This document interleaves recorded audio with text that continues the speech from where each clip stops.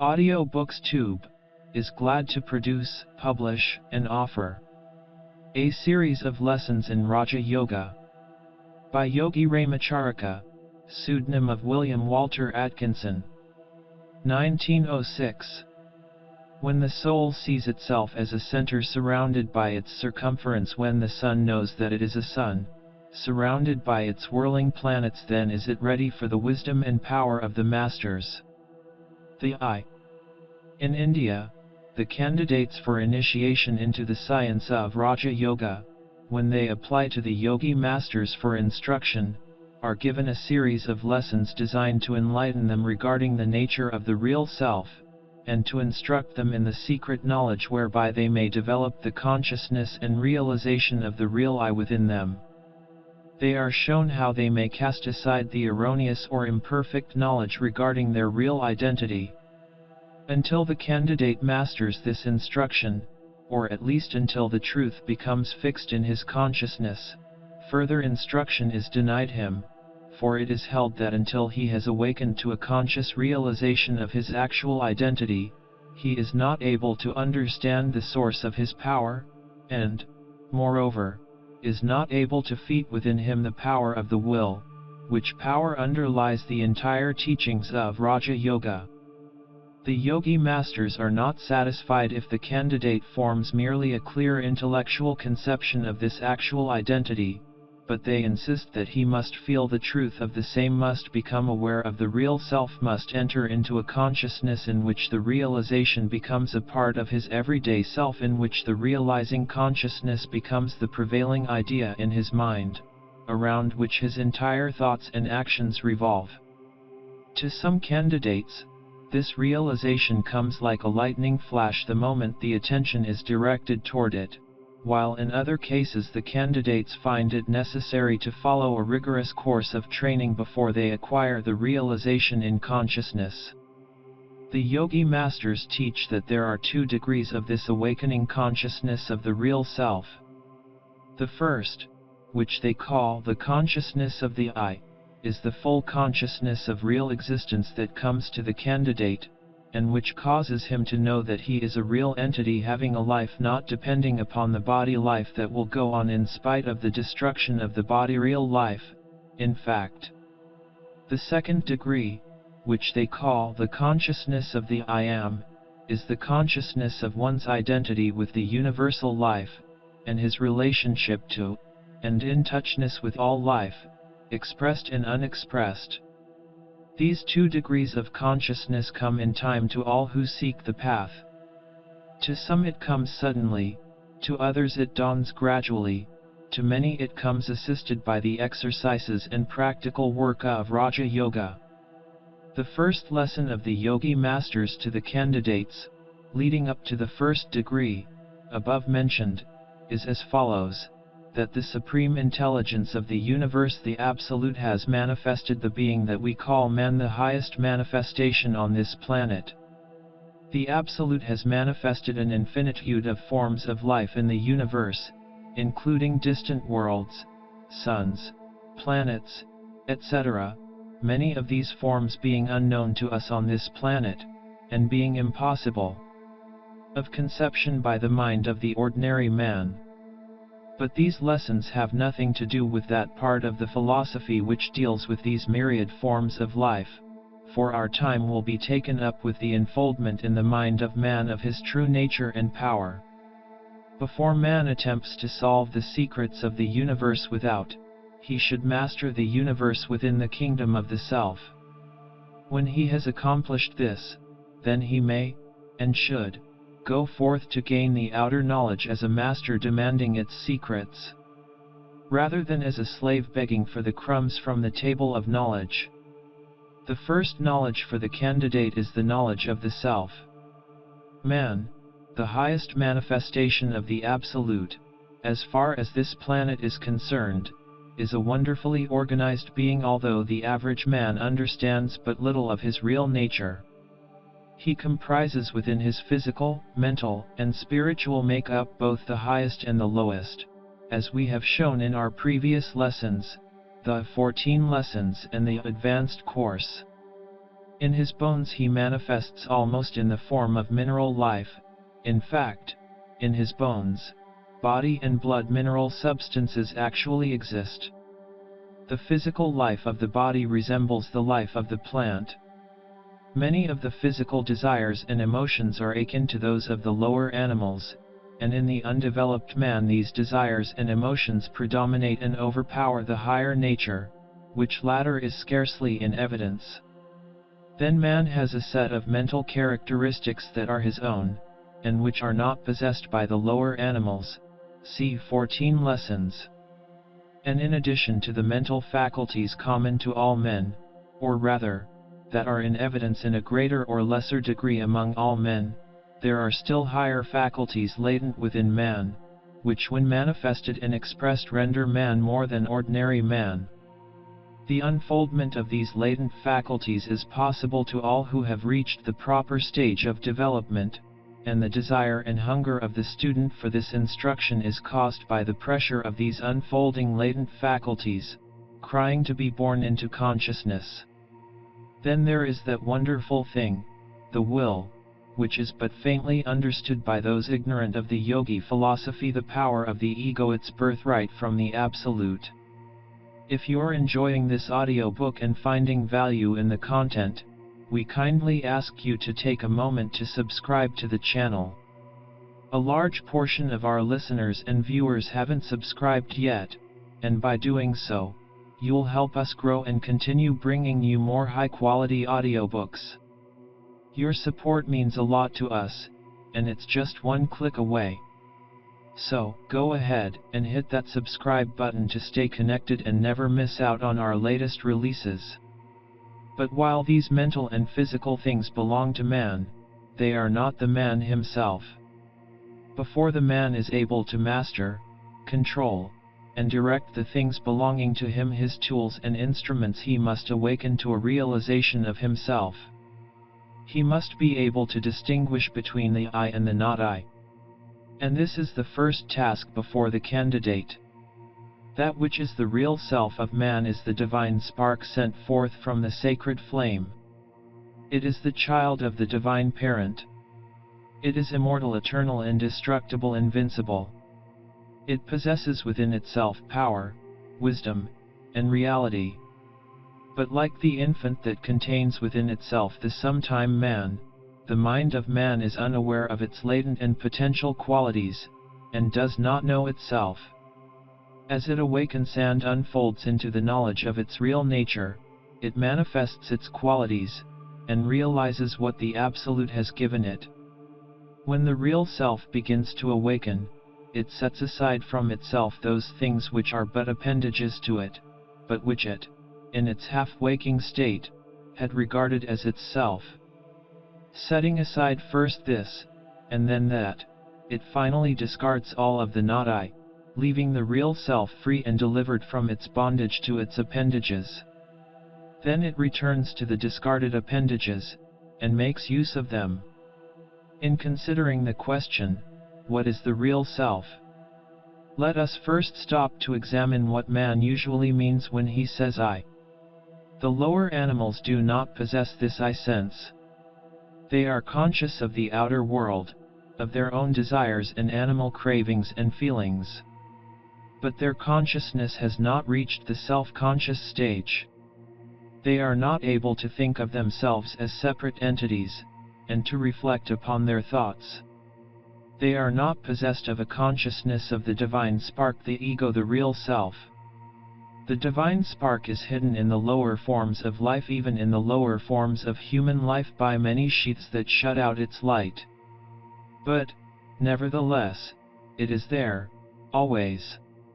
It sleeps within the mind of the savage. Then, as he unfolds, it begins to throw out its light. In you, the candidate, it is fighting hard to have its beams pierce through the material coverings. When the real self begins to arouse itself from its sleep, its dreams vanish from it, and it begins to see the world as it is, and to recognize itself in reality and not as the distorted thing of its dreams. The savage and barbarian are scarcely conscious of the I. They are but a little above the animal in point of consciousness, and their I is almost entirely a matter of the consciousness of the wants of the body, the satisfaction of the appetites, the gratification of the passions, the securing of personal comfort, the expression of lust, savage power, etc. In the savage, the lower part of the instinctive mind is the seat of the I. See 14 lessons for explanation of the several mental planes of man. If the savage could analyze his thoughts, he would say that the I was the physical body, the said body having certain feelings, wants and desires. The I of such a man is a physical I, the body representing its form and substance. Not only is this true of the savage, but even among so-called civilized men of today we find many in this stage. They have developed powers of thinking and reasoning, but they do not live in their minds as do some of their brothers. They use their thinking powers for the gratification of their bodily desires and cravings, and really live on the plane of the instinctive mind. Such a person may speak of my mind, or my soul, not from a high position where he looks upon these things from the standpoint of a master who realizes his real self, but from below, from the point of view of the man who lives on the plane of the instinctive mind and who sees above himself the higher attributes. To such people the body is the I. Their I is bound up with the senses, and that which conies to them through the senses. Of course, as man advances in culture and civilization, his senses become educated, and are satisfied only with more refined things, while the less cultivated man is perfectly satisfied with the more material and gross sense gratifications. Much that we call cultivation and culture is naught but a cultivation of a more refined form of sense gratification, instead of a real advance in consciousness and unfoldment. It is true that the advanced student and master is possessed of highly developed senses, often far surpassing those of the ordinary man, but in such cases the senses have been cultivated under the mastery of the will, and are made servants of the ego instead of things hindering the progress of the soul. They are made servants instead of masters. As man advances in the scale, he begins to have a somewhat higher conception of the I. He begins to use his mind and reason, and he passes on to the mental plane. His mind begins to manifest upon the plane of intellect. He finds that there is something within him that is higher than the body. He finds that his mind seems more real to him than does the physical part of him, and in times of deep thought and study he is able almost to forget the existence of the body. In this second stage, man soon becomes perplexed. He finds problems that demand an answer, but as soon as he thinks he has answered them, the problems present themselves in a new phase, and he is called upon. Paragraph continues. Explain his explanation. The mind, even although not controlled and directed by the will, has a wonderful range, but, nevertheless, man finds himself traveling around and around in a circle, and realizes that he is confronted continually by the unknown. This disturbs him, and the higher the stage of book learning he attains, the more disturbed does he become. The man of but little knowledge does not see the existence of many problems that force themselves before the attention of the man of more knowledge, and demand an explanation from him. The tortures of the man who has attained the mental growth that enables him to see the new problems and the impossibility of their answer, cannot be imagined by one who has not advanced to that stage. The man in this stage of consciousness thinks of his I as a mental thing, having a lower companion, the body. He feels that he has advanced, but yet his I does not give him the answer to the riddles and questions that perplex him, and he becomes most unhappy. Such men often develop into pessimists, and consider the whole of life as utterly evil and disappointing, a curse rather than a blessing. Pessimism belongs to this plane, for neither the physical plane man or the spiritual plane man have this curse of pessimism. The former man has no such disquieting thoughts, for he is almost entirely absorbed in gratifying his animal nature, while the latter man recognizes his mind as an instrument of himself, rather than as himself, and knows it to be imperfect in its present stage of growth. He knows that he has in himself the key to all knowledge locked up in the ego, and which the trained mind, cultivated, developed and guided by the awakened will, may grasp as it unfolds. Knowing this, the advanced man no longer despairs, and, recognizing his real nature, and his possibilities, as he awakens into a consciousness of his powers and capabilities, he laughs at the old despondent, pessimistic ideas, and discards them like a worn-out garment. Man on the mental plane of consciousness is like a huge elephant who knows not his own strength.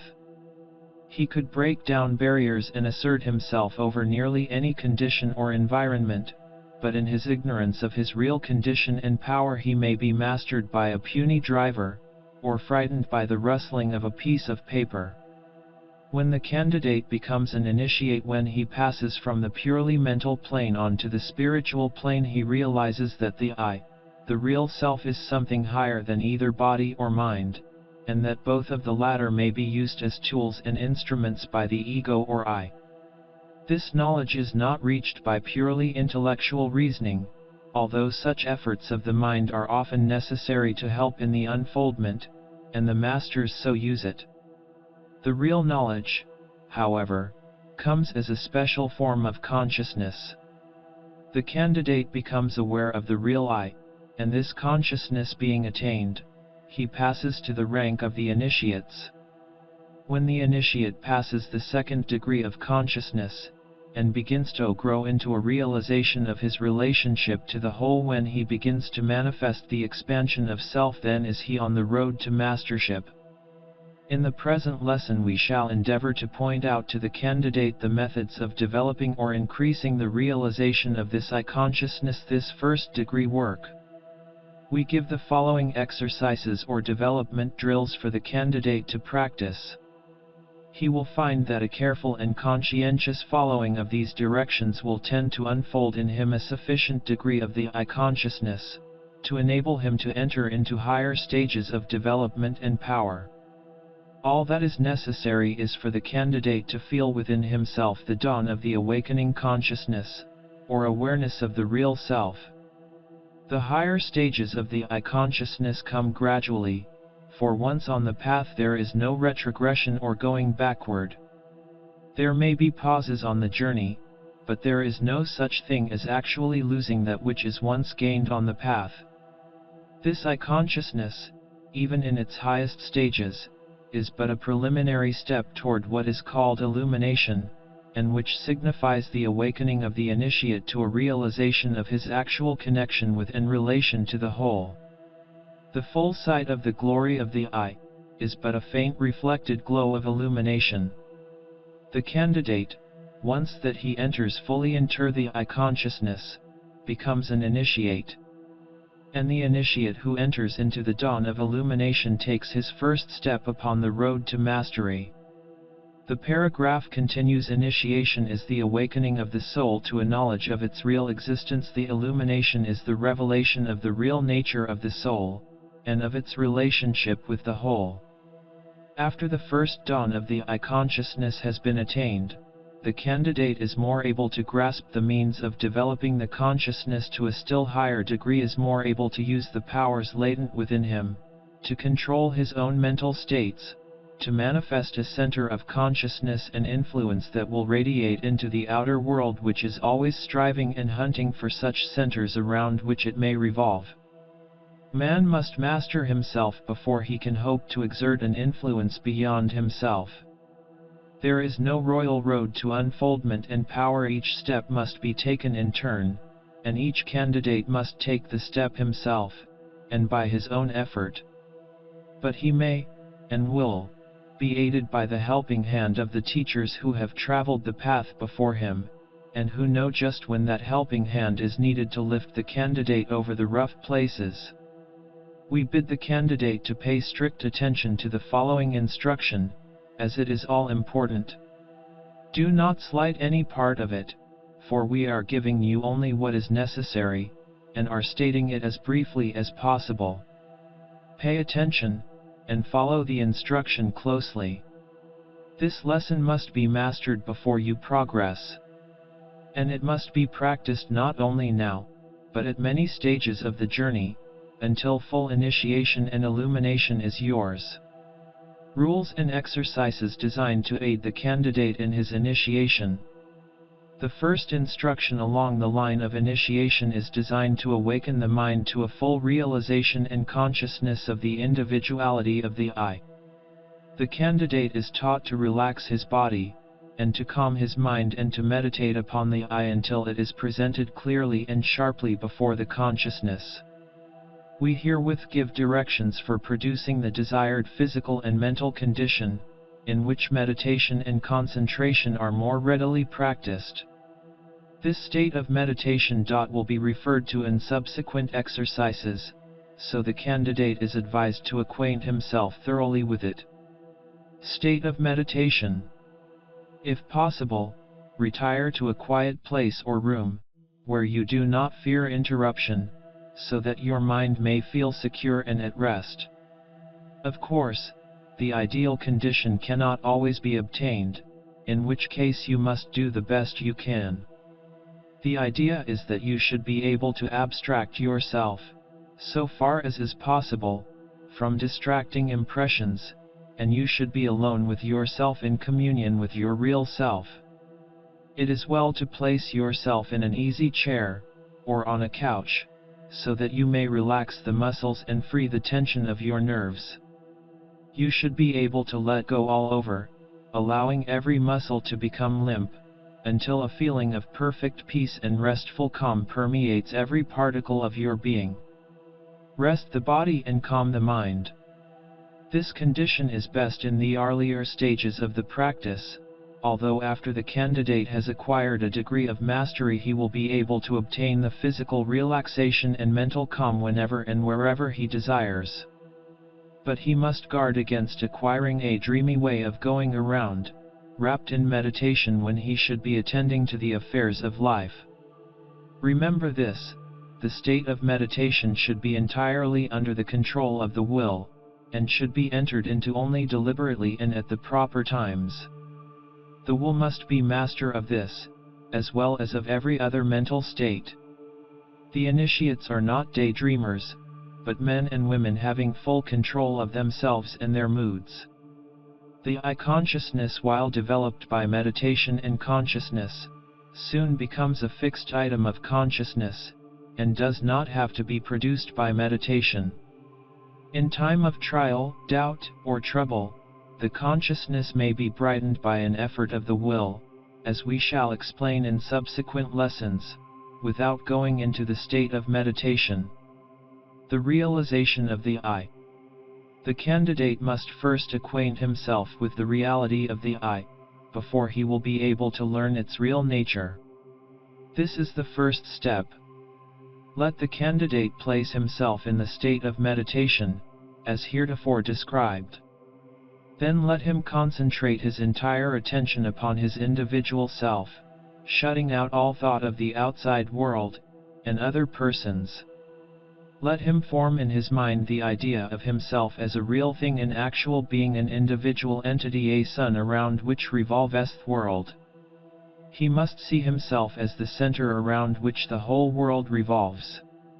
Let not a false modesty, or sense of depreciation interfere with this idea, for you are not denying the right of others to also consider themselves centers. You are, in fact, a center of consciousness made so by the Absolute, and you are awakening to the fact. Until the ego recognizes itself as a center of thought, influence, and power, it will not be able to manifest these qualities. And in proportion as it recognizes its position as a center, so will it be able to manifest its qualities. It is not necessary that you should compare yourself with others, or imagine yourself greater or higher than them. In fact, such comparisons are to be regretted, and are unworthy of the advanced ego, being a mark and indication of a lack of development, rather than the reverse. In the meditation, simply ignore all consideration of the respective qualities of others, and endeavor to realize the fact that you are a great center of consciousness, a center of power, a center of influence, a center of thought. And that like the planets circling around the sun, so does your world revolve around you who are its center. It will not be necessary for you to argue out this matter, or to convince yourself of its truth by intellectual reasoning. The knowledge does not come in that way. It comes in the shape of a realization of the truth gradually dawning upon you through meditation and concentration. Carry this thought of yourself as a center of consciousness. Paragraph continues. Influence power with you, for it is an occult truth, and in the proportion that you are able to realize it, so will be your ability to manifest the qualities named. No matter how humble may be your position, no matter how hard may be your lot, no matter how deficient in educational advantages you may be, still you would not change your eye with the most fortunate, wisest, and highest man or woman in the world. You may doubt this, but think for a moment and you will see that we are right. When you say that you would like to be this person or that, you really mean that you would like to have their degree of intelligence, power, wealth, position, or whatnot. What you want is something that is theirs, or something akin to it. But you would not for a moment wish to merge your identity with theirs, or to exchange selves. Think of this for a moment. To be the other person, you would have to let yourself die, and instead of yourself you would be the other person. The real you would be wiped out of existence, and you would not be you at all, but would be he. If you can but grasp this idea, you will see that not for a moment would you be willing for such an exchange. Of course, such an exchange is impossible. The I of you cannot be wiped out. It is eternal, and will go on, and on, and on, to higher and higher states, but it always will be the same I. Just as you, although a far different sort of person from your childhood self, still you recognize that the same I is there, and always has been there. And although I will attain knowledge, experience, power, and wisdom in the coming years, the same I will be there. The I is the divine spark and cannot be extinguished.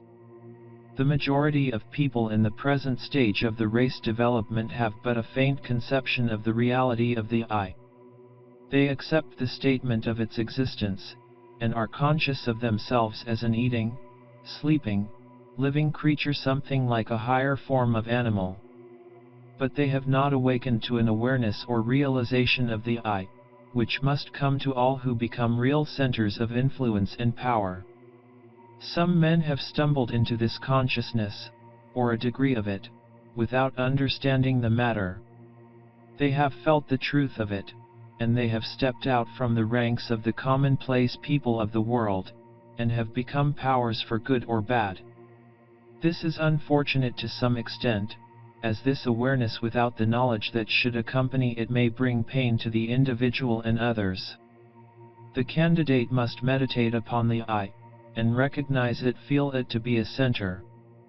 This is his first task.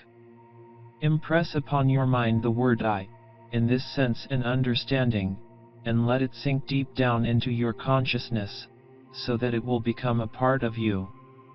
And when you say I, you must accompany the word with the picture of your ego as a center of consciousness, and thought, and power, and influence. See yourself thus, surrounded by your world. Wherever you go, there goes the center of your world.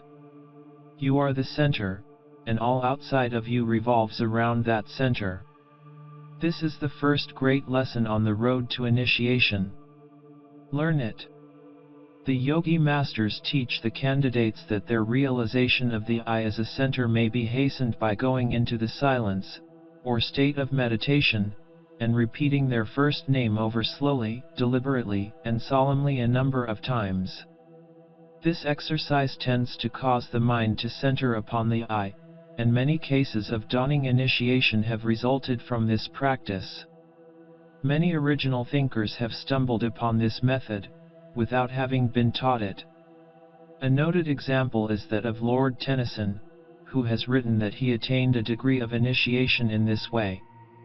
He would repeat his own name, over and over, and the same time meditating upon his identity, and he reports that he would become conscious and aware of his reality and immortality, in short would recognize himself as a real center of consciousness. We think we have given you the key to the first stage of meditation and concentration. Before passing on, let us quote from one of the old Hindu mastery. He says, regarding this matter, when the soul sees itself as a center surrounded by its circumference, when the sun knows that it is a sun, and is surf-minded by its whirling planets, then is it ready for the wisdom and power of the masters. The knowledge of the independence of the I from the body. Many of the candidates find themselves prevented from a full realization of the I, even after they have begun to grasp it, by the confusing of the reality of the I with the sense of the physical body. This is a stumbling block that is easily overcome by meditation and concentration, the independence of the I often becoming manifest to the candidate in a flash, upon the proper thought being used as the subject of meditation. The exercise is given as follows: place yourself in the state of meditation, and think of yourself, the real I, as being independent of the body, but using the body as a covering and an instrument. Think of the body as you might of a suit of clothes. Realize that you are able to leave the body, and still be the same I. Picture yourself as doing this, and looking down upon your body. Think of the body as a shell from which you may emerge without affecting your identity. Think of yourself as mastering and controlling the body that you occupy, and using it to the best advantage, making it healthy, strong, and vigorous, but still being merely a shell or covering for the real you. Think of the body as composed of atoms and cells which are constantly changing, but which are held together by the force of your ego, and which you can improve at will. Realize that you are merely inhabiting the body, and using it for your convenience, just as you might use a house. In meditating further, ignore the body entirely, and place your thought upon the real I that you are beginning to feel to be you, and you will find that your identity, your I, is something entirely apart from the body. You may now say my body with a new meaning. Divorce the idea of your being a physical being, and realize that you are above body. But do not let this conception and realization cause you to ignore the body. You must regard the body as the temple of the spirit, and care for it, and make it a fit habitation for the I. Do not be frightened if, during this meditation, you happen to experience the sensation of being out of the body for a few moments, and of returning to it when you are through with the exercise. The ego is able, in the case of the advanced initiate, of soaring above the confines of the body, but it never severs its connection at such times. It is merely as if one were to look out of the window of a room, seeing what was going on outside, and drawing in his head when he wishes. He does not leave the room, although he may place his head outside in order to observe what is doing in the street. We do not advise the candidate to try to cultivate this sensation, but if it comes naturally during meditation, do not fear. Realizing the immortality and invincibility of the ego. While the majority accept on faith the belief in the immortality of the soul, yet but few are aware that it may be demonstrated by the soul itself. The yogi masters teach the candidates this lesson, as follows. The candidate places himself in the state of meditation, or at least in a thoughtful frame of mind, and then endeavors to imagine himself as paragraph continues dead, that is, he tries to form a mental conception of himself as dead. This, at first thought, appears a very easy thing to imagine, but as a matter of fact it is impossible to do so, for the ego refuses to entertain the proposition, and finds it impossible to imagine it. Try it for yourself. You will find that you may be able to imagine your body as lying still and lifeless, but the same thought finds that in so doing you are standing and looking at the body. So you see that you are not dead at all, even in imagination, although the body may be. Or, if you refuse to disentangle yourself from your body, in imagination, you may think of your body as dead, but you who refuse to leave it are still alive and recognize the dead body as a thing apart from your real self. No matter how you may twist it, you cannot imagine yourself as dead. The ego insists upon being alive in any of these thoughts, and thus finds that it has within itself the sense and assurance of immortality. In case of sleep or stupor resulting from a blow, or from narcotics or anesthetics, the mind is apparently blank, but the I is conscious of a continuity of existence.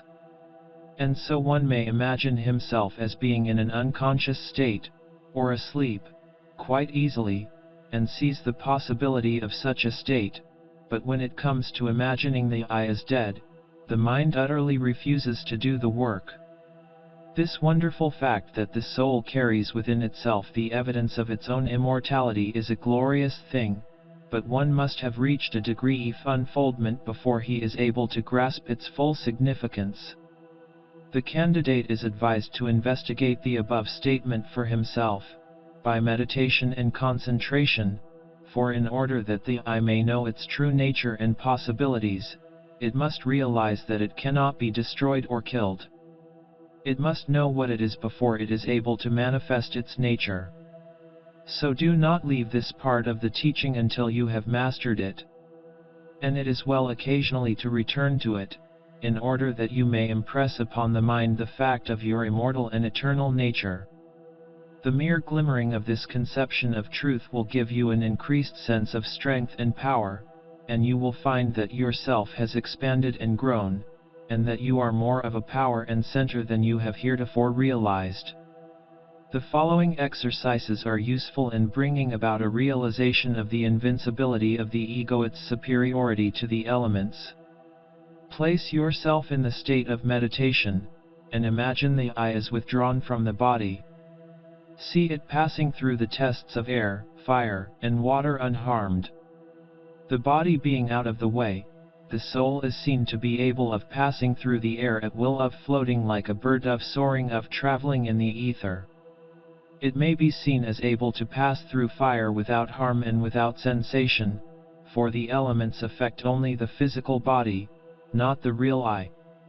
Likewise it may be seen as passing through water without discomfort or danger or hurt. This meditation will give you a sense of superiority and strength, and will show you something of the nature of the real I.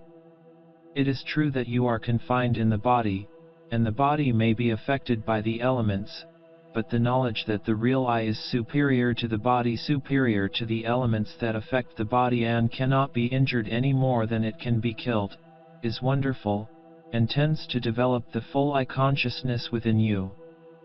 For you, the real I, are not body. You are spirit. The ego is immortal and invincible, and cannot be killed and harmed. When you enter into this realization and consciousness, you will feel an influx of strength and power impossible to describe. Fear will fall from you like a worn-out cloak, and you will feel that you are born again. An understanding of this thought will show you that the things that we have been fearing cannot affect the real I, but must rest content with hurting the physical body. And they may be warded off from the physical body by a proper understanding and application of the will. In our next lesson, you will be taught how to separate the I from the mechanism of the mind, how you may realize your mastery of the mind, just as you now realize your independence of the body.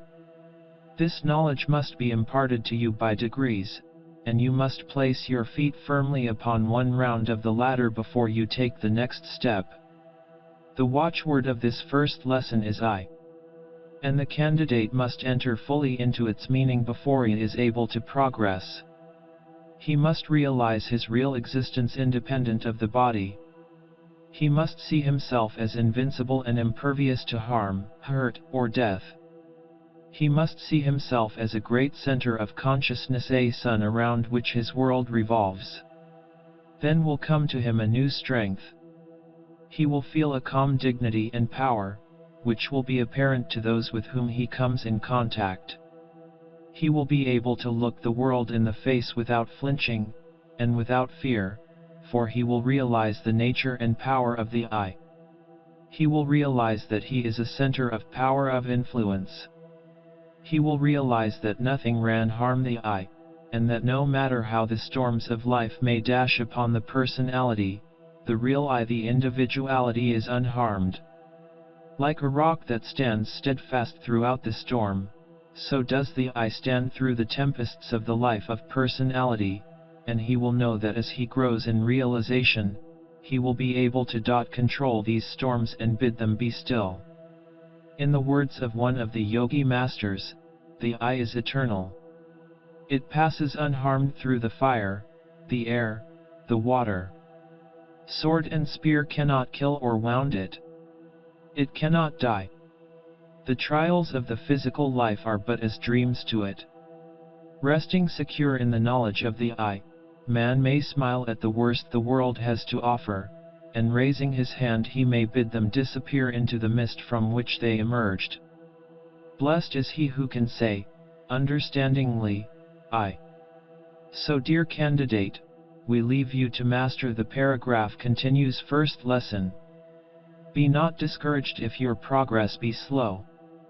Be not cast clown if you slip back a step after having gained it. You will gain two at the next step. Success and realization will be yours. Mastery is before. You will attain. You will accomplish. Peace be with you. Mantrams, affirmations. For the first lesson. I am a center. Around me revolves my world. I am a center of influence and power. I am a center of thought and consciousness. I am independent of the body. I am immortal and cannot be destroyed. I am invincible and cannot be injured.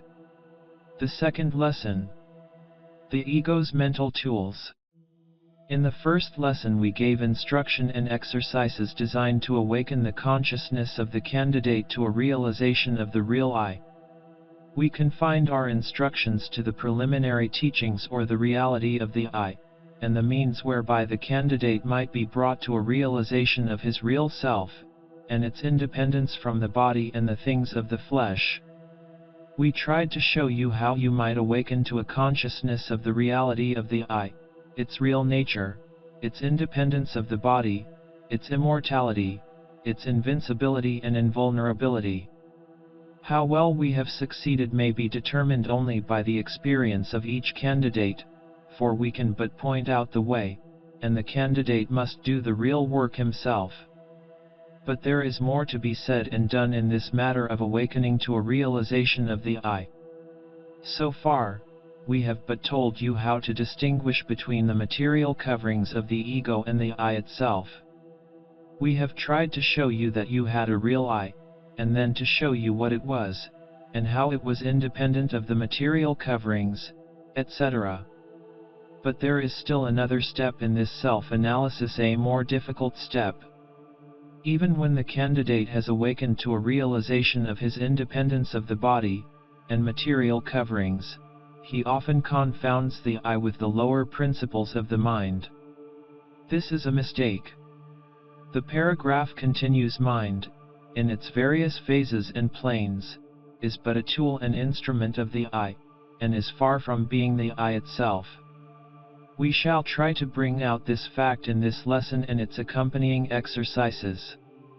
We shall avoid, and pass by, the metaphysical features of the case, and shall confine ourselves to the yogi psychology.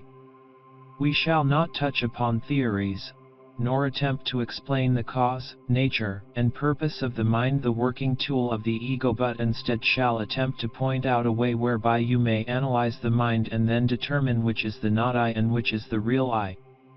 It is useless to burden you with theories or metaphysical talk, when the way to prove the thing is right within your own grasp. By using the mind, you will be able to separate it into its parts, and force it to give you its own answer to the questions touching itself. In the second and third lessons of our 14 lessons, we pointed out to you the fact that man had 3 mental principles, or subdivisions of mind, all of which were below the plane of spirit. The I is spirit, but its mental principles are of a lower order. Without wishing to unduly repeat ourselves, we think it better to run hastily over these 3 principles in the mind of man. First, there is what is known as the instinctive mind, which man shares in common with the lower animals. It is the first principle of mind that appears in the scale of evolution. In its lowest phases, consciousness is but barely perceptible, and mere sensationes apparent.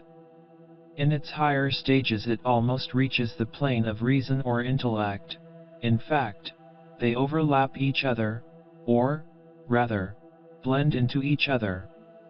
The instinctive mind does valuable work in the direction of maintaining animal life in our bodies, it having charge of this part of our being. It attends to the constant work of repair, replacement, change, digestion, assimilation, elimination, etc., all of which work is performed below the plane of consciousness. But this is but a small part of the work of the instinctive mind. For this part of the mind has stored up all the experiences of ourselves and ancestors in our evolution from the lower forms of animal life into the present stage of evolution. All of the old animal instincts, which were all right in their place, and quite necessary for the well-being of the lower forms of life, have left traces in this part of the mind, which traces are apt to come to the front under pressure of unusual circumstances, even long after we think we have outgrown them. In this part of the mind are to be found traces of the old fighting instinct of the animal, all the animal passions, all the hate, envy, jealousy, and the rest of it, which are our inheritances from the past.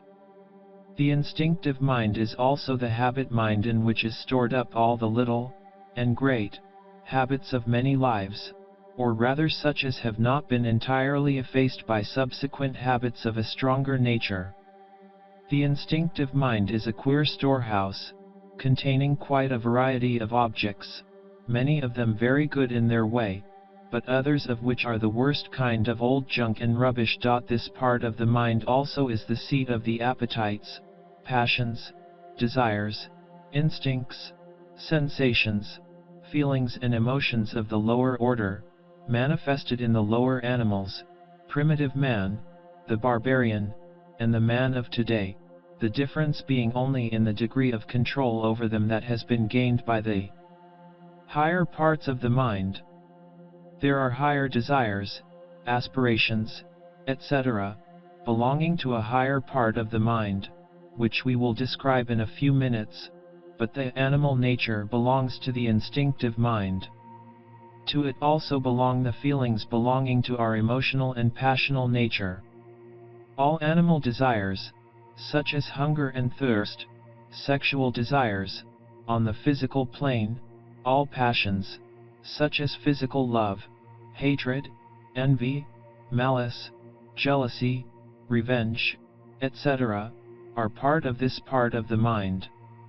The desire for the physical, unless a means of reaching higher things, and the longing for the material, belong to this region of the mind. The lust of the flesh, the lust of the eyes, the pride of life, belong to the instinctive mind. Take note, however, that we are not condemning the things belonging to this plane of the mind. All of them have their place. Many were necessary in the past, and many are still necessary for the continuance of physical life. All are right in their place, and to those in the particular plane of development to which they belong, and are wrong only when one is mastered by them, or when he returns to pick up an unworthy thing that has been cast off in the unfoldment of the individual. This lesson has nothing to do with the right and wrong of these things, we have treated of that elsewhere, and we mention this part of the mind that you may understand that you have such a thing in your mental makeup, and that you may understand the thought, etc., coming from it, when we start in to analyze the mind in the latter part of this lesson. All we will ask you to do at this stage of the lesson is to realize that this part of the mind, while belonging to you, is not you, yourself. It is not the I part of you. Next in order, above the instinctive mind, is what we have called the intellect, that part of the mind that does our reasoning, analyzing, thinking, etc. You are using it in the consideration of this lesson. But note this, you are using it, but it is not you, any more than was the instinctive mind that you considered a moment ago. You will begin to make the separation, if you will think but a moment. We will not take up your time with a consideration of intellect or reason. You will find a good description of this part of the mind in any good elementary work on psychology. Our only idea in mentioning it is that you may make the classification, and that we may afterward show you that the intellect is but a tool of the ego, instead of being the real I itself, as so many seem to imagine. The third, and highest, mental principle is what is called the spiritual mind, that part of the mind which is almost unknown to many of the race, but which has developed into consciousness with nearly all who read this lesson, for the fact that the subject of this lesson attracts you is a proof that this part of your mental nature is unfolding into consciousness. This region of the mind is the source of that which we call genius, inspiration, spirituality, and all that we consider the highest in our mental makeup. All the great thoughts and ideas float into the field of consciousness from this part of the mind. All the great unfoldment of the race comes from there. All the higher mental ideas that have come to man in his upward evolutionary journey, that tend in the direction of nobility, true religious feeling, kindness, humanity, justice, unselfish love, mercy, sympathy, etc., have come to him through his slowly unfolding spiritual mind. His love of God and of his fellow man have come in this way. His knowledge of the great occult truths reach him through this channel. The mental realization of the I, which we are endeavoring to teach in these lessons, must come to him by way of the spiritual mind unfolding its ideas into his field of consciousness. But even this great and wonderful part of the mind is but a tool, a highly finished one, it is true, but still a tool to the ego, or I. We propose to give you a little mental drill work, toward the end that you may be able more readily to distinguish the I from the mind, or mental states. In this connection we would say that every part, plane, and function of the mind is good, and necessary, and the student must not fall into the error of supposing that because we tell him to set aside first this part of the mind, and then that part, that we are undervaluing the mind, or that we regard it as an encumbrance or hindrance. Far from this, we realize that it is by the use of the mind that man is enabled to arrive at a knowledge of his true nature and self, and that his progress through many stages yet will depend upon the unfolding of his mental faculties. Man is now using but the lower and inferior parts of his mind, and he has within his mental world great unexplored regions that far surpass anything of which the human mind has dreamed. In fact, it is part of the business of Raja Yoga to aid in unfolding these higher faculties and mental regions. And so far from decrying the mind, the Raja Yoga teachers are chiefly concerned in recognizing the mind's power and possibilities, and directing the student to avail himself of the latent powers that are inherent in his soul. It is only by the mind that the teachings we are now giving you may be grasped and understood, and used to your advantage and benefit. We are talking direct to your mind now, and are making appeals to it, that it may be interested and may open itself to what is ready to come into it from its own higher regions. We are appealing to the intellect to direct its attention to this great matter, that it may interpose less resistance to the truths that are waiting to be projected from the spiritual mind, which knows the truth. Mental drill. Place yourself in a calm, restful condition, that you may be able to meditate upon the matters that we shall place before you for consideration. Allow the matters presented to meet with a hospitable reception from you, and hold a mental attitude of willingness to receive what may be waiting for you in the higher regions of your mind. We wish to call your attention to several mental impressions or conditions, one after another, in order that you may realize that they are merely something incident to you, and not you yourself, that you may set them aside and consider them, just as you might anything that you have been using. You cannot set the I aside and so consider it, but the various forms of the not I may be so set aside and considered. In the first lesson you gained the perception of the I as independent from the body, the latter merely being an instrument for use. You have now arrived at the stage when the I appears to you to be a mental creature, a bundle of thoughts, feelings, moods, etc.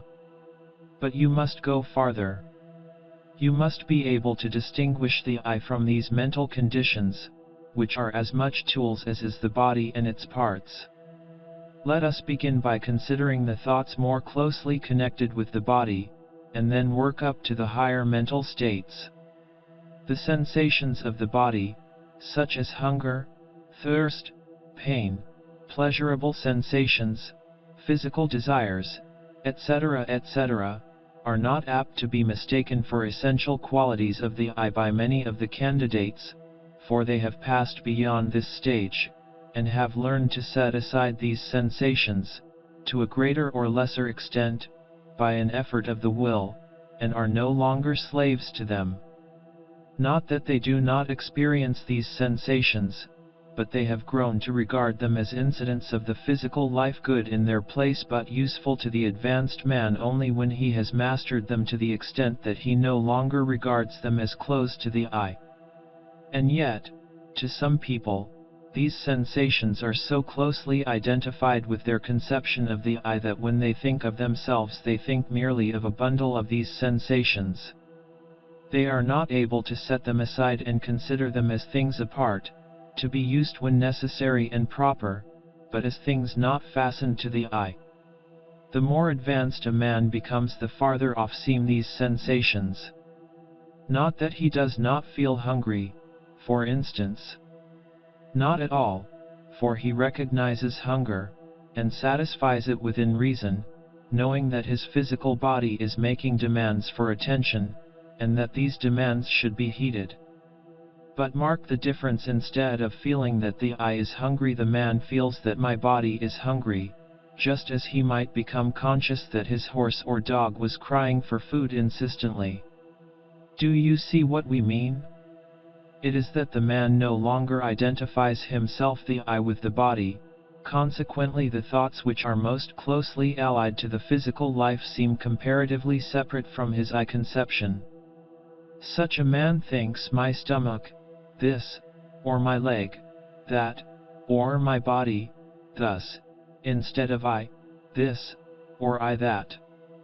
He is able, almost automatically, to think of the body and its sensations as things of him, and belonging to him, which require attention and care, rather than as real parts of the I. He is able to form a conception of the I as existing without any of these things, without the body and its sensations, and so he has taken the first step in the realization of the I. Before going on, we ask the students to stop a few moments, and mentally run over these sensations of the body. Form a mental image of them, and realize that they are merely incidents to the present stage of growth and experience of the I, and that they form no real part of it. They may, and will be, left behind in the ego's higher planes of advancement. You may have attained this mental conception perfectly, long since, but we ask that to give yourself the mental drill at this time, in order to fasten upon your mind this first step. In realizing that you are able to set aside, mentally, these sensations that you are able to hold them out at arm's length and consider them as an outside thing, you mentally determine that they are not I things, and you set them down in the not I collection, the first to be placed there. Let us try to make this still plainer, even at the risk of wearying you by repetitions, for you must get this idea firmly fixed in your mind. To be able to say that a thing is not I, you must realize that there are two things in question, the not I thing, and the I who is regarding the not I thing, just as the I regards a lump of sugar, or a mountain. Do you see what we mean? Keep at it until you do. Next, consider some of the emotions, such as anger, hate, love, in its ordinary forms, jealousy, ambition, and the 101 other emotions that sweep through our brains. You will find that you are able to set each one of these emotions or feelings aside and study it, dissect it, analyze it, consider it. You will be able to understand the rise, progress, and end of each of these feelings, as they have come to you, and as you recall them in your memory or imagination, just as readily as you would were you observing their occurrence in the mind of a friend. You will find them all stored away in some parts of your mental makeup, and you may, to use a modern American slang phrase, make them trot before you, and show their paces. Don't you see that they are not you, that they are merely something that you carry around with you in a mental bag? You can imagine yourself as living without them, and still being I, can you not? And the very fact that you are able to set them aside and examine and consider them is a proof that they are not I things, for there are two things in the matter, you who are examining and considering them, and the thing itself, which is the object of the examination and consideration at mental arm's length. So into the not I collection go these emotions, desirable and undesirable. The collection is steadily growing, and will attain quite formidable proportions after a while. Now, do not imagine that this is a lesson designed to teach you how to discard these emotions, although if it enables you to get rid of the undesirable ones, so much the better. This is not our object, for we bid you place the desirable, at this time, ones in with the opposite kind, the idea being to bring you to a realization that the I is higher, above and independent of these mental somethings, and then when you have realized the nature of the I, you may return and use, as a master, the things that have been using you as a slave. So do not be afraid to throw these emotions, good and bad, into the not I collection. You may go back to them, and use the good ones, after the mental drill is over. No matter how much you may think that you are bound by any of these emotions, you will realize, by careful analysis, that it is of the not I kind, for the I existed before the emotion came into active play, and it will live long after the emotion has faded away. The principal proof is that you are able to hold it out at arm's length and examine it, a proof that it is not I. Run through the entire list of your feelings, emotions, moods, and whatnot, just as you would those of a well-known friend or relative, and you will see that each one, every one is a not I thing, and you will lay it aside for the time, for the purpose of the scientific experiment, at least. Then passing on to the intellect, you will be able to hold out for examination each mental process and principle. You don't believe it, you may say. Then read and study some good work on psychology, and you will learn to dissect and analyze every intellectual process and to classify it and place it in the proper pigeonhole. Study psychology by means of some good textbook, and you will find that one by one every intellectual process is classified, and talked about and labeled, just as you would a collection of flowers. If that does not satisfy you, turn the leaves of some work on logic, and you will admit that you may hold these intellectual processes at arm's length and examine them, and talk about them to others. So that these wonderful tools of man, the intellectual powers, may be placed in the not I collection, for the I is capable of standing aside and viewing them. It is able to detach them from itself. The most remarkable thing about this is that in admitting this fact, you realize that the I is using these very intellectual faculties to pass upon themselves. Who is the master that compels these faculties to do this to themselves? The master of the mind, the I. And reaching the higher regions of the mind, even the spiritual mind, you will be compelled to admit that the things that have come into consciousness from that region may be considered and studied, just as may be any other mental thing, and so even these high things must be placed in the not I collection. You may object that this does not prove that all the things in the spiritual mind may be so treated, that there may be I things there that cannot be so treated. We will not discuss this question, for you know nothing about the spiritual mind except as it has revealed itself to you, and the higher regions of that mind are like the mind of a god, when compared to what you call mind. But the evidence of the illumined, those in whom the spiritual mind has wonderfully unfolded, tell us that even in the highest forms of development, the initiates, yet, even the masters, realize that above even their highest mental states there is always that eternal I brooding over them, as the sun over the lake, and that the highest conception of the I known even to advanced souls, is but a faint reflection of the I filtering through the spiritual mind, although that spiritual mind is as clear as the clearest crystal when compared with our comparatively opaque mental states.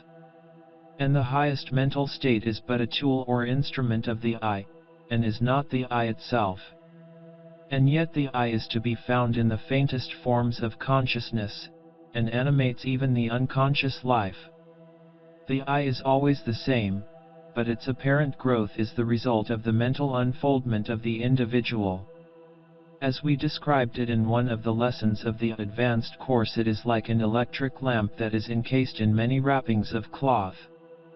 As cloth after cloth is removed, the light seems to grow brighter and stronger, and yet it has changed not, the change being in the removal of the confining and bedimming coverings. We do not expect to make you realize the I in all its fullness, that is far beyond the highest known to man of today, but we do hope to bring you to a realization of the highest conception of the I, possible to each of you in your present stage of unfoldment, and in the process we expect to cause to drop from you some of the confining sheaths that you have about outgrown. The sheaths are ready for dropping, and all that is required is the touch of a friendly hand to cause them to fall fluttering from you. We wish to bring you to the fullest possible, to you, realization of the I, in order to make an individual of you, in order that you may understand, and have courage to take up the tools and instruments lying at your hand, and do the work before you. And now, back to the mental drill. After you have satisfied yourself that about everything that you are capable of thinking about is a not I thing, a tool, an instrument for your use, you will ask, and now, what is there left that should not be thrown in the not I collection? To this question we answer the I itself. And when you demand a proof, we say, try to set aside the I for consideration. You may try from now until the passing away of infinities, and you will never be able to set aside the real I for consideration. You may think you can, but a little reflection will show you that you are merely setting aside some of your mental qualities or faculties. And in this process, what is the I doing? Simply setting aside and considering things. Can you not see that the I cannot be both the considerer and the thing considered, the examiner and the thing examined? Can the sun shine upon itself by its own light? You may consider the I of some other person, but it is your I that is considering. But you cannot, as an I, stand aside and see yourself as an I. Then what evidence have we that there is an I to us?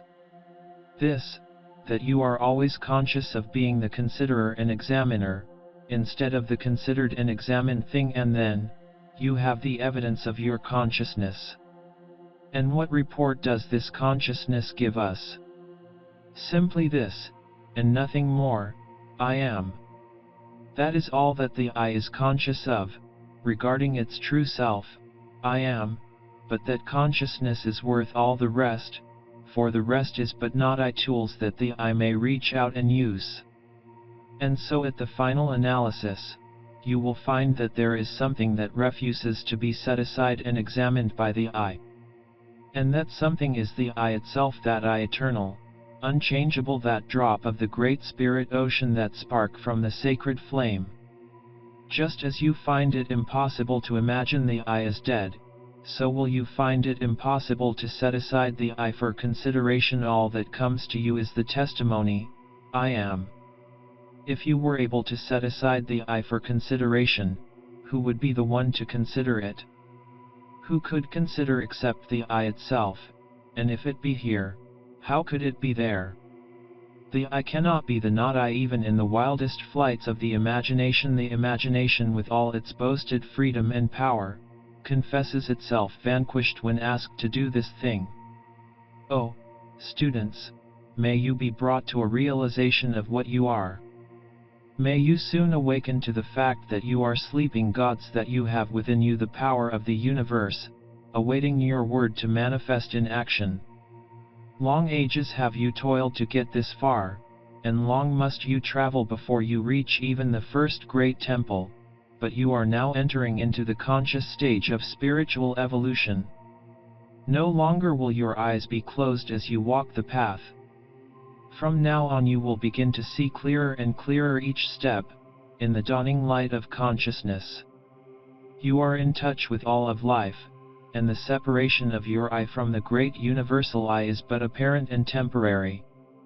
We will tell you of these things in our third lesson, but before you can grasp that, you must develop the I consciousness within you. Do not lay aside this matter as one of no importance. Do not dismiss our weak explanation as being merely words, words, words, as so many are inclined to do. We are pointing out a great truth to you.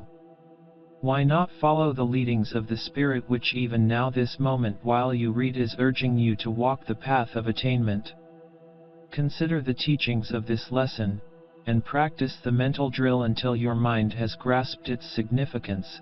Then let it sink deep down into your inner consciousness. Then will you be ready for the next lessons, and those to follow. Practice this mental drill until you are fully assured of the reality of the I and the relativity of the not I in the mind. When you once grasp this truth, you will find that you will be able to use the mind with far greater power and effect, for you will recognize that it is your tool and instrument, fitted and intended to do your bidding. You will be able to master your moods and emotions when necessary, and will rise from the position of a slave to a master. Our words seem cheap and poor, when we consider the greatness of the truth that we are endeavoring to convey by means of them. For who can find words to express the inexpressible? All that we may hope to do is to awaken a keen interest and attention on your part, so that you will practice the mental drill, and thus obtain the evidence of your own mentality to the truth. Truth is not truth to you until you have proven it in your own experience, and once so proven you cannot be robbed of it, nor can it be argued away from you. You must realize that in every mental effort you, the I, are behind it. You bid the mind work, and it obeys your will. You are the master, and not the slave of your mind. You are the driver, not the driven. Shake yourself loose from the tyranny of the mind that has oppressed you for so long. Assert yourself, and be free. We will help you in this direction during the course of these lessons, but you must first assert yourself as a master of your mind. Sign the mental declaration of independence from your moods, emotions, and uncontrolled thoughts, and assert your dominion over them. Enter into your kingdom, thou manifestation of the Spirit. While this lesson is intended primarily to bring clearly into your consciousness the fact that the I is a reality, separate and distinct from its mental tools, and while the control of the mental faculties by the will forms a part of some of the future lessons, still, we think that this is a good place to point out to you the advantages arising from a realization of the true nature of the I and the relative aspect of the mind. Many of us have supposed that our minds were the masters of ourselves, and we have allowed ourselves to be tormented and worried by thoughts running away with us, and presenting themselves at inopportune moments. The initiate is relieved from this annoyance, for he learns to assert his mastery over the different parts of the mind, and controls and regulates his mental processes, just as one would a fine piece of machinery. He is able to control his conscious thinking faculties, and direct their work to the best advantage, and he also learns how to pass on orders to the subconscious mental region and bid it work for him while he sleeps, or even when he is using his conscious mind in other matters. These subjects will be considered by us in due time, during the course of lessons. In this connection, it may be interesting to read what Edward Carpenter says of the power of the individual to control his thought processes. In his book From Adam's Peak to Elephanta, in describing his experience while visiting a Hindu Gnani yogi, he says, "And if we are unwilling to believe in this internal mastery over the body, we are perhaps almost equally unaccustomed to the idea of mastery over our own inner thoughts and feelings. That a man should be a prey to any thought that chances to take possession of his mind, is commonly among us assumed as unavoidable. It may be a matter of regret that he should be kept awake all night from anxiety as to the issue of a lawsuit on the morrow, but that he should have the power of determining whether he be kept awake or not seems an extravagant demand. The image of an impending calamity is no doubt odious, but its very odiousness, we say, makes it haunt the mind all the more pertinaciously, and it is useless to try to expel it. Yet this is an absurd position for man, the heir of all the ages, hag-ridden by the flimsy creatures of his own brain. If a pebble in our boot torments us, we expel it. We take off the boot and shake it out. And once the matter is fairly understood, it is just as easy to expel an intruding and obnoxious thought from the mind. About this there ought to be no mistake, no two opinions. The thing is obvious, clear, and unmistakable. It should be as easy to expel an obnoxious thought from your mind as it is to shake a stone out of your shoe, and till a man can do that, it is just nonsense to talk about his ascendancy over nature, and all the rest of it. He is a mere slave, and prey to the betwinged phantoms that flit through the corridors of his own brain. Yet the weary and careworn faces that we meet by thousands, even among the affluent classes of civilization, testify only too clearly how seldom this mastery is obtained. How rare indeed to meet a man. How common rather to discover a creature hounded on by tyrant thoughts, or cares or desires, cowering, wincing under the lash, or perchance priding himself to run merrily in obedience to a driver that rattles the reins and persuades him that he is free, whom we cannot converse with in careless tete-a-tete because that alien presence is always there, on the watch. It is one of the most prominent doctrines of Raja Yoga that the power of expelling thoughts, or if need be, killing them dead on the spot, must be attained. Naturally, the art requires practice, but like other arts, when once acquired there is no mystery or difficulty about it. And it is worth practice. It may indeed fairly be said that life only begins when this art has been acquired. For obviously, when instead of being ruled by individual thoughts, the whole flock of them in their immense multitude and variety and capacity is ours to direct and dispatch and employ where we list, for he maketh the winds his messengers and the flaming fire his minister, life becomes a thing so vast and grand compared with what it was before, that its former condition may well appear almost antenatal. If you can kill a thought dead, for the time being you can do anything else with it that you please.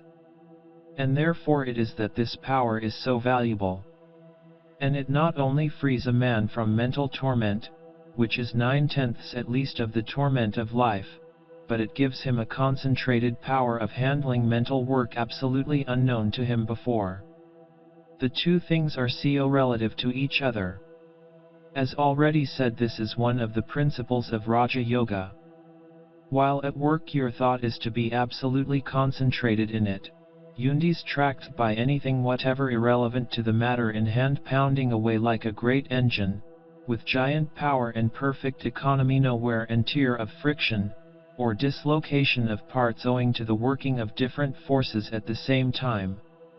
Then when the work is finished, if there is no more occasion for the use of the machine, it must stop equally, absolutely stop entirely, no worrying, as if a parcel of boys were allowed to play their devilments with a locomotive as soon as it was in the shed, and the man must retire into that region of his consciousness where his true self dwells.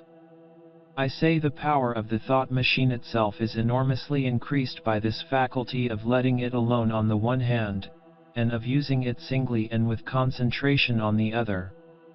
It becomes a true tool, which a master workman lays down when done with, but which only a bungler carries about with him all the time to show that he is the possessor of it. We ask the students to read carefully the above quotations from Mr. Carpenter's book, for they are full of suggestions that may be taken up to advantage by those who are emancipating themselves from their slavery to the unmastered mind, and who are now bringing the mind under control of the ego, by means of the will. Our next lesson will take up the subject of the relationship of the I to the universal I, and will be called the expansion of the self.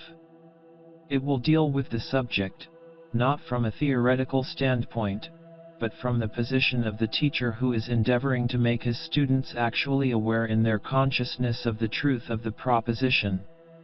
In this course we are not trying to make our students past masters of theory, but are endeavoring to place them in a position whereby they may know for themselves, and actually experience the things of which we teach.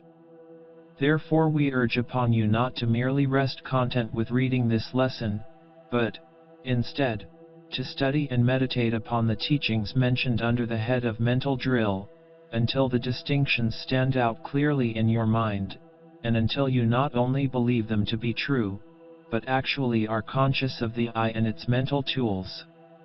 Have patience and perseverance. The task may be difficult, but the reward is great. To become conscious of the greatness, majesty, strength, and power of your real being is worth years of hard study. Do you not think so? Then study and practice hopefully, diligently, and earnestly. Peace be with you. Mantrams, affirmations. For the second lesson. I am an entity, my mind is my instrument of expression. I exist independent of my mind, and am not dependent upon it for existence or being. I am master of my mind, not its slave. I can set aside my sensations, emotions, passions, desires, intellectual faculties, and all the rest of my mental collection of tools, as not I things, and still there remains something, and that something is I, which cannot be set aside by me, for it is my very self, my only self, my real self I.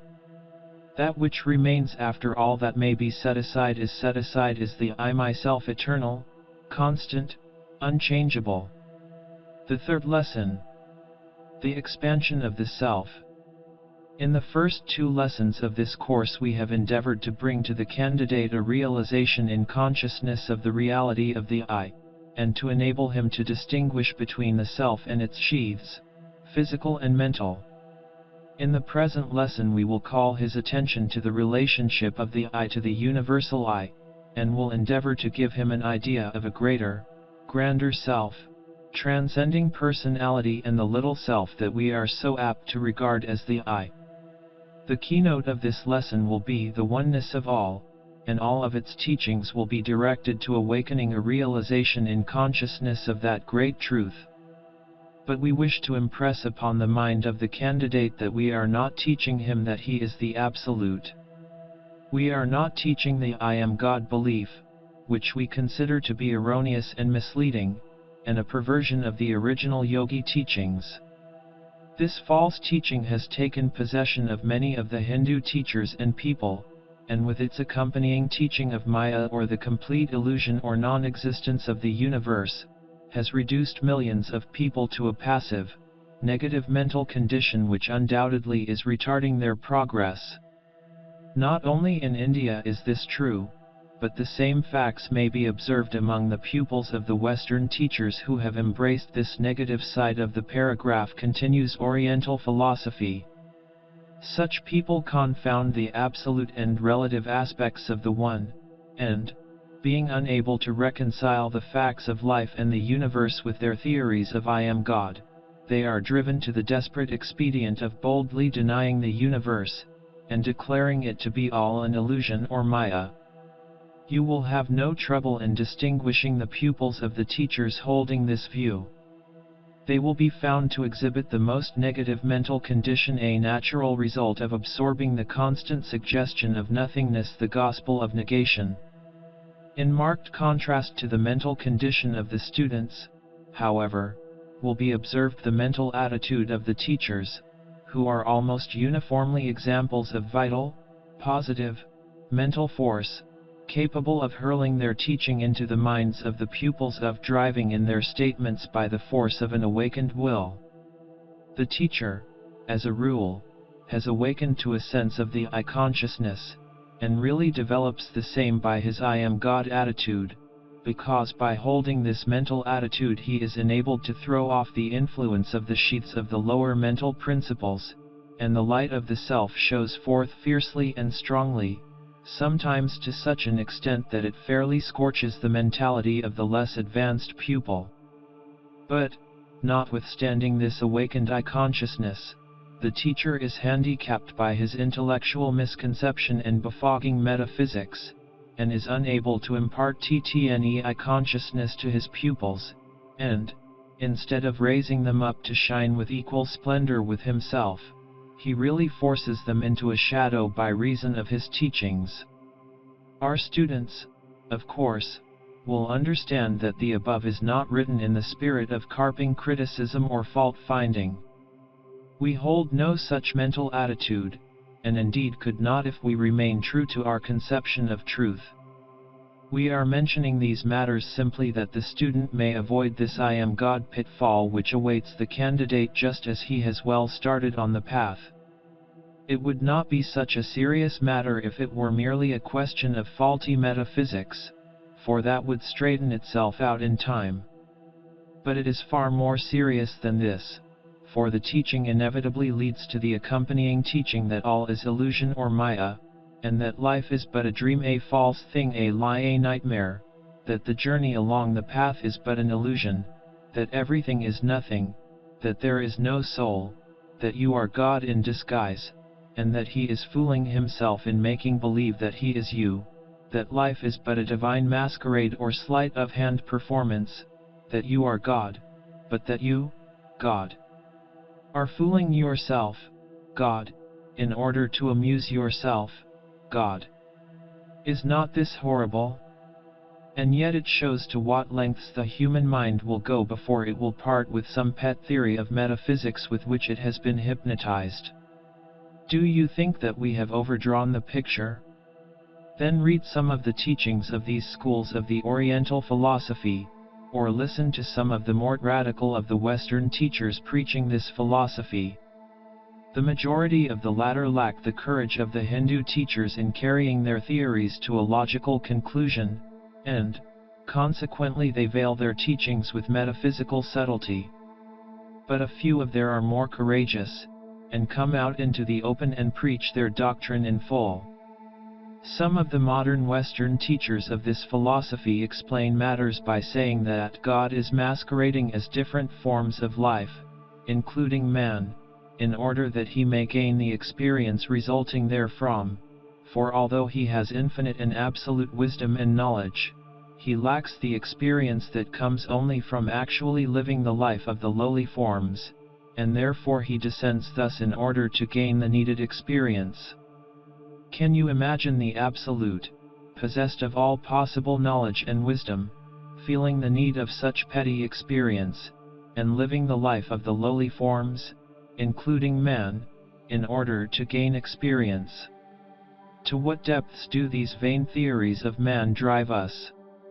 Another leading Western teacher, who has absorbed the teaching of certain branches of the Oriental philosophy, and who possesses the courage of his convictions, boldly announces that you, yourself, are the totality of being, and with your mind alone create, preserve, and destroy the universe, which is your mental product.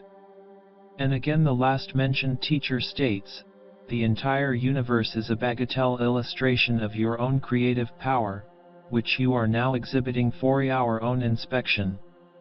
By their fruits shall you know them, is a safe rule to apply to all teachings. The philosophy that teaches that the universe is an illusion perpetrated by you, God, to amuse, entertain, or fool yourself, God, can have but one result, and that is the conclusion that everything is nothing, and all that is necessary to do is to sit down, fold your hands and enjoy the divine exhibition of legerdemain that you are performing for your own entertainment, and then, when the show is over, return to your state of conscious godhood and recall with smiles the pleasant memories of the conjure show that you created to fool yourself with during several billions of ages. That is what it amounts to, and the result is that those accepting this philosophy thrust upon them by forceful teachers, and knowing in their hearts that they are not God, but absorbing the suggestions of nothingness, are driven into a state of mental apathy and negativeness, the soul sinking into a stupor from which it may not be roused for a long period of time. We wish you to avoid confounding our teaching with this just mentioned. We wish to teach you that you are a real being, not God himself, but a manifestation of him who is the Absolute. You are a child of the Absolute, if you prefer the term, possessed of the divine heritage, and whose mission it is to unfold qualities which are your inheritances from your parent.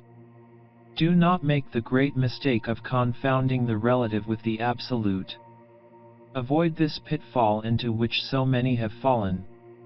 Do not allow yourself to fall into the slough of despond, and wallow in the mud of nothingness, and to see no reality except in the person of some forceful teacher who takes the place of the absolute in your mind.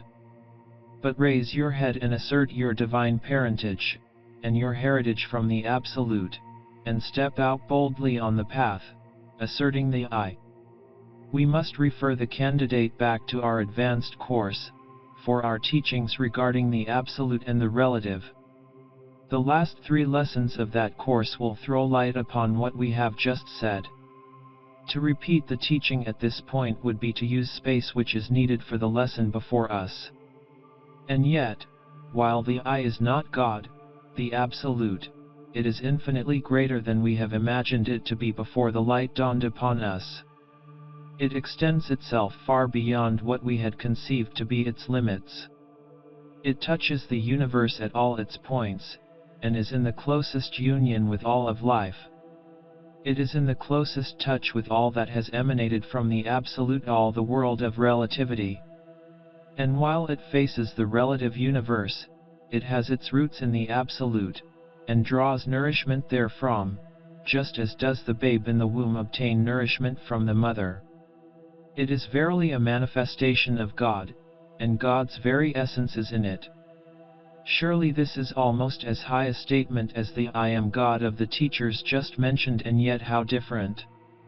Let us consider the teaching in detail in this lesson, and in portions of others to follow. Let us begin with a consideration of the instruments of the ego, and the material with which and through which the ego works. Let us realize that the physical body of man is identical in substance with all other forms of matter, and that its atoms are continually changing and being replaced, the material being drawn from the great storehouse of matter, and that there is a oneness of matter underlying all apparent differences of form and substance. And then let us realize that the vital energy or prana that man uses in his life work is but a portion of that great universal energy which permeates everything and everywhere, the portion being used by us at any particular moment being drawn from the universal supply, and again passing out from us into the great ocean of force or energy. And then let us realize that even the mind, which is so close to the real self that it is often mistaken for it, even that wonderful thing thought, is but a portion of the universal mind, the highest emanation of the Absolute beneath the plane of spirit, and that the mind substance or chitta that we are using this moment, is not ours separately and distinctly, but is simply a portion from the great universal supply, which is constant and unchangeable. Let us then realize that even this thing that we feel pulsing within us, that which is so closely bound up with the spirit as to be almost inseparable from it, that which we call life, is but a bit of that great life principle that the universe, and which cannot be added to, nor subtracted from.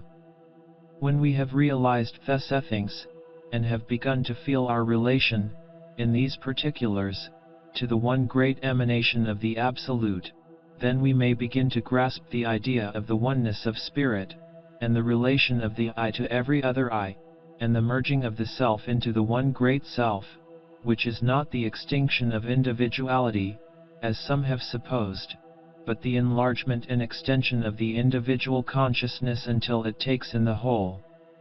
In lessons X and 11 of the advanced course, we called your attention to the yogi teachings concerning akasa or matter, and showed you that all forms of what we know as matter are but different forms of manifestation of the principle called akasa, or as the Western scientists call it, ether. This ether or akasa is the finest, thinnest, and most tenuous form of matter. In fact, it is matter in its ultimate or fundamental form, the different forms of what we call matter being but manifestations of this akasa or ether, the apparent difference resulting from different rates of vibration, etc. We mention this fact here merely to bring clearly before your mind the fact of the universality of matter, to the end that you may realize that each and every particle of your physical body is but a portion of this great principle of the universe, fresh from the great storehouse, and just about returning to it again, for the atoms of the body are constantly changing. That which appears as your flesh today, may have been part of a plant a few days before, and may be part of some other living thing a few days hence. Constant change is going on, and what is yours today was someone's else yesterday, and still another's tomorrow. You do not own one atom of matter personally, it is all a part of the common supply, the stream flowing through you and through all life, on and on forever. And so it is with the vital energy that you are using every moment of your life. You are constantly drawing upon the great universal supply of prana, then using what is given you, allowing the force to pass on to assume some other form. It is the property of all, and all you can do is to use what you need, and allow it to pass on. There is but one force or energy, and that is to be found everywhere at all times. And even the great principle, mind substance, is under the same law. It is hard for us to realize this.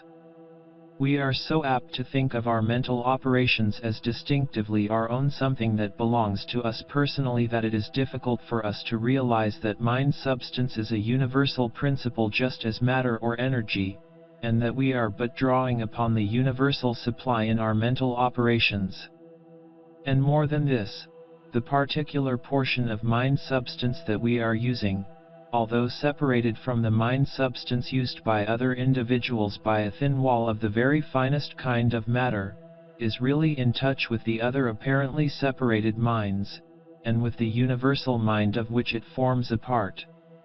Just as is the matter of which our physical bodies are composed really in touch with all matter, and just as is the vital force used by us really in touch with all energy, so is our mind substance really in touch with all mind substance. It is as if the ego in its progress were moving through great oceans of matter, energy, or mind substance, making use of that of each which it needed and which immediately surrounded it, and leaving each behind as it moved on through the great volume of the ocean.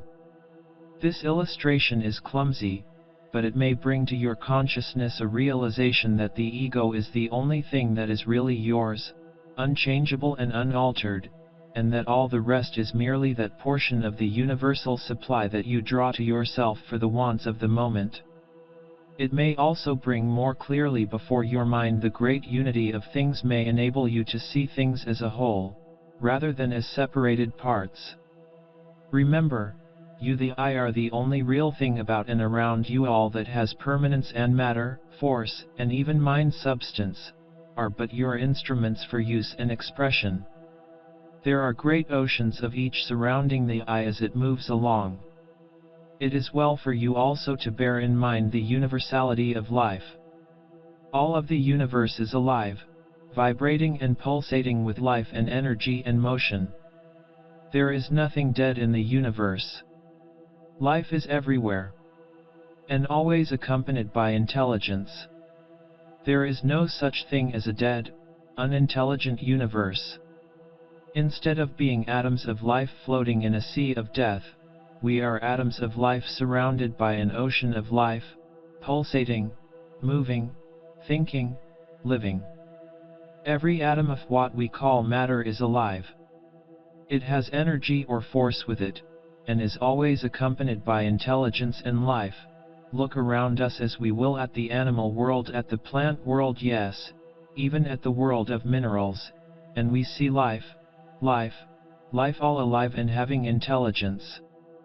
When we are able to bring this conception into the realm of actual consciousness, when we are able not only to intellectually accept this fact, but to even go still further and feel and be conscious of this universal life on all sides, then are we well on the road to attaining the cosmic consciousness. But all these things are but steps leading up to the realization of the oneness in spirit, on the part of the individual. Gradually there dawns upon him the realization that there is a unity in the manifestation of spirit from the Absolute, a unity with itself, and a union with the Absolute. All this manifestation of spirit on the part of the Absolute, all this begetting of divine children was in the nature of a single act rather than as a series of acts, if we may be permitted to speak of the manifestation as an act. Each ego is a center of consciousness in this great ocean of spirit. Each is a real self, apparently separate from the others and from its source, but the separation is only apparent in both cases, for there is the closest bond of union between the egos of the universe of universes. Each is knit to the other in the closest bond of union, and each is still attached to the Absolute by spiritual filaments, if we may use the term. In time we shall grow more conscious of this mutual relationship as the sheaths are outgrown and cast aside, and in the end we will be withdrawn into the Absolute, shall return to the mansion of the Father. It is of the highest importance to the developing soul to unfold into a realization of this relationship and unity, for when this conception is once fully established, the soul is enabled to rise above certain of the lower planes, and is free from the operation of certain laws that bind the undeveloped soul. Therefore the yogi teachers are constantly leading the candidates toward this goal. First by this path, and then by that one, giving them different glimpses of the desired point, until finally the student finds a path best fitted for his feet, and he moves along straight to the mark, and throwing aside the confining bonds that have proved so irksome, he cries aloud for joy at his new-found freedom. The following exercises and mental drills are intended to aid the candidate in his work of growing into a realization of his relationship with the whole of life and being. Mental drill. Read over what we have said in the advanced course regarding the principle known as matter. Realize that all matter is one at the last, that the real underlying substance of matter is akasa or ether, and that all the varying forms evident to our senses are but modifications and grosser forms of that underlying principle. Realize that by known chemical processes all forms of matter known to us, are there all combinations resulting in forms, may be resolved into their original elements, and that these elements are merely akasa in different states of vibration. Let the idea of the oneness of the visible universe sink deeply into your mind, until it becomes fixed there. The erroneous conception of diversity in the material world must be replaced by the consciousness of unity oneness, at the last, in spite of the appearance of variety and manifold forms. You must grow to see behind the world of forms of matter, and see the great principle of matter, akasa or ether, back of, within, and under it all. You must grow to feel this, as well as to intellectually see it. Meditate over the last mentioned truths, and then follow the matter still further. Read what we have said in the advanced course, Lesson 11, about the last analysis of matter, showing it fading away into force or energy until the dividing line is lost, and matter merges into energy or force, showing them both to be but the same thing, matter being a grosser form of energy or force. This idea should be impressed upon the understanding, in order that the complete edifice of the knowing of the oneness may be complete in all of its parts. Then read in the advanced lessons about energy or force, in the oneness underlying its various manifestations. Consider how one form of energy may be transformed into another, and so on around the circle, the one principle producing the entire chain of appearances. Realize that the energy within you by which you move and act, is but one of the forms of this great principle of energy with which the universe is filled, and that you may draw to you the required energy from the great universal supply. But above all, endeavor to grasp the idea of the oneness pervading the world of energy or force, or motion. See it in its entirety, rather than in its apparent separateness. These steps may appear somewhat tedious and useless, but take our word for it, they are all helps in fitting the mind to grasp the idea of the oneness of all. Each step is important, and renders the next higher one more easily attained. In this mental drill, it will be well to mentally picture the universe in perpetual motion. Everything is in motion, all matter is moving and changing its forms, and manifesting the energy within it. Suns and worlds rush through space, their particles constantly changing and moving. Chemical composition and decomposition is constant and unceasing, everywhere the work of building up and breaking down is going on. New combinations of atoms and worlds are constantly being formed and dissolved. And after considering this oneness of the principle of energy, reflect that through all these changes of form, the ego, the real self, you stand unchanged and unharmed, eternal, invincible, indestructible, invulnerable, real, and constant among this changing world of forms and force. You are above it all, and it revolves around and about you, spirit. Read what we have said in the advanced paragraph continues course about force or energy, shading into mind substance, which is its parent. Realize that mind is back of all this great exhibition of energy and force that you have been considering. Then will you be ready to consider the oneness of mind. Read what we have said in the advanced lessons about mind substance. Realize that there is a great world of mind substance, or an universal mind, which is at the disposal of the ego. All thought is the product of the ego's use of this mind substance, its tool and instrument. Realize that this ocean of mind is entire and whole, and that the ego may draw freely from it. Realize that you have this great ocean of mind at your command, when you unfold sufficiently to use it. Realize that mind is back of and underneath all of the world of form and names and action, and that in that sense, all is mind. Although still higher in the scale than even mind are you, the real self, the ego, the manifestation of the Absolute. Realize your identity within relationship to all of life. Look around you at life in all its forms, from the lowest to the highest, all being exhibitions of the great principle of life in operation along different stages of the path.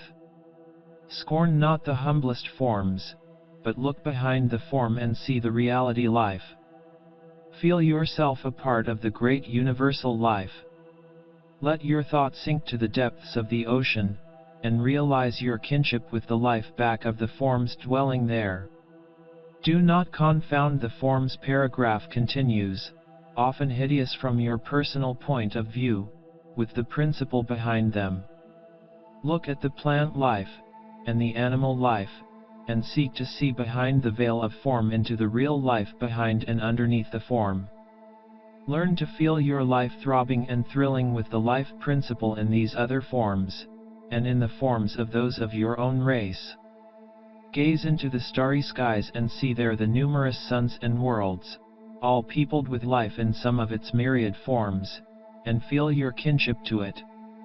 If you can grasp this thought and consciousness, you will find yourself at one with those whirling worlds, and, instead of feeling small and insignificant by comparison, you will be conscious of an expansion of self, until you feel that in those circling worlds is a part of yourself, that you are there also, while standing upon the earth, that you are akin to all parts of the universe, nay, more, that they are as much your home as is the spot upon which you are standing. You will find sweeping upon you a sense of consciousness that the universe is your home, not merely a part of it, as you had previously thought. You will experience a sense of greatness, and broadness, and grandness such as you have never dreamed of. You will begin to realize at least a part of your divine inheritance, and to know indeed that you are a child of the infinite, the very essence of your divine parent being in the fibers of your being. At such times of realization one becomes conscious of what lies before the soul in its upward path, and how small the greatest prizes that paragraph continues earth has to offer are when compared to some of these things before the soul, as seen by the eyes of the spiritual mind in moments of clear vision.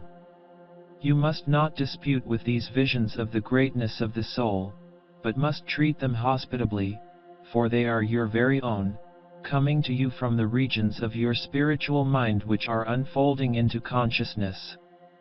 The highest step in this dawning consciousness of the oneness of all, is the one in which is realized that there is but one reality, and at the same time the sense of consciousness that the I is in that reality.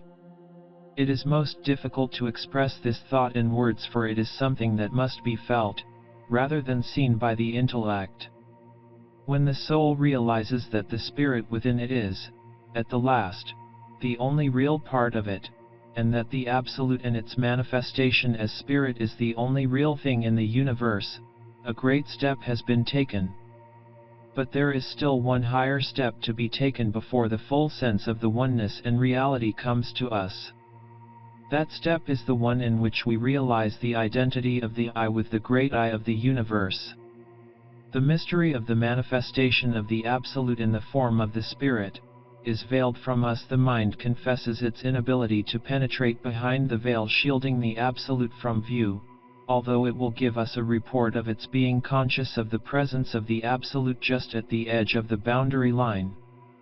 But the highest region of the spiritual mind, when explored by the advanced souls well along the path, reports that it sees beyond the apparent separation of spirit from spirit, and realizes that there is but one reality of spirit, and that all the Is are really but different views of that one centers of consciousness upon the surface of the one great I, the center of which is the Absolute itself. This certainly penetrates the whole region of the spiritual mind, and gives us all the message of oneness of the spirit, just as the intellect satisfies us with its message of the oneness of matter, energy, and mind. The idea of oneness permeates all planes of life.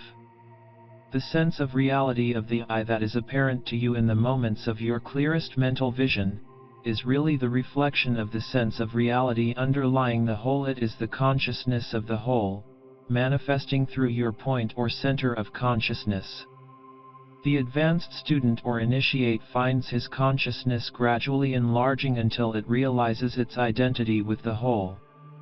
He realizes that under all the forms and names of the visible world, there is to be found one life, one force, one substance, one existence, one reality, one. And, instead of his experiencing any sense of the loss of identity or individuality, he becomes conscious of an enlargement, of an expansion of individuality or identity. Instead of feeling himself absorbed in the whole, he feels that he is spreading out and embracing the whole. This is most hard to express in words, for there are no words to fit the conception, and all that we can hope to do is to start into motion, by means of our words, the vibrations that will find a response in the minds of those who read the words, to the end that they will experience the consciousness which will bring its own understanding. This consciousness cannot be transmitted by words proceeding from the intellect, but vibrations may be set up that will prepare the mind to receive the message from its own higher planes. Even in the early stages of this dawning consciousness, one is enabled to identify the real part of himself with the real part of all the other forms of life that pass before his notice. In every other man, in every animal, in every plant, in every mineral, he sees behind the sheath and form of appearance, an evidence of the presence of the spirit which is akin to his own spirit, yet more than akin, for the two are one. He sees himself in all forms of life, in all time, in all places.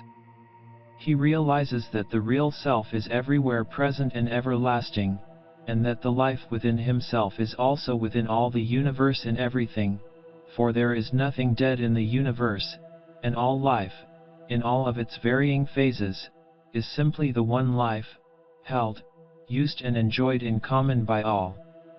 Each ego is a center of consciousness in this great ocean of life, and while apparently separate and distinct, is yet really in touch with the whole, and with every apparent part.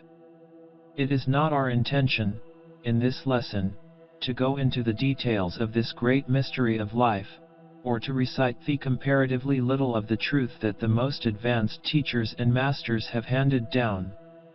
This is not the place for it. It belongs to the subject of Jnana Yoga rather than to Raja Yoga, and we touch upon it here, not for the purpose of trying to explain the scientific side of it to you, but merely in order that your minds may be led to take up the idea and gradually manifest it in conscious realization. There is quite a difference between the scientific, intellectual teaching of Jnana Yoga, whereby the metaphysical and scientific sides of the yogi teachings are presented to the minds of the students, in a logical, scientific manner, and the methods of Raja Yoga, in which the candidate is led by degrees to a consciousness, outside of mere intellectual belief, of his real nature and powers. We are following the latter plan, for this course is a course in Raja Yoga. We are aiming to present the matter to the mind in such a manner that it may prepare the way for the dawning consciousness, by brushing away the preconceived notions and prejudices, and allowing a clean entrance for the new conception. Much that we have said in this lesson may appear, on the one hand, like useless repetition, and, on the other hand, like an incomplete presentation of the scientific side of the yogi teachings. But it will be found, in time, that the effect has been that the mind of the student has undergone a change from the absorbing of the idea of the oneness of life, and the expansion of the self. The candidate is urged not to be in too much of a hurry. Development must not be forced. Read what we have written, and practice the mental drills we have given, even if they may appear trifling and childish to some of you. We know what they will do for you, and you will agree with us in time. Make haste slowly. You will find that the mind will work out the matter, even though you be engaged in your ordinary work, and have forgotten the subject for the time. The greater portion of mental work is done in this way, while you are busy with something else, or even asleep, for the subconscious portion of the mind works along the lines pointed out for it, and performs its task. As we have said, the purpose of this lesson is to bring you in the way of the unfoldment of consciousness, rather than to teach you the details of the scientific side of the yogi teachings.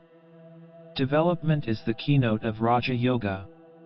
And the reason that we wish to develop this sense of the reality of the I, and the expansion of the self, at this place is that thereby you may assert your mastery over matter, energy, and mind. Before you may mount your throne as king, you must fully realize in consciousness that you are the reality in this world of appearances. You must realize that you, the real you, are not only existent and real, but that you are in touch with all else that is real, and that the roots of your being are grounded in the Absolute itself. You must realize that instead of being a separate atom of reality, isolated and fixed in a narrow space, you are a center of consciousness in the whole of reality, and that the paragraph continues, universe of universes is your home, that your center of consciousness might be moved on to a point trillions of miles from the earth, which distance would be as nothing in space, and still you, the awakened soul, would be just as much at home there as here, that even while you are here, your influence extends far out into space.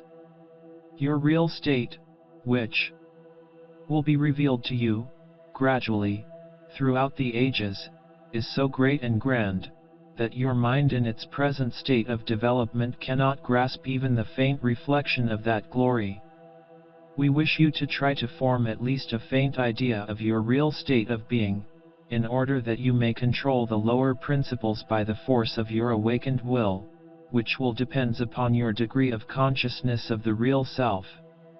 As man grows in understanding and consciousness of the real self, so does his ability to use his will grow.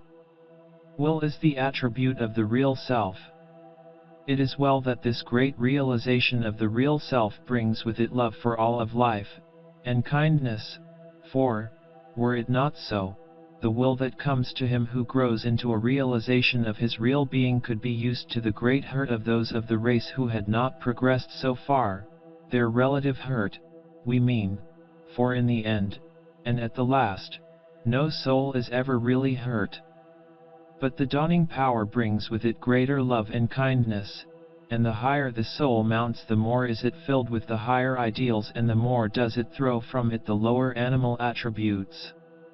It is true that some souls growing into a consciousness of their real nature, without an understanding of what it all means, may commit the error of using the awakened will for selfish ends, as may be seen in the cases of the black magicians spoken of in the occult writings, and also in the cases of well-known characters in history and in modern life, who manifest an enormous will which they misuse.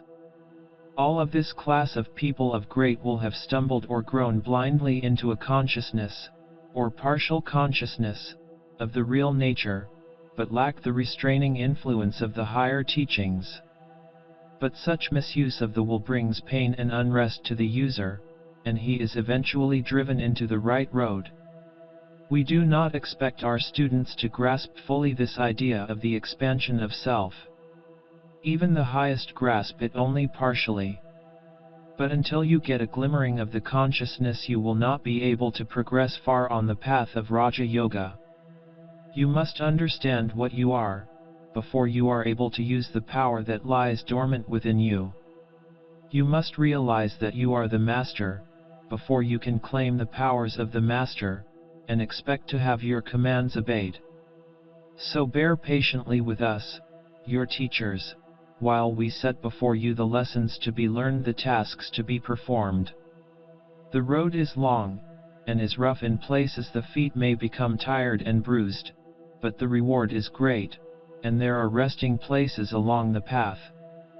Be not discouraged if your progress seems slow, for the soul must unfold naturally as does the flower, without haste, without force. And be not dismayed nor affrighted if you occasionally catch a glimpse of your higher self.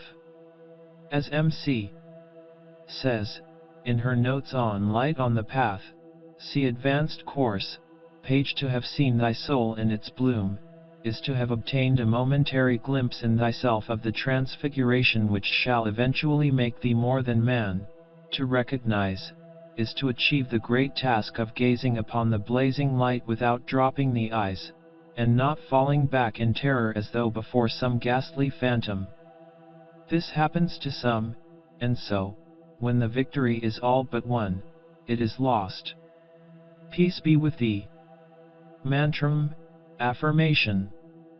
For the third lesson, there is but one ultimate form of matter, one ultimate form of energy, one ultimate form of mind. Matter proceeds from energy, and energy from mind, and all are an emanation of the Absolute, threefold in appearance but one in substance. There is but one life, and that permeates the universe, manifesting in various forms, but being, at the last, but one. My body is one with universal matter, my energy and vital force is one with the universal energy, my mind is one with the universal mind, my life is one with the universal life. The Absolute has expressed and manifested itself in spirit, which is the real I overshadowing and embracing all the apparently separate Is. I feel my identity with spirit and realize the oneness of all reality. I feel my unity with all spirit, and my union, through spirit, with the Absolute. I realize that I am an expression and manifestation of the Absolute, and that its very essence is within me. I am filled with divine love. I am filled with divine power. I am filled with divine wisdom. I am conscious of identity in spirit, in substance, and in nature, with the one reality. The fourth lesson. Mental control. In our first 3 lessons of this series, we have endeavored to bring into realization within your mind, the consciousness of the I, its independence from the body, its immortality, its invincibility and invulnerability, the superiority of the I over the mind, as well as over the body, the fact that the mind is not the I, but is merely an instrument for the expression of the I, the fact that the I is master of the mind, as well as of the body, that the I is behind all thought. That the I can set aside for consideration the sensations, emotions, passions, desires, and the rest of the mental phenomena, and still realize that it, the I, is apart from these mental manifestations, and remains unchanged, real, and fully existent, that the I can set aside any and all of its mental tools and instruments, as not I things, and still consciously realize that after so setting them aside there remains something itself the I which cannot be set aside or taken from. That the I is the master of the mind, and not its slave, that the I is a much greater thing than the little personal I we have been considering it to be, that the I is a part of that great one reality which pervades all the universe, that it is connected with all other forms of life by countless ties, mental and spiritual filaments and relations, that the I is a center of consciousness and that great one reality or spirit, which is behind and back of all life and existence, the center of which reality or existence, is the Absolute or God, that the sense of reality that is inherent in the I, is really the reflection of the sense of reality inherent in the whole the great I of the universe. The underlying principle of these 3 lessons is the reality of the I, in itself, over and above all matter, force, or mind positive to all of them, just as they are positive or negative to each other and negative only to the center of the one the Absolute itself. And this is the position for the candidate or initiate to take. I am positive to mind, energy, and matter, and control them all. I am negative only to the Absolute, which is the center of being, of which being I am. And, as I assert my mastery over mind, energy, and matter, and exercise my will over them, so do I acknowledge my subordination to the Absolute, and gladly open my soul to the inflow of the divine will, and partake of its power, strength, and wisdom. In the present lesson, and those immediately following it, we shall endeavor to assist the candidate or initiate in acquiring a mastery of the subordinate manifestations, matter, energy, and mind. In order to acquire and assert this mastery, one must acquaint himself with the nature of the thing to be controlled. In our advanced course we have endeavored to explain to you the nature of the 3 great manifestations, known as chitta, or mind. Substance. Paragraph continues. Prana, or energy, and akasa, or the principle of matter. We also explain to you that the I of man is superior to these 3, being what is known as Atman or spirit. Matter, energy, and mind, as we have explained, are manifestations of the Absolute, and are relative things. The yogi philosophy teaches that matter is the grossest form of manifested substance, being below energy and mind, and consequently negative to, and subordinate to both.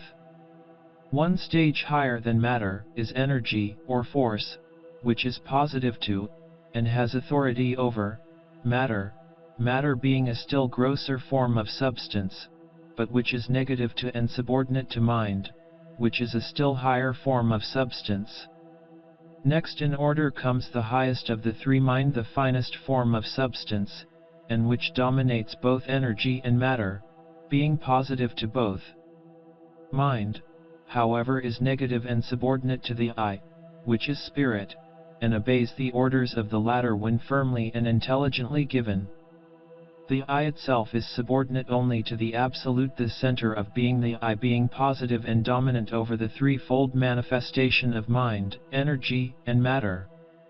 The I, which for the sake of the illustration must be regarded as a separate thing, although it is really only a center of consciousness in the great body of spirit, finds itself surrounded by the triple ocean of mind, energy, and matter, which ocean extends into infinity. The body is but a physical form through which flows an unending stream of matter, for, as you know, the particles and atoms of the body are constantly changing, being renewed, replaced, thrown off, and supplanted. One's body of a few years ago, or rather the particles composing that body, have passed off and now form new combinations in the world of matter. And one's body of today is passing away and being replaced by new particles. And one's body of next year is now occupying some other portion of space, and its particles are now parts of countless other combinations, from which space and combinations they will later come to combine and form the body of next year. There is nothing permanent about the body, even the particles of the bones are being constantly replaced by others. And so it is with the vital energy, force, or strength of the body, including that of the brain. It is constantly being used up, and expended, a fresh supply taking its place. And even the mind of the person is changeable, and the mind substance or chitta, is being used up and replenished, the new supply coming from the great ocean of mind, into which the discarded portion slips, just as is the case with the matter and energy. While the majority of our students, who are more or less familiar with the current material scientific conceptions, will readily accept the above idea of the ocean of matter and energy, and the fact that there is a continual using up and replenishing of one's store of both, they may have more or less trouble to accepting the idea that mind is a substance or principle amenable to the same general laws as are the other two manifestations, or attributes of substance. One is so apt to think of his mind as himself the I. Notwithstanding the fact that in our second lesson of this series we showed you that the I is superior to the mental states, and that it can set them aside and regard and consider them as not I things, yet the force of the habit of thought is very strong, and it may take some of you considerable time before you get into the way of realizing that your mind is something that you use, instead of being you yourself. And yet, you must persevere in attaining this realization, for in the degree that you realize your dominance over your mind, so will be your control of it, and its amenability to that control. And, as is the degree of that dominance and control, so will be the character, grade, and extent of the work that your mind will do for you. So you see, realization brings control and control brings results. This statement lies at the base of the science of Raja Yoga, and many of its first exercises are designed to acquaint the student with that realization, and to develop the realization and control by habit and practice. The yogi philosophy teaches that instead of mind being the I, it is the thing through and by means of which the I thinks, at least so far as is concerned the knowledge concerning the phenomenal or outward universe, that is the universe of name and form. There is a higher knowledge locked up in the innermost part of the I, that far transcends any information that it may receive about or from the outer world, but that is not before us for consideration at this time, and we must concern ourselves with the thinking about the world of things. Mind substance in Sanskrit is called chitta, and a wave in the chitta, which wave is the combination of mind and energy, is called vritta, which is akin to what we call a thought. In other words, it is mind in action, whereas chitta is mind in repose. Vritta, when literally translated, means a whirlpool or eddy in the mind, which is exactly what a thought really is. But we must call the attention of the student, at this point, to the fact that the word mind is used in two ways by the yogis and other occultists, and the student is directed to form a clear conception of each meaning, in order to avoid confusion, and that he may more clearly perceive the two aspects of the things which the word is intended to express. In the first place, the word mind is used as synonymous with chitta, or mind substance, which is the universal mind principle. From this chitta, mind substance, or mind, all the material of the millions of personal minds is obtained. The second meaning of the word mind is that which we mean when we speak of the mind of anyone, thereby meaning the mental faculties of that particular person, that which distinguishes his mental personality from that of another. We have taught you that this mind in man functions on three planes, and have called the respective manifestations, the instinctive mind, the intellect, and the spiritual mind. See 14 Lessons in Yogi Philosophy, etc. These three mental planes, taken together, make up the mind of the person, or to be more exact, they, clustered around the I, form the soul of the individual. The word soul is often used as synonymous with spirit, but those who have followed us will distinguish the difference. The soul is the ego surrounded by its mental principles, while the spirit is the soul of the soul, the I, or real self. The science of Raja Yoga, to which this series of lessons is devoted, teaches, as its basic principle, the control of the mind. It holds that the first step toward power consists in obtaining a control of one's own mind. It holds that the internal world must be conquered before the outer world is attacked. It holds that the I manifests itself in will, and that will may be used to manipulate, guide, govern and direct the mind of its owner, as well as the physical world.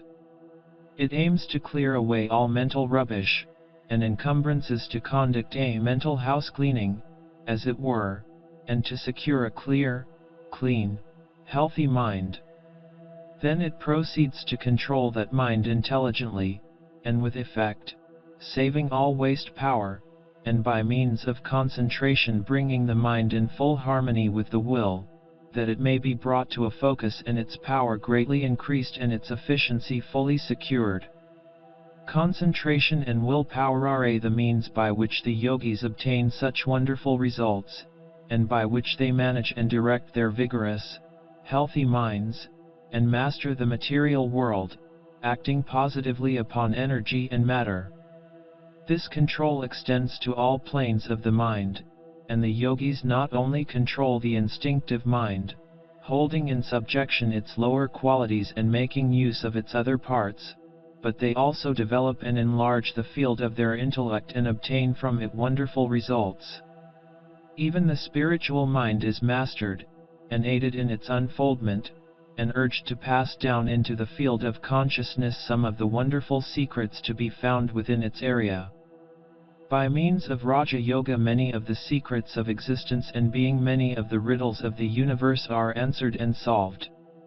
And by it the latent powers inherent in the constitution of man are unfolded and brought into action. Those highly advanced in the science are believed to have obtained such a wonderful degree of power and control over the forces of the universe, that they are as gods compared with the ordinary man. Raja Yoga teaches that not only may power of this kind he secured, but that a wonderful field of knowledge is opened out through its practice.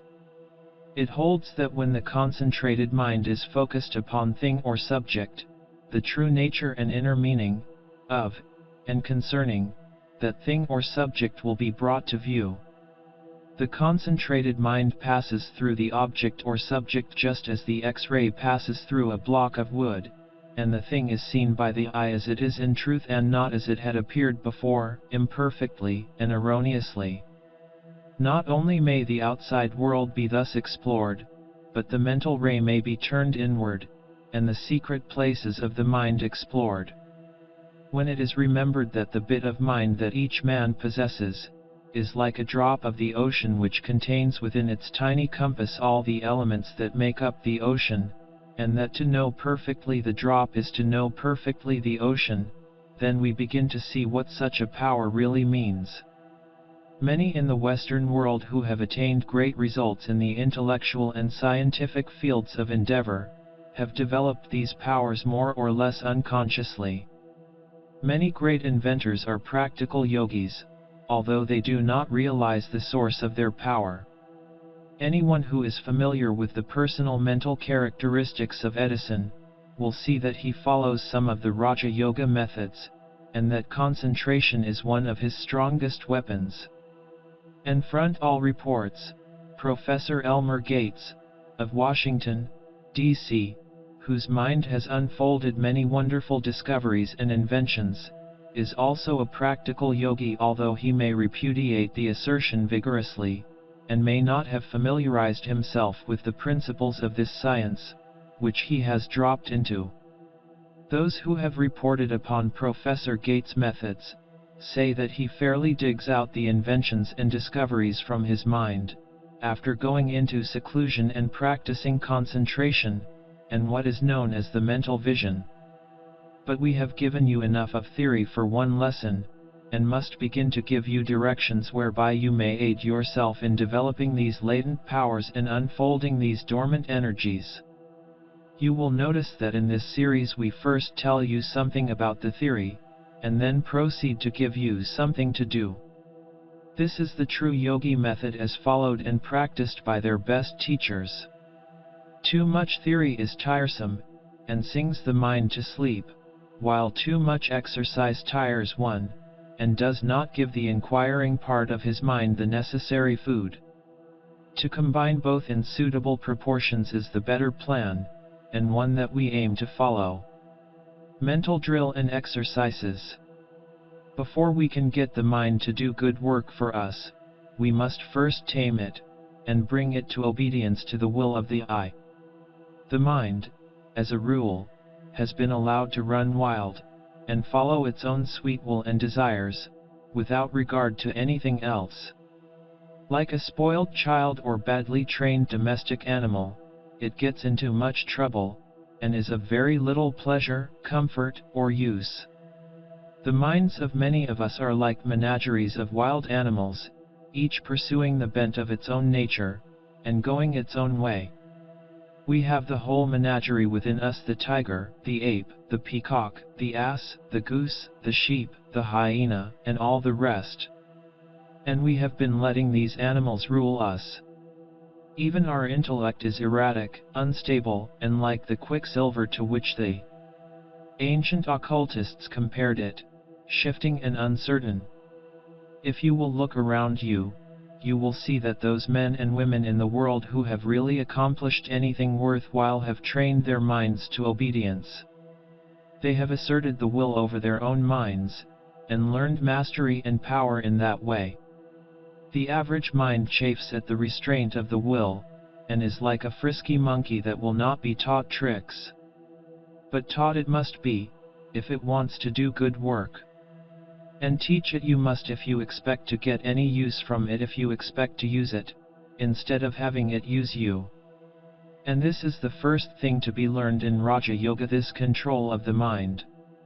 Those who had hoped for some royal road to mastery, may be disappointed, but there is only one way, and that is to master and control the mind by the will.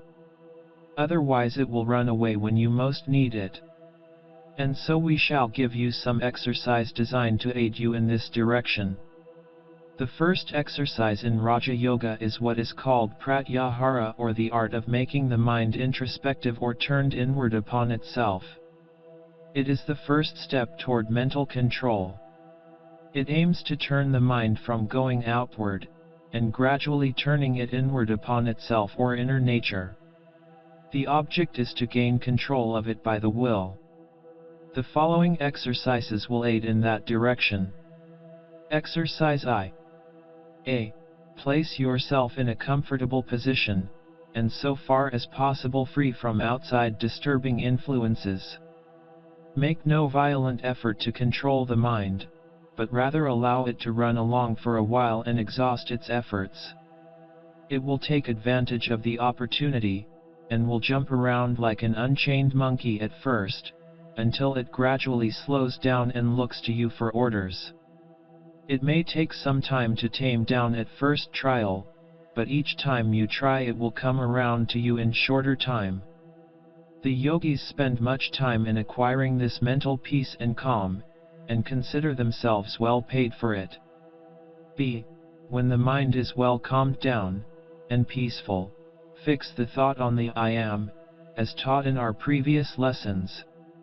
Picture the I as an entity independent of the body, deathless, invulnerable, immortal, real. Then think of it as independent of the body, and able to exist without its fleshly covering. Meditate upon this for a time, and then gradually direct the thought to the realization of the I as independent and superior to the mind, and controlling same. Go over the general ideas of the first two lessons, and endeavor to calmly reflect upon them and to see them in the mind's eye. You will find that your mind is gradually becoming more and more peaceful and calm, and that the distracting thoughts of the outside world are farther and farther removed from you. See, then let the mind pass on to a calm consideration of the third lesson, in which we have spoken of the oneness of all, and the relationship of the I to the one life, power, intelligence, being. You will find that you are acquiring a mental control and calm heretofore unknown to you. The exercises in the first three lessons will have prepared you for this. D. The following is the most difficult of the variations or degrees of this exercise, but the ability to perform it will come gradually. The exercise consists in gradually shutting out all thought or impression of the outside world, of the body, and of the thoughts themselves, the student concentrating and meditating upon the word and idea I am, the idea being that he shall concentrate upon the idea of mere being or existence, symbolized by the words I am. Not I am this, or I am that, or I do this, or I think that, but simply, I am. This exercise will focus the attention at the very center of being within oneself, and will gather in all the mental energies, instead of allowing them to be scattered upon outside things. A feeling of peace, strength, and power will result, for the affirmation, and the thought back of it, is the most powerful and strongest that one may make, for it is a statement of actual being, and a turning of the thought inward to that truth. Let the mind first dwell upon the word I, identifying it with the self, and then let it pass on to the word am, which signifies reality, and being. Then combine the two with the meanings thereof, and the result is a most powerful focusing of thought inward, and a most potent statement of being. It is well to accompany the above exercises with a comfortable and easy physical attitude, so as to prevent the distraction of the attention by the body. In order to do this, one should assume an easy attitude, and then relax every muscle, and take the tension from every nerve, until a perfect sense of ease, comfort, and relaxation is obtained. You should practice this until you have fully acquired it. It will be useful to you in many ways, besides rendering concentration and meditation easier. It will act as a rest cure for tired body, nerves, and mind. Exercise 2. The second step in Raja Yoga is what is known as dharana, or concentration. This is a most wonderful idea in the direction of focusing the mental forces, and may be cultivated to an almost incredible degree, but all this requires work, time, and patience. But the student will be well repaid for it. Concentration consists in the mind focusing upon a certain subject, or object, and being held there for a time. This, at first thought, seems very easy, but a little practice will show how difficult it is to firmly fix the attention and hold it there. It will have a tendency to waver, and move to some other object or subject, and much practice will be needed in order to hold it at the desired point. But practice will accomplish wonders, as one may see by observing people who have acquired this faculty, and who use it in their everyday life. But the following points should be remembered. Many persons have acquired the faculty of concentrating their attention, but have allowed it to become almost involuntary, and they become a slave to it, forgetting themselves and everything else, and often neglecting necessary affairs. This is the ignorant way of concentrating, and those addicted to it become slaves to their habits, instead of masters of their minds. They become daydreamers, and absent-minded people, instead of masters. They are to be pitied as much as those who cannot concentrate at all. The secret is in a mastery of the mind. The yogis can concentrate at will, and completely bury themselves in the subject before them, and extract from it every item of interest, and can then pass the mind from the thing at will, the same control being used in both cases. They do not allow fits of abstraction, or absent-mindedness to come upon them, nor are they daydreamers. On the contrary, they are very wide-awake individuals, close observers, clear thinkers, correct reasoners. They are masters of their minds, not slaves to their moods. The ignorant concentrator buries himself in the object or subject, and allows it to master and absorb himself, while the trained yogi thinker asserts the I, and then directs his mind to concentrate upon the subject or object, keeping it well under control and in view all the time. Do you see the difference? Then heed the lesson. The following exercises may be found useful in the first steps of concentration. A. Concentrate the attention upon some familiar object, a pencil, for instance. Hold the mind there, and consider the pencil to the exclusion of any other object. Consider its size, color, shape, kind of wood. Consider its uses and purposes, its materials, the process of its manufacture, etc., etc., etc. In short, think as many things about the pencil as possible, allowing the mind to pursue any associated bypaths, such as a consideration of the graphite of which the lead is made, the forest from which came the wood used in making the pencil, the history of pencils, and other implements used for writing, etc. In short, exhaust the subject of pencils. In considering a subject under concentration, the following plan of synopsis will be found useful. Think of the thing in question from the following viewpoints. 1. The thing itself. 2. The place from whence it came. 3. Its purpose or use. 4. Its associations. 5. Its probable end.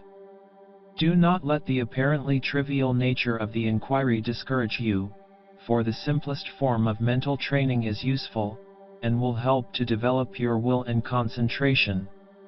It is akin to the process of developing a physical muscle by some simple exercise, and in both cases one loses sight of the unimportance of the exercise itself, in view of the end to be gained. B. Concentrate the attention upon some part of the body, the hand for instance, and fixing your entire attention upon it, shut off or inhibit all sensation from the other parts of the body. A little practice will enable you to do this. In addition to the mental training, this exercise will stimulate the part of the body concentrated upon, for reasons that will appear in future lessons. Change the parts of the body concentrated upon, and thus give the mind a variety of exercises, and the body the effect of a general stimulation. C. These exercises may be extended indefinitely upon familiar objects about you. Remember always, that the thing in itself is of no importance, the whole idea being to train the mind to obey the will, so that when you really wish to use the mental forces upon some important object, you may find them well trained and obedient. Do not be tempted to slight this part of the work because it is dry and uninteresting, for it leads up to things that are most interesting, and opens a door to a fascinating subject. D. Practice focusing the attention upon some abstract subject, that is, upon some subject of interest that may offer a field for mental exploration. Think about the subject in all its phases and branches, following up one by path, and then another, until you feel that you know all about the subject that your mind has acquired. You will be surprised to find how much more you know about any one thing or subject than you had believed possible. In hidden corners of your mind you will find some useful or interesting information about the thing in question, and when you are through you will feel well posted upon it, and upon the things connected with it. This exercise will not only help to develop your intellectual powers, but will strengthen your memory, and broaden your mind, and give you more confidence in yourself. And, in addition, you will have taken a valuable exercise in concentration or dharana. The importance of concentration. Concentration is a focusing of the mind. And this focusing of the mind requires a focusing, or bringing to a center, of the will. The mind is concentrated because the will is focused upon the object. The mind flows into the mold made by the will. The above exercises are designed not only to accustom the mind to the obedience and direction of the will, but also tend to accustom the will to command. We speak of strengthening the will, when what we really mean is training the mind to obey, and accustoming the will to command. Our will is strong enough, but we do not realize it. The will takes root in the very center of our being in the I, but our imperfectly developed mind does not recognize this fact. We are like young elephants that do not recognize their own strength, but allow themselves to be mastered by puny drivers, whom they could brush wide with a movement. The will is back of all action, all doing, mental and physical. We shall have much to say touching the will in these lessons, and the student should give the matter his careful attention. Let him look around him, and he will see that the great difference between the men who have stepped forward from the ranks, and those who remain huddled up in the crowd, consists in determination and will. As Buxton has well said, "The longer I live, the more certain I am that the great difference between men, the feeble and the powerful, the great and the insignificant, is energy and invincible determination." And he might have added that the thing behind that energy and invincible determination was will. The writers and thinkers of all ages have recognized the wonderful and transcendent importance of the will. Tennyson sings, "O living will, thou shalt endure when all that seems shall suffer shock." Oliver Wendell Holmes says, "The seat of the will seems to vary with the organ through which it is manifested, to transport itself to different parts of the brain, as we may wish to recall a picture, a phrase, a melody, to throw its force on the muscles or the intellectual processes. Like the general-in-chief, its place is everywhere in the field of action. It is the least like an instrument of any of our faculties, the farthest removed from our conceptions of mechanism and matter, as we commonly define them." Holmes was correct in his idea, but faulty in his details. The paragraph continues, "Will does not change its seat, which is always in the center of the ego, but the will forces the mind to all parts, and in all directions, and it directs the prana or vital force likewise. The will is indeed the general-in-chief, but it does not rush to the various points of action, but sends its messengers and couriers there to carry out its orders. Buxton has said, "The will do anything that can be done in this world. And no talents, no circumstances, no opportunities will make a two-legged creature a man without it." Marvel truly says, "Resolve is what makes a man manifest, not puny resolve, not crude determinations, not errant purpose, but that strong and indefatigable will which treads down difficulties and danger, as a boy treads down the heaving frostlands of winter, which kindles his eye and brain with a proud pulse beat toward the unattainable." Will makes men giants.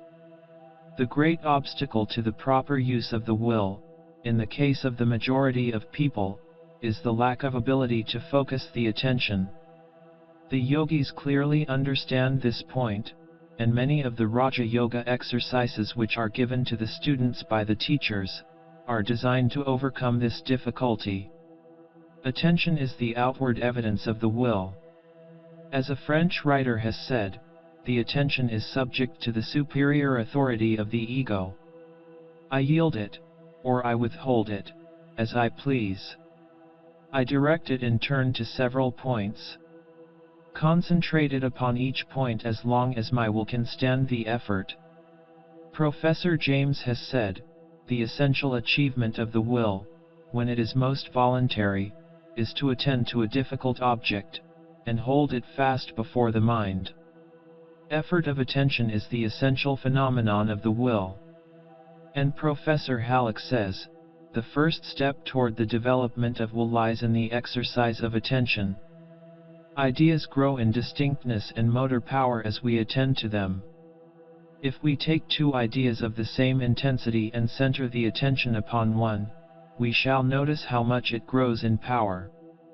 Professor Sully says, attention may be roughly defined as the active self-direction of the mind to any object which presents itself at the moment. The word attention is derived from two Latin words, ad tendere, meaning to stretch towards, and this is just what the yogis know it to be. By means of their psychic or clairvoyant sight, they see the thought of the attentive person stretched out toward the object attended to, like a sharp wedge, the point of which is focused upon the object under consideration, the entire force of the thought being concentrated at that point. This is true not only when the person is considering an object, but when he is earnestly impressing his ideas upon another, or upon some task to be accomplished. Attention means reaching the mind out to and focusing it upon something. The trained will exhibits itself in a tenacious attention, and this attention is one of the signs of the trained will. The student must not hastily conclude that this kind of attention is a common faculty among men. On the contrary, it is quite rare, and is seen only among those of strong mentality. Anyone may fasten his attention upon some passing, pleasing thing, but it takes a trained will to fasten it upon some unattractive thing, and hold it there. Of course, the trained occultist is able to throw interest into the most unattractive thing upon which it becomes advisable to focus his attention, but this, in itself, comes with the trained will, and is not the possession of the average man. Voluntary attention is rare, and is found only among strong characters. But it may be cultivated and grown, until he who has scarcely a shade of it today, in time may become a giant.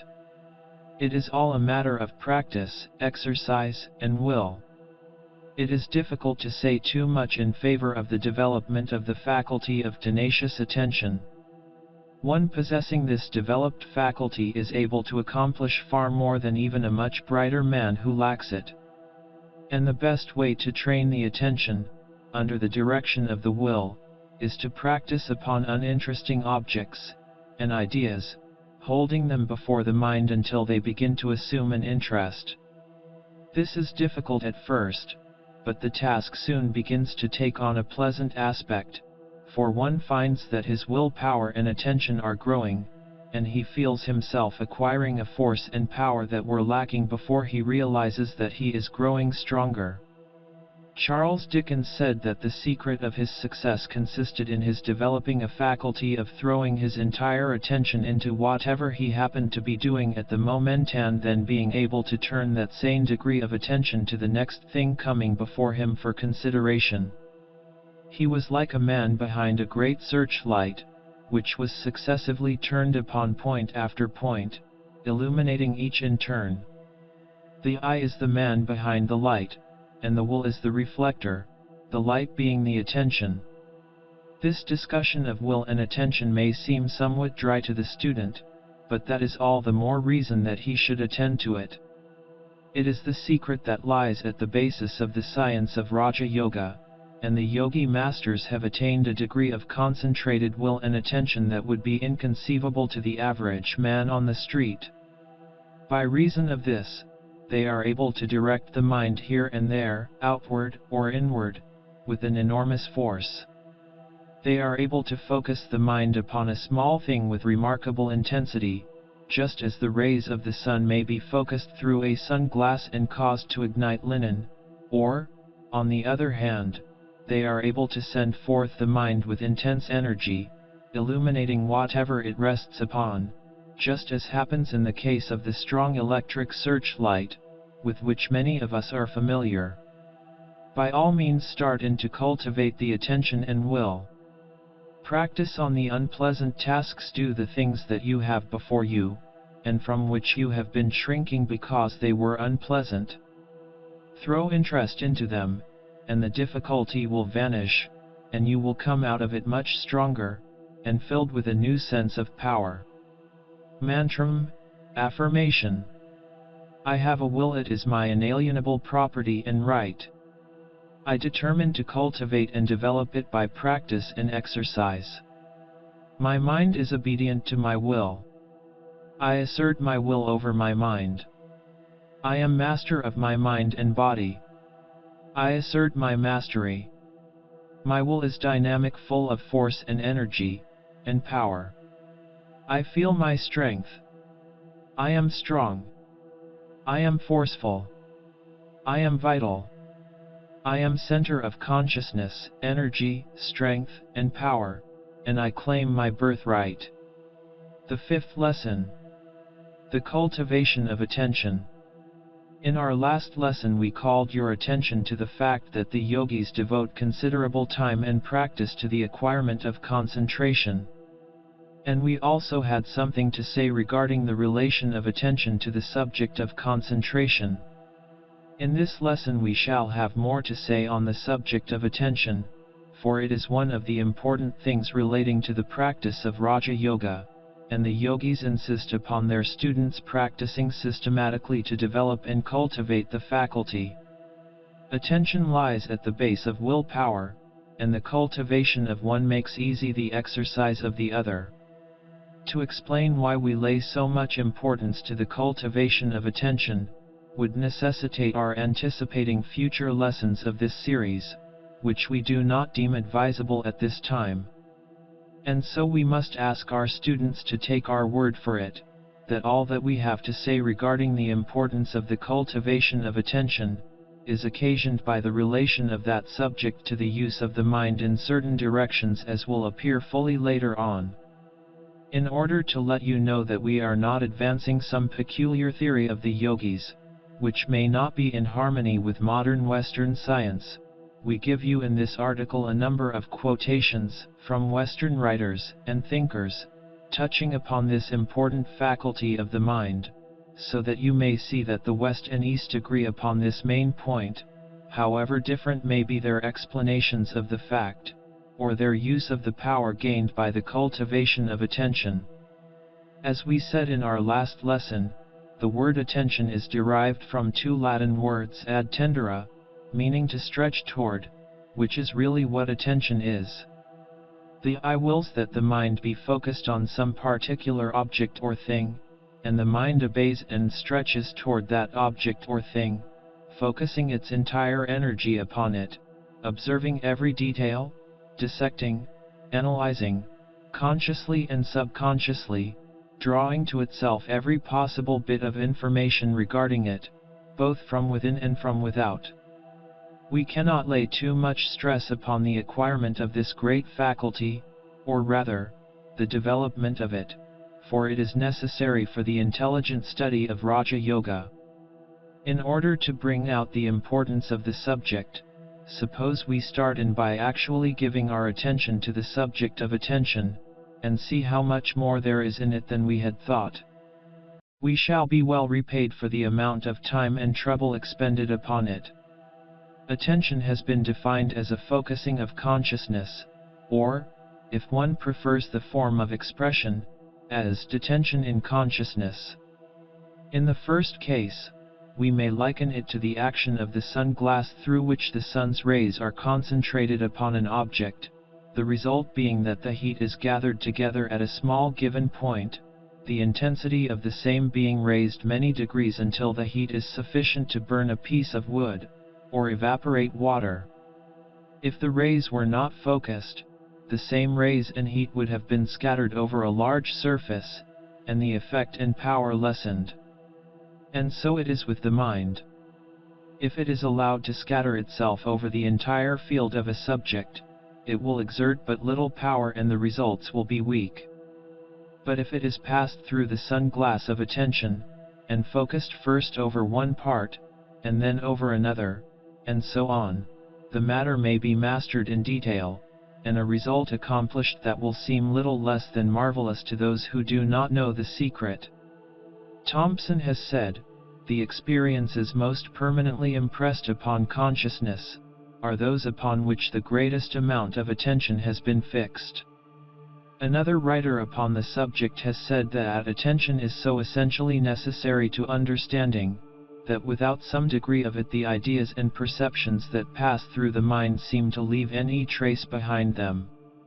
Hamilton has said, an act of attention, that is, an act of concentration, seems thus necessary to every exertion of consciousness, as a certain contraction of the pupil is requisite to every exertion of vision. Attention then is to consciousness what the contraction of the pupil is to sight, or, to the eye of the mind what the microscope or telescope is to the bodily eye. It constitutes the better half of all intellectual power. And Brodie adds, quite forcibly, it is attention, much more than any difference in the abstract power of reasoning, which constitutes the vast difference which exists between minds of different individuals. Butler gives us this important testimony: the most important intellectual habit I know of is the habit of attending exclusively to the matter in hand. It is commonly said that genius cannot be infused by education, yet this power of concentrated attention, which belongs as a part of his gift to every great discoverer, is unquestionably capable of almost indefinite augmentation by resolute practice. And, concluding this review of opinions, and endorsements of that which the yogis have so much to say, and to which they attach so much importance, let us listen to the words of Beattie, who says, "The force wherewith anything strikes the mind, is generally in proportion to the degree of attention bestowed upon it. Moreover, the great art of memory is attention, and inattentive people always have bad memories. There are two general kinds of attention. The first is the attention directed within the mind upon mental objects and concepts. The other is the attention directed outward upon objects external to ourselves. The same general rules and laws apply to both equally. Likewise there may be drawn another distinction and division of attention into two classes, viz., attention attracted by some impression coming into consciousness without any conscious effort of the will. This is called involuntary attention, for the attention and interest is caught by the attractiveness or novelty of the object. Attention directed to some object by an effort of the will is called voluntary attention. Involuntary attention is quite common, and requires no special training. In fact, the lower animals and young children seem to have a greater share of it than do adult men. A great percentage of men and women never get beyond this stage to any marked degree. On the other hand, voluntary attention requires effort, will, and determination a certain mental training that is beyond the majority of people, for they will not take the trouble to direct their attention in this way. Voluntary attention is the mark of the student and other thoughtful men. They focus their minds on objects that do not yield immediate interest or pleasure, in order that they may learn and accomplish. The careless person will not thus fasten his attention, at least not more than a moment or so, for his involuntary attention is soon attracted by some passing object of no matter how trifling in nature, and the voluntary attention disappears and is forgotten. Voluntary attention is developed by practice and perseverance, and is well worth the trouble, for nothing in the mental world is accomplished without its use. The attention does not readily fasten itself to uninteresting objects, and, unless interest can be created, it requires a considerable degree of voluntary attention in order that the mind may be fastened upon such an object.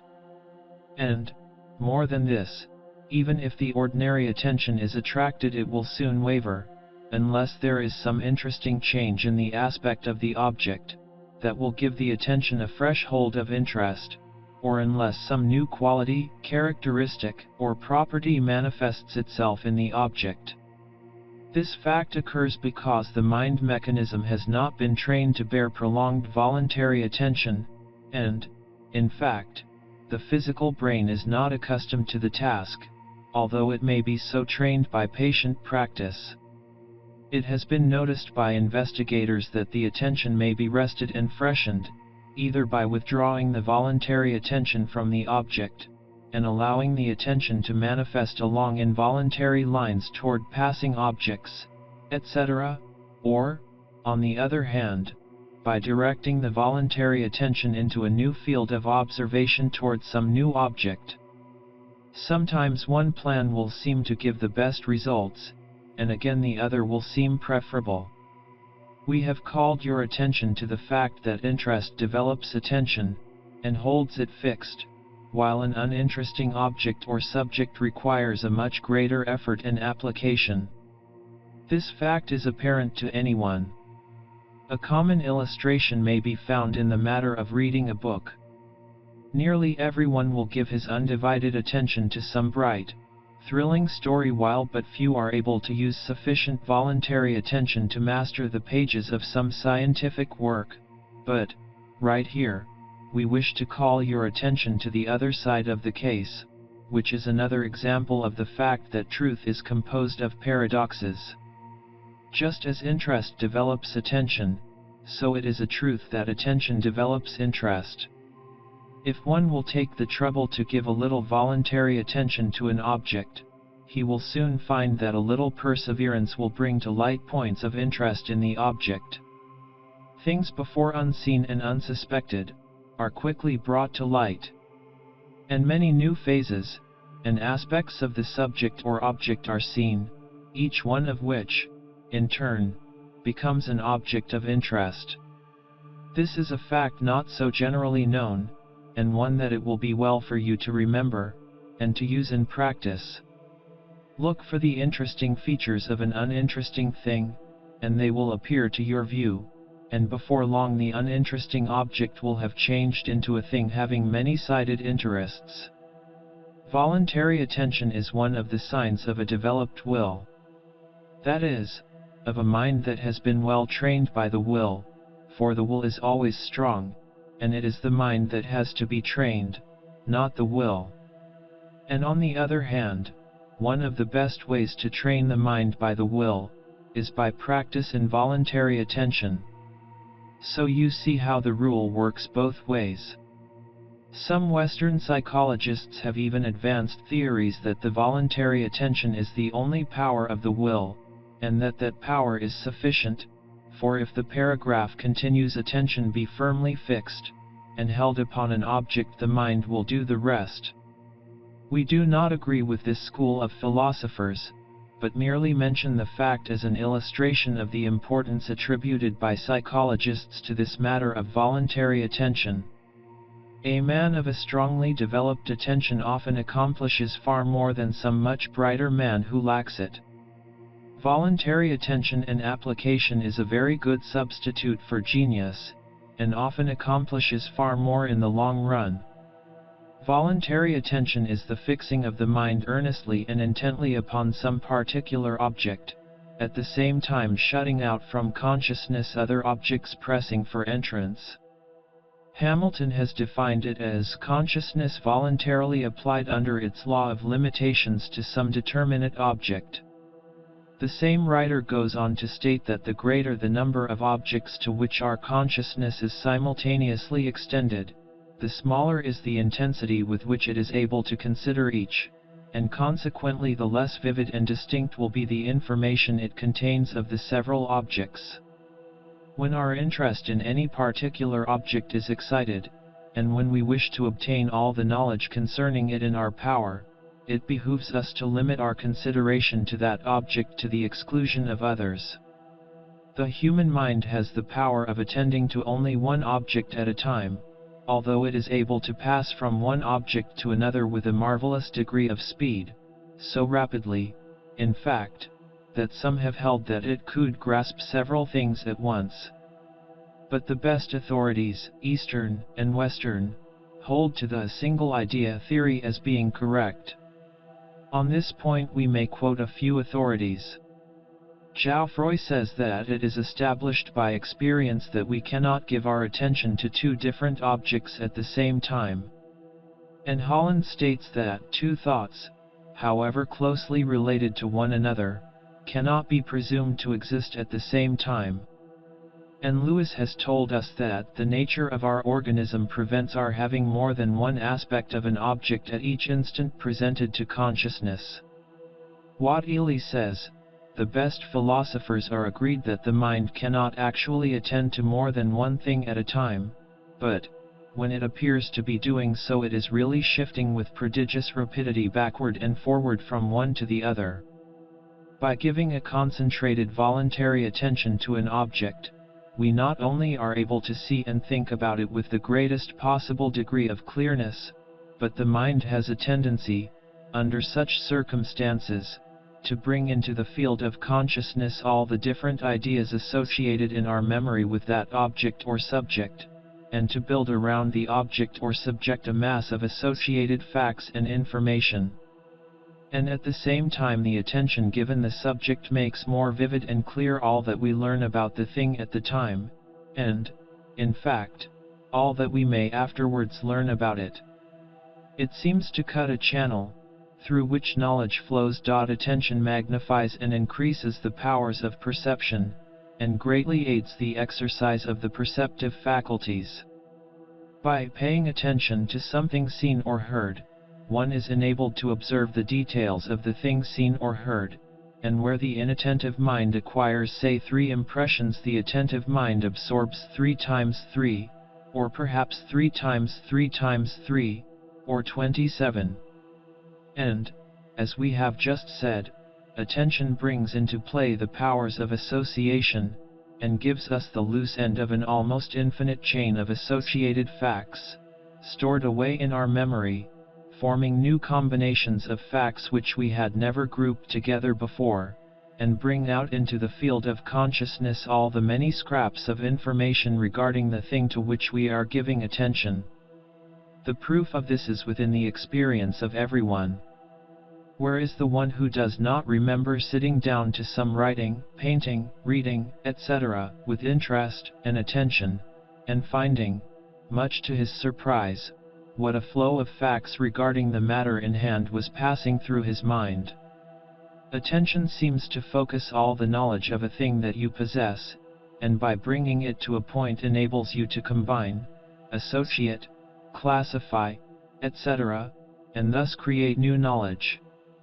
Gibbon tells us that after he gave a brief glance and consideration to a new subject, he suspended further work upon it, and allowed his mind, under concentrated attention, to bring forth all his associated knowledge regarding the subject, after which he renewed the task with increased power and efficiency. The more one's attention is fixed upon a subject under consideration, the deeper is the impression which the subject leaves upon the mind. and the easier will it be for him to afterwards pursue the same train of thought and work. Attention is a prerequisite of good memory, and in fact there can be no memory at all unless some degree of attention is given. The degree of memory depends upon the degree of attention and interest. And when it is considered that the work of today is made efficient by the memory of things learned yesterday, the day before yesterday, and so on, it is seen that the degree of attention given today regulates the quality of the work of tomorrow. Some authorities have described genius as the result of great powers of attention, or, at least, that the two seem to run together. Some writer has said that possibly the best definition of genius is the power of concentrating upon some one given subject until its possibilities are exhausted and absorbed. Simpson has said that the power and habit of thinking closely and continuously upon the subject at hand, to the exclusion, for the time, of all other subjects, is one of the principal, if, indeed, not the principal, means of success. Sir Isaac Newton has told us his plan of absorbing information and knowledge. He has stated that he would keep the subject under consideration before him continually, and then would wait till the first dawning of perception gradually brightened into a clear light, little by little. A mental sunrise, in fact. That sage observer, Dr. Abercrombie, has written that he considered that he knew of no more important rule for rising to eminence in any profession or occupation than the ability to do one thing at a time, avoiding all distracting and diverting objects or subjects, and keeping the leading matter continually before the mind. And others have added that such a course will enable one to observe relations between the subject and other things that will not be apparent to the careless observer or student. The degree of attention cultivated by a man is the degree of his capacity for intellectual work.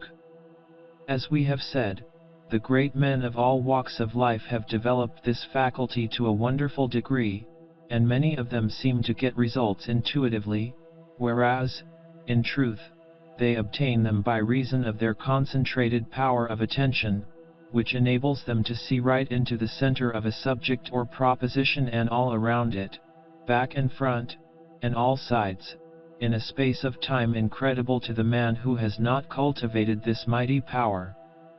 Men who have devoted much attention to some special line of work or research, are able to act almost as if they possessed second sight, providing the subject is within their favorite field of endeavor. Attention quickens every one of the faculties: the reasoning faculties, the senses, the deciding qualities, the analytical faculties, and so on, each being given a fine edge by their use under a concentrated attention.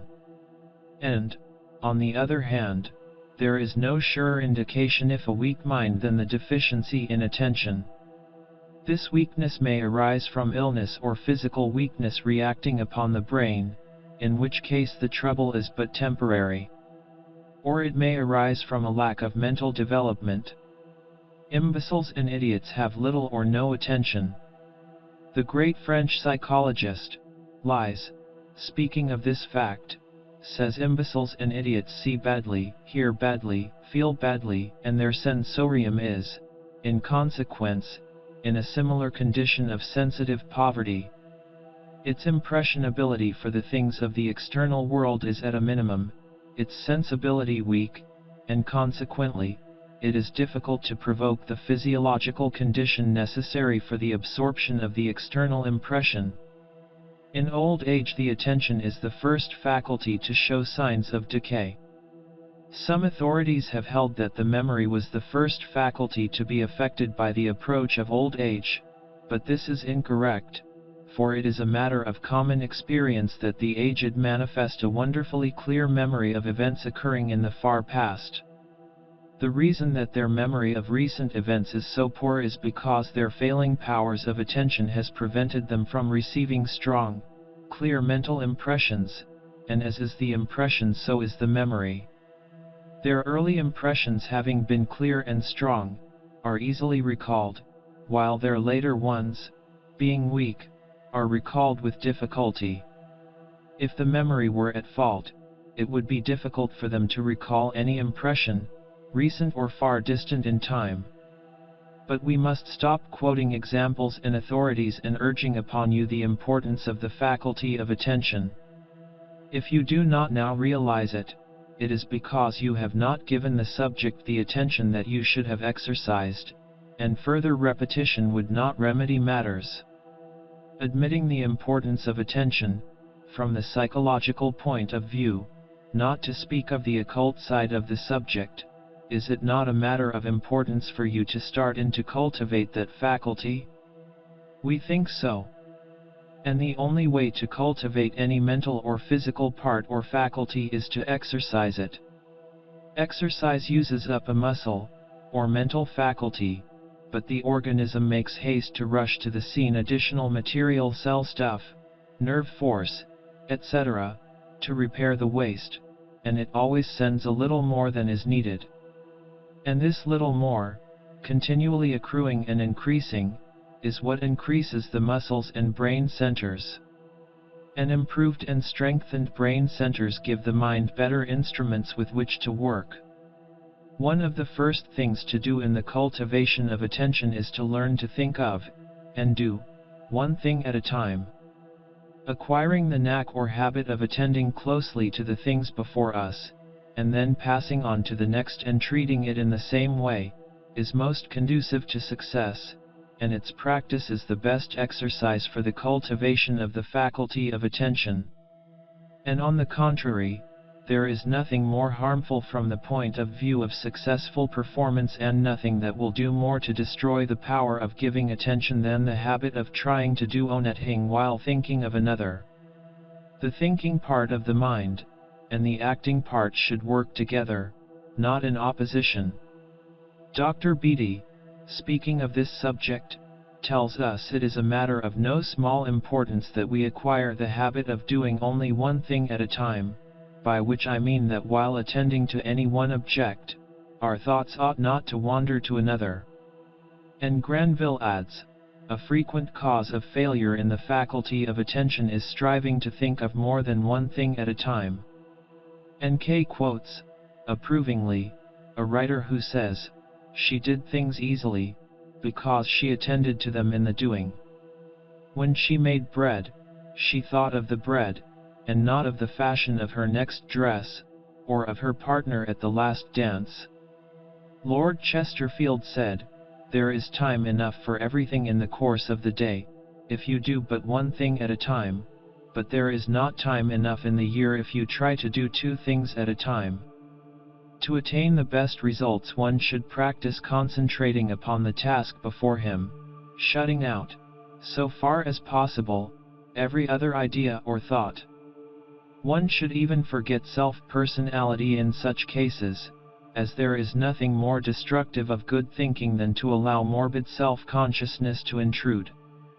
One does best when he forgets himself in his work, and sinks his personality in the creative work. The earnest man or woman is the one who sinks personality in the desired result, or performance of the task undertaken. The actor, or preacher, or orator or writer, must lose sight of himself to get the best results. Keep the attention fixed on the thing before you, and let the self take care of itself. In connection with the above, we may relate an anecdote of Wat Ely that may be interesting in connection with the consideration of this subject of losing oneself in the task. He was asked for a recipe for bashfulness, and replied that the person was bashful simply because he was thinking of himself and the impression he was making. His recipe was that the young man should think of others, of the pleasure he could give them, and in that way he would forget all about himself. The prescription is said to have effected the cure. The same authority has written, let both the extemporary speaker, and the reader of his own compositions, study to avoid as far as possible all thoughts of self, earnestly fixing the mind on the matter of what is delivered, and they will feel less that embarrassment which arises from the thought of what opinion the hearers will form of them. The same writer, Wat Ely, seems to have made quite a study of attention and has given us some interesting information on its details. The following may be read with interest, and if properly understood may be employed to advantage. He says, "It is a fact, and a very curious one, that many people find that they can best attend to any serious matter when they are occupied with something else which requires a little, and but a little, attention, such as working with the needle, cutting open paper leaves, or, for want of some such employment, fiddling anyhow with the fingers." He does not give the reason for this, and at first sight it might seem like a contradiction of the one thing at a time idea. But a closer examination will show us that the minor work, the cutting leaves, etc., is in the nature of an involuntary or automatic movement, inasmuch as it requires little or no voluntary attention, and seems to do itself. It does not take off the attention from the main subject, but perhaps acts to catch the waste attention that often tries to divide the attention from some voluntary act to another. The habit mind may be doing one thing, while the attention is fixed on another. For instance, one may be writing with his attention firmly fixed upon the thought he wishes to express, while at the time his hand is doing the writing, apparently with no attention being given it. But, let a boy, or person unaccustomed to writing, try to express his thoughts in this way, and you will find that he is hampered in the flow of his thoughts by the fact that he has to give much attention to the mechanical act of writing. In the same way, the beginner on the typewriter finds it difficult to compose to the machine, while the experienced typist finds the mechanical movements no hindrance whatever to the flow of thought and focusing of attention. In fact, many find that they can compose much better while using the typewriter than they can by dictating to a stenographer. We think you will see the principle. And now for a little mental drill in attention. Thought you may be started on the road to cultivate this important faculty. Mental drill in attention. Exercise. I begin by taking some familiar object and placing it before you. Try to get as many impressions regarding it as is possible for you. Study its shape, its color, its size, and the 1,001 little peculiarities about it that present themselves to your attention. In doing this, reduce the thing to its simplest parts, analyze it as far as is possible, dissect it, mentally, and study its parts in detail. The more simple and small the part to be considered, the more clearly will the impression be received, and the more vividly will it be recalled. Reduce the thing to the smallest possible proportions, and then examine each portion, and mastering that, then pass on to the next part, and so on, until you have covered the entire field. Then, when you have exhausted the object, take a pencil and paper and put down as nearly as possible all the things or details of the object examined.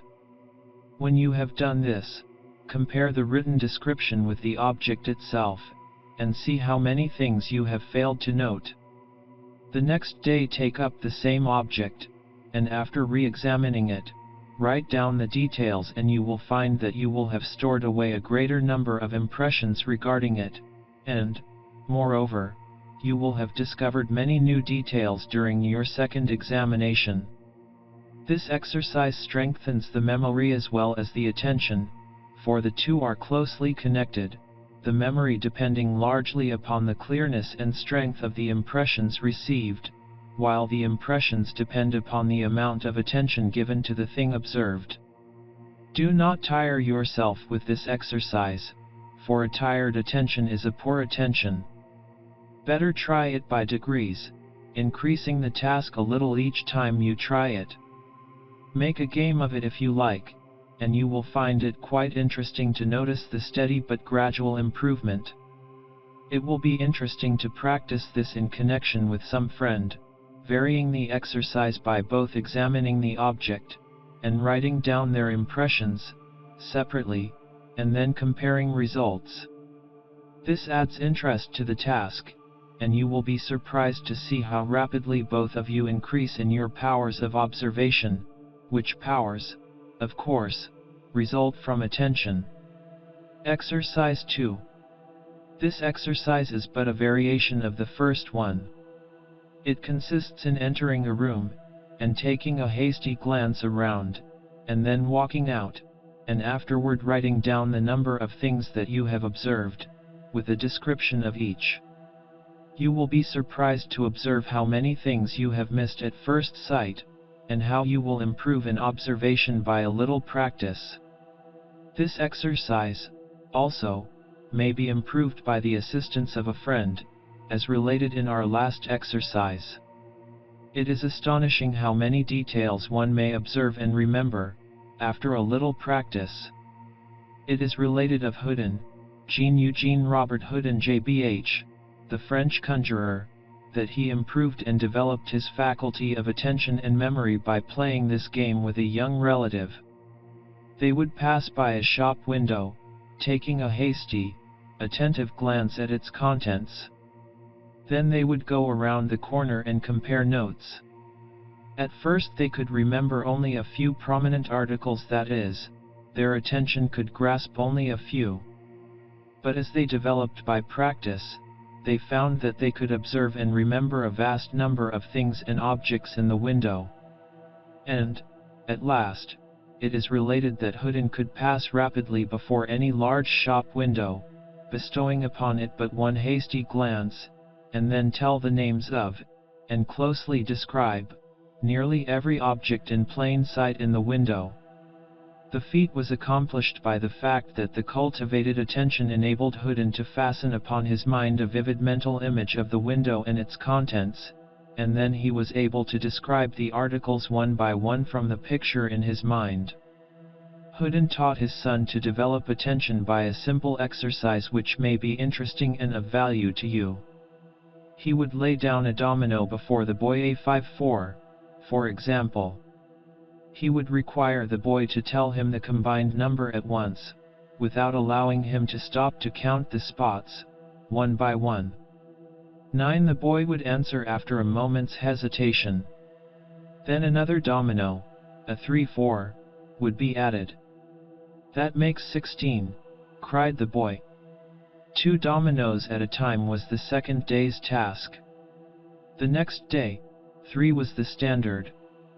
The next day, 4, and so on, until the boy was able to handle 12 dominoes, that is to say, give instantaneously the total number of spots on 12 dominoes, after a single glance. This was attention in earnest, and shows what practice will do to develop a faculty.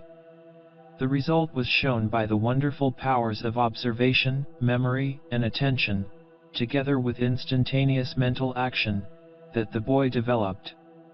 Not only was he able to add dominoes instantaneously, but he had powers of observation, etc., that seemed little short of miraculous. And yet it is related that he had poor attention, and deficient memory to begin with. If this seems incredible, let us remember how old whist players note and remember every card in the pack, and can tell whether they have been played or not, and all the circumstances attending upon them. The same is true of chess players, who observe every move and can relate the whole game in detail long after it has been played.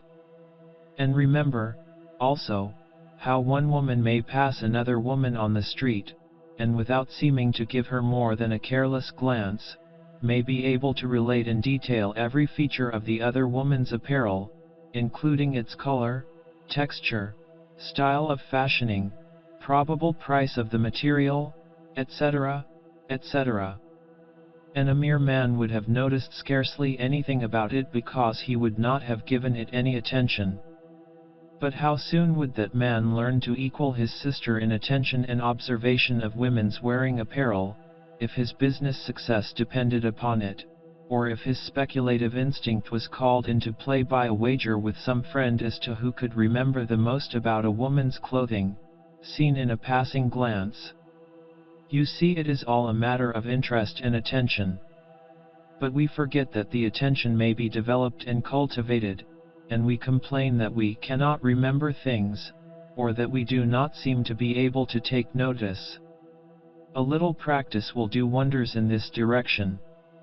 Now, while the above exercises will develop your memory and powers of observation, still that is not the main reason that we have given them to you. We have an ulterior object that will appear in time. We aim to develop your willpower, and we know that attention stands at the gate of willpower. In order to be able to use your will, you must be able to focus the attention forcibly and distinctly. And these childish exercises will help you to develop the mental muscles of the attention. If you could but realize the childish games the young yogi students are required to play, in order to develop the mental faculties, you would change your minds about the yogi adepts whom you have been thinking about as mere dreamers, far removed from the practical. These men, and their students, are intensely practical. They have gained the mastery of the mind, and its faculties, and are able to use them as sharp-edged tools, while the untrained man finds that he has but a dull, unsharpened blade that will do nothing but hack and hew roughly, instead of being able to produce the finished product. Paragraph continues. The yogi believes in giving the eye good tools with which to work, and he spends much time in tempering and sharpening these tools. Oh, no, the yogi are not idle dreamers. Their grasp of practical things would surprise many a practical, matter-of-fact Western businessman, if he could but observe it. And so, we ask you to practice observing things. The two exercises we have given are but indications of the general line. We could give you thousands, but you can prepare them yourselves as well as could we. The little Hindu boy is taught attention by being asked to note and remember the number, color, character, and other details of a number of colored stones, jewelry, etc., shown for an instant in an open palm, the hand being closed the moment after. He is taught to note and describe passing travelers, and their equipages, houses he sees on his journeys, and thousands of other everyday objects. The results are almost marvelous. In this way he is prepared as a Kila or student, and he brings to his guru or teacher a brain well developed, a mind thoroughly trained to obey the will of the eye, and with faculties quickened to perceive instantly that which others would fail to see in a fortnight. It is true that he does not turn these faculties to business or other so-called practical pursuits, but prefers to devote them to abstract studies and pursuits outside of that which the Western man considers to be the end and aim of life. But remember that the two civilizations are quite different, following different ideals, having different economic conditions, living in different worlds, as it were. But that is all a matter of taste and ideals. The faculty for the practical life of the West is possessed by the Kila, if he saw fit to use it. But all Hindu youths are not Chelas, remember, nor are all Western youths captains of industry, or Edisons. Mantram, affirmation. I am using my attention to develop my mental faculties, so as to give the eye a perfect instrument with which to work. The mind is my instrument, and I am bringing it to a state of capacity for perfect work. Mantram, or affirmation. There is but one life underlying. This life is manifesting through me, and through every other shape, form, and thing. I am resting on the bosom of the great ocean of life, and it is supporting me, and will carry me safely, though the waves rise and fall, though the storms rage and the tempests roar. I am safe on the ocean of life, and rejoice as I feel the sway of its motion. Nothing can harm me, though changes may come and go. I am safe. I am one with the all-life, and its power, knowledge, and peace are behind, underneath, and within me. Oh! One life. Express thyself through me, carry me now on the crest of the wave, now deep down in the trough of the ocean, supported always by thee. All is good to me, as I feel thy life moving in and through me. I am alive, through thy life, and I open myself to thy full manifestation and inflow. The sixth lesson. Cultivation of perception. Man gains his knowledge of the outside world through his senses. And, consequently, many of us are in the habit of thinking of these senses as if they did the sensing, instead of being merely carriers of the vibrations coming from the outside world, which are then presented to the mind for examination. We shall speak of this at greater length a little later on in this lesson. Just now we wish to impress upon you the fact that it is the mind that perceives, not the senses. And, consequently, a development of perception is really a development of the mind. The yogis put their students through a very arduous course of practice and exercises designed to develop their powers of perception. To many this would appear to be merely a development of the senses, which might appear odd in view of the fact that the yogis are constantly preaching the folly of being governed and ruled by the senses. But there is nothing paradoxical about all this, for the yogis, while preaching the folly of sense life, and manifesting the teaching in their lives, nevertheless believe in any and all exercises calculated to sharpen the mind, and develop it to a keen state and condition. They see a great difference between having a sharpened perception, on the one hand, and being a slave to the senses on the other. For instance, what would be thought of a man who objected to acquiring a keen eyesight, for fear it would lead him away from higher things, by reason of his becoming attached to the beautiful things he might see? To realize the folly of this idea, one may look at its logical conclusion, which would be that one would then be much better off if all their senses were destroyed. The absurdity, not to say wickedness, of such an idea will be apparent to everyone, after a minute's consideration. The secret of the yogi theory and teachings regarding the development of the mental powers lies in the word mastery. The yoga student accomplishes and attains this mastery in two ways. The first way is by subordinating all the feelings, sense impressions, etc., to the mastery of the I, or will, the mastery being obtained in this way by the assertion of the dominancy of the I over the faculties and emotions, etc. The second step, or way, lies in the yogi, once having asserted the mastery, beginning to develop and perfect the mental instrument, so as to get better work and returns from it. In this way he increases his kingdom and is master over a much larger territory.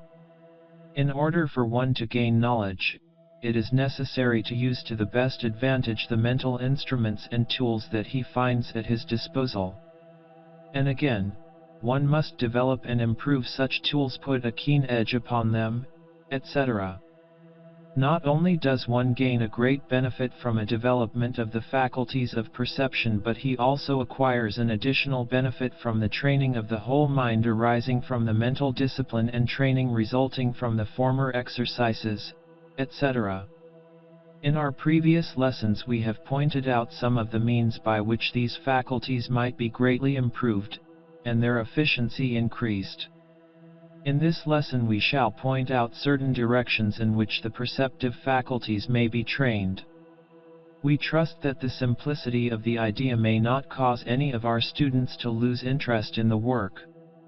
If they only knew just what such development would lead to, they would gladly follow our suggestions in the matter.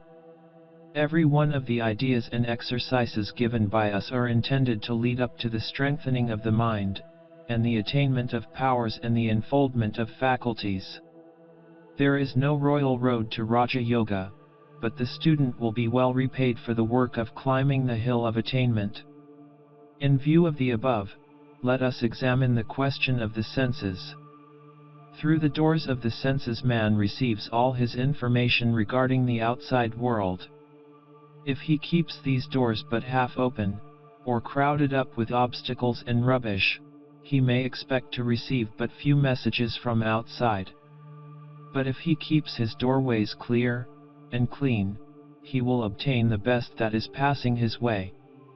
If one were born without sense organs, no matter how good a mind he might have, he would be compelled to live his life in a dreamy plant life stage of existence, with little or no consciousness. The mind would be like a seed in the earth, that for some reason was prevented from growing. One may object that the highest ideas do not come to us through the senses, but the reply is that the things obtained through the senses are the raw material upon which the mind works, and fashions the beautiful things that it is able to produce in its highest stages. Just as is the body dependent for growth upon the nourishment taken into it, so is the mind dependent for growth upon the impressions received from the universe, and these impressions come largely through the senses. It may be objected to that we know many things that we have not received through our senses. But, does the objector include the impressions that came through his senses in some previous existence, and which have been impressed upon his instinctive mind, or soul memory? It is true that there are higher senses than those usually recognized, but nature insists upon one learning the lessons of the lower grades before attempting those of the higher. Do not forget that all that we know we have worked for. There is nothing that comes to the idler, or shirker. What we know is merely the result of stored-up accumulations of previous experience, as Lewis has so well said. So it will be seen that the yogi idea that one should develop all parts of the mind is strictly correct, if one will take the trouble to examine into the matter. A man sees and knows but very little of what is going in about him. His limitations are great. His powers of vision report only a few vibrations of light, while below and above the scale lie an infinity of vibrations unknown to him. The same is true of the powers of hearing, for only a comparatively small portion of the sound waves reach the mind of man. Even some of the animals hear more than he does. If a man had only one sense, he would obtain but a one-sense idea of the outside world. If another sense is added, his knowledge is doubled. And so on. The best proof of the relation between increased sense perception and development is had in the study of the evolution of animal forms. In the early stages of life, the organism has only the sense of feeling, and very dim at that, and a faint sense of taste. Then develops smell, hearing, and sight, each marking a distinct advance in the scale of life, for a new world has been opened out to the advancing forms of life. And, when man develops new senses, and this is before the race, he will be a much wiser and greater being. Carpenter, many years ago, voiced a thought that will be familiar to those who are acquainted with the yogi teachings regarding the unfoldment of new senses. He said, "It does not seem at all improbable that there are properties of matter of which none of our senses can take immediate cognizance, and which other beings might be formed to perceive in the same manner as we are sensible to light, sound, etc." And Isaac Taylor said, "It may be that within the field occupied by the visible and ponderable universe there is existing and moving another element fraught with another species of life, corporeal, indeed, and various in its orders, but not open to cognizance of those who are confined to the conditions of animal organization. Is it to be thought that the eye of man is the measure of the Creator's power, and that he created nothing but that which he has exposed to our present senses? The contrary seems much more than barely possible. Ought we not to think it almost certain?" Another writer, Professor Masson, has said, "If a new sense or two were added to the present normal number, in man, that which is now the phenomenal world for all of us might, for all that we know, burst into something amazingly different and wider, in consequence of the additional revelations of these new senses." But not only is this true, but man may increase his powers of knowledge and experience if he will but develop the senses he has to a higher degree of efficiency, instead of allowing them to remain comparatively atrophied. And toward this end, this lesson is written. The mind obtains its impressions of objects of the outside world by means of the brain and sense organs. The sensory organs are the instruments of the mind, as is also the brain and the entire nervous system. By means of the nerves, and the brain, the mind makes use of the sensory organs in order that it may obtain information regarding external objects. The senses are usually said to consist of 5 different forms, viz., sight, hearing, smell, touch, and taste. Paragraph continues. The yogis teach that there are higher senses, undeveloped, or comparatively so, in the majority of the race, but toward the unfoldment of which the race is tending. But we shall not touch upon these latent senses in this lesson, as they belong to another phase of the subject. In addition to the 5 senses above enumerated, some physiologists and psychologists have held that there were several others in evidence. For instance, the sense by which the inner organs revealed their presence and condition. The muscular system reports to the mind through some sense that is not that of touch, although closely allied to it. And the feelings of hunger, thirst, etc., seem to come to us through an unnamed sense. Bernstein has distinguished between the 5 senses and the one just referred to as follows. The characteristic distinction between these common sensations and the sensations of the senses is that by the latter we gain knowledge of the occurrences and objects which belong to the external world, and which sensations we refer to external objects, whilst by the former we only feel conditions of our own body. A sensation is the internal, mental conception, resulting from an external object or fact exciting the sense organs and nerves, and the brain, thus making the mind aware of the external object or fact. As Bain has said, it is the mental impression, feeling, or conscious state, resulting from the action of external things on some part of the body, called on that account, sensitive. Each channel of sense impressions has an organ, of organs, peculiarly adapted for the excitation of its substance by the particular kind of vibrations through which it receives impressions. The eye is most cunningly and carefully designed to receive the light waves, and sound waves produce no effect upon it. And, likewise, the delicate mechanism of the ear responds only to sound waves, light waves failing to register upon it. Each set of sensations is entirely different, and the organs and nerves designed to register each particular set are peculiarly adapted to their own special work.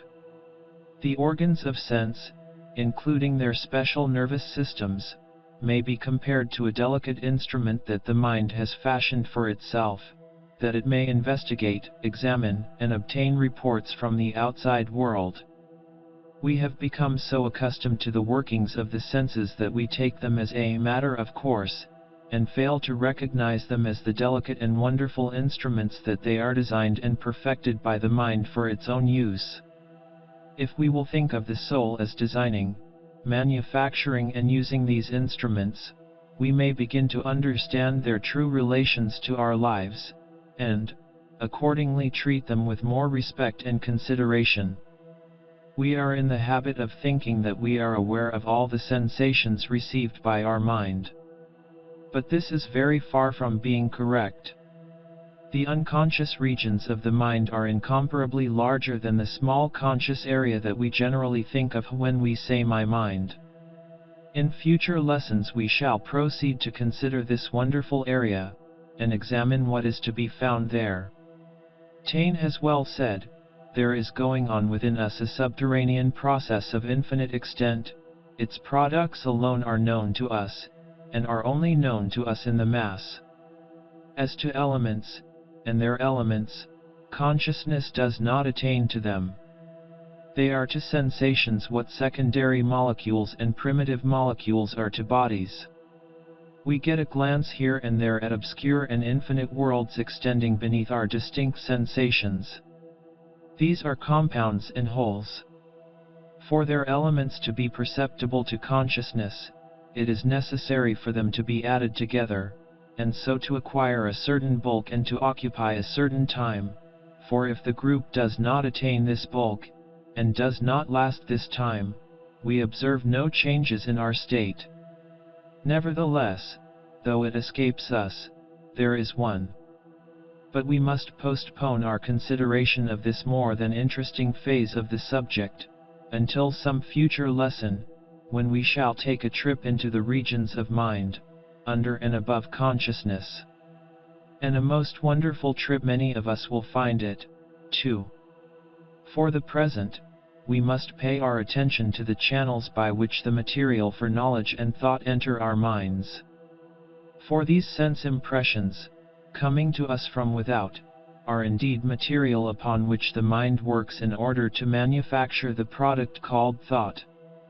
This material we obtain through the channels of the senses, and then store in that wonderful storehouse, the memory, from whence we bring out material from time to time, which we proceed to weave into the fabric of thought.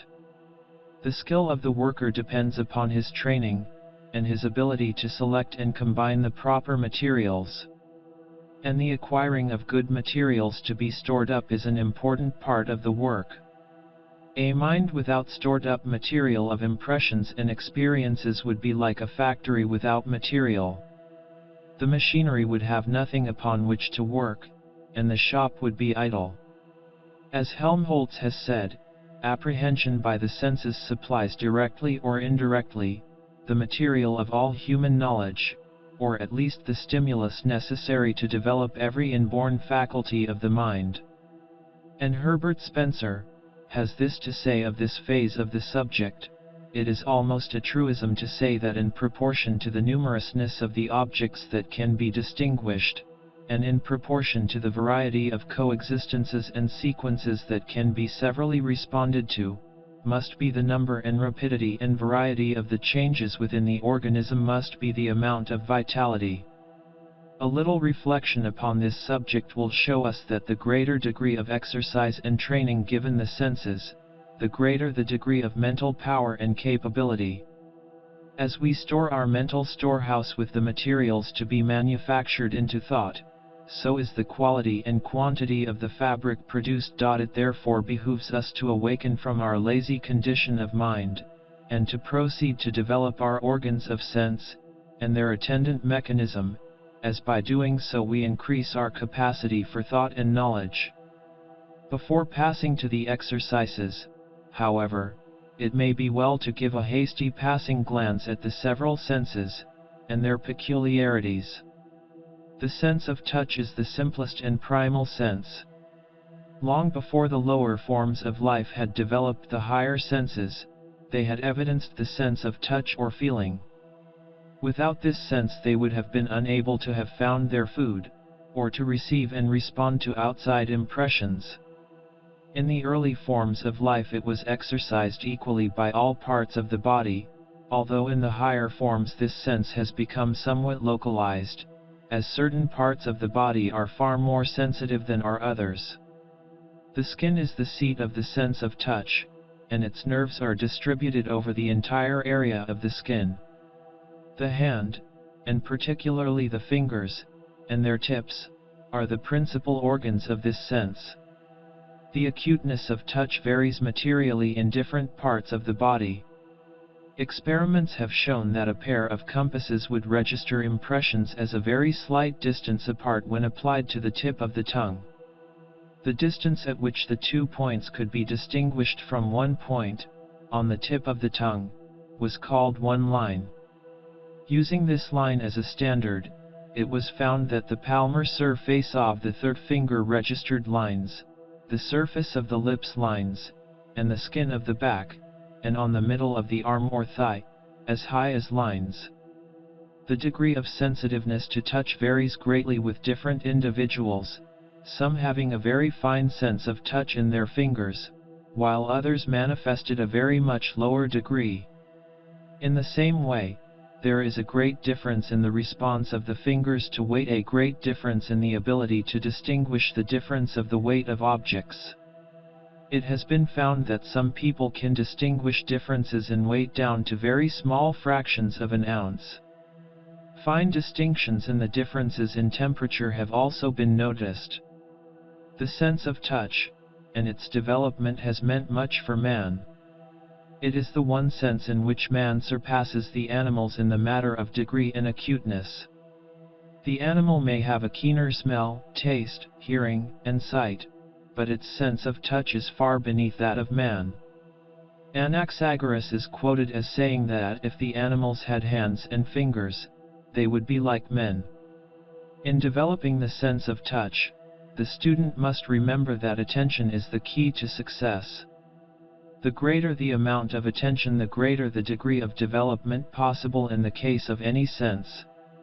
When the attention is concentrated upon any particular sense, the latter becomes quickened and more acute, and repeated exercise, under the stimulus of attention, will work wonders in the case of any particular sense. And on the other hand, the sense of touch may be almost, or completely inhibited, by firmly fixing the attention upon something else. As an extreme proof of this latter fact, the student is asked to remember the fact that men have been known to suffer excruciating torture, apparently without feeling, owing to the mind being intently riveted upon some idea or thought. As Wild has said, the martyr born above sensuous impressions, is not only able to endure tortures, but is able to endure and quench them. The pinching and cutting of the flesh only added energy to the death song of the American Indian, and even the slave under the lash is sustained by the indignant sense of his wrongs. In the cases of persons engaged in occupations requiring a fine degree of touch, the development is marvelous. The engraver passes his hand over the plate, and is able to distinguish the slightest imperfection. And the handler of cloth and fabrics is able to distinguish the finest differences, simply by the sense of touch. Wool sorters also exercise a wonderfully high degree of fineness of touch. And the blind are able to make up for the loss of sight by their greatly increased sense of touch, cases being recorded where the blind have been able to distinguish color by the different feel of the material. The sense of taste is closely allied to that of touch. In fact, some authorities have considered taste as a very highly developed sense of touch in certain surfaces of the body, the tongue notably. It will be remembered that the tongue has the finest sense of touch, and it also has the sense of taste developed to perfection. In taste and touch, the object must be brought in direct contact with the organ of sense, which is not the case in smell, hearing, or sight. And, be it remembered, that the latter senses have special nerves, while taste is compelled to fall back upon the ordinary nerves of touch. It is true that taste is confined to a very small part of the surface of the body, while touch is general. But this only indicates a special development of the special area. The sense of taste also depends to a great extent upon the presence of fluids, and only substances that are soluble make their presence known through the organs and sense of taste. Physiologists report that the sense of taste in some persons is so acute that 1 part of strychnine in 1 million parts of water has been distinguished. There are certain occupations, such as that of wine tasters, tea tasters, etc., the followers of which manifest a degree of fineness of taste almost incredible. The sense of smell is closely connected with the sense of taste, and often acts in connection therewith, as the tiny particles of the substance in the mouth arise to the organs of smell, by means of the opening or means of communication situated in the back part of the mouth. Besides which, the nose usually detects the odor of substances before they enter the mouth. The sense of smell operates by reason of thetony particles or the object being carried to the mucous membrane of the interior of the nose, by means of the air. The membrane, being moist, seizes and holds these particles for a moment, and the fine nervous organism reports differences in qualities, and the mind is thus informed of the nature of the object. The sense of smell is very highly developed among animals, who are compelled to rely upon it to a considerable extent. And many occupations among men require the development of this sense, for instance, the tobacconist, the wine dealer, the perfumers, the chemist, etc. It is related that in the cases of certain blind people, it has been observed that they could distinguish persons in this manner.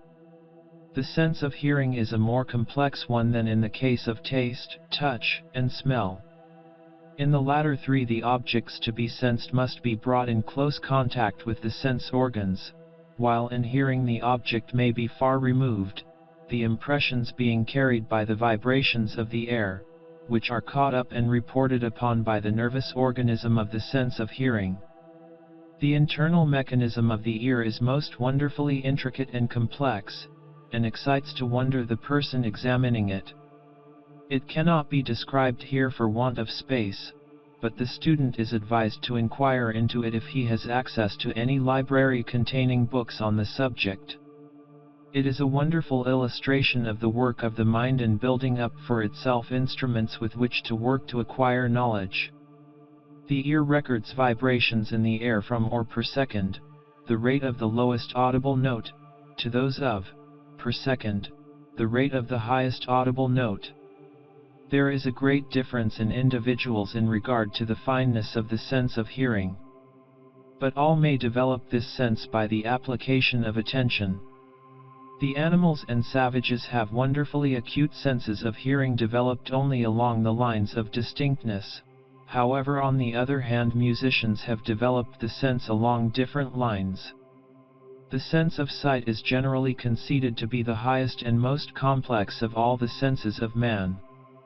It deals with a far larger number of objects at longer distances and gives a far greater variety of reports to the mind than any of its associate senses. It is the sense of touch magnified many times. As Wilson says of it, our sight may be considered as a more delicate and diffusive kind of touch that spreads itself over an infinite number of bodies, comprehends the largest figures, and brings into our reach some of the most remote parts of the universe. The sense of sight receives its impressions from the outside world by means of waves that travel from body to body, from sun to earth, and from lamp to eye. These waves of light arise from vibrations in substance, of an almost incredible degree of rapidity. The lowest light vibration is about per second, while the highest is about per second.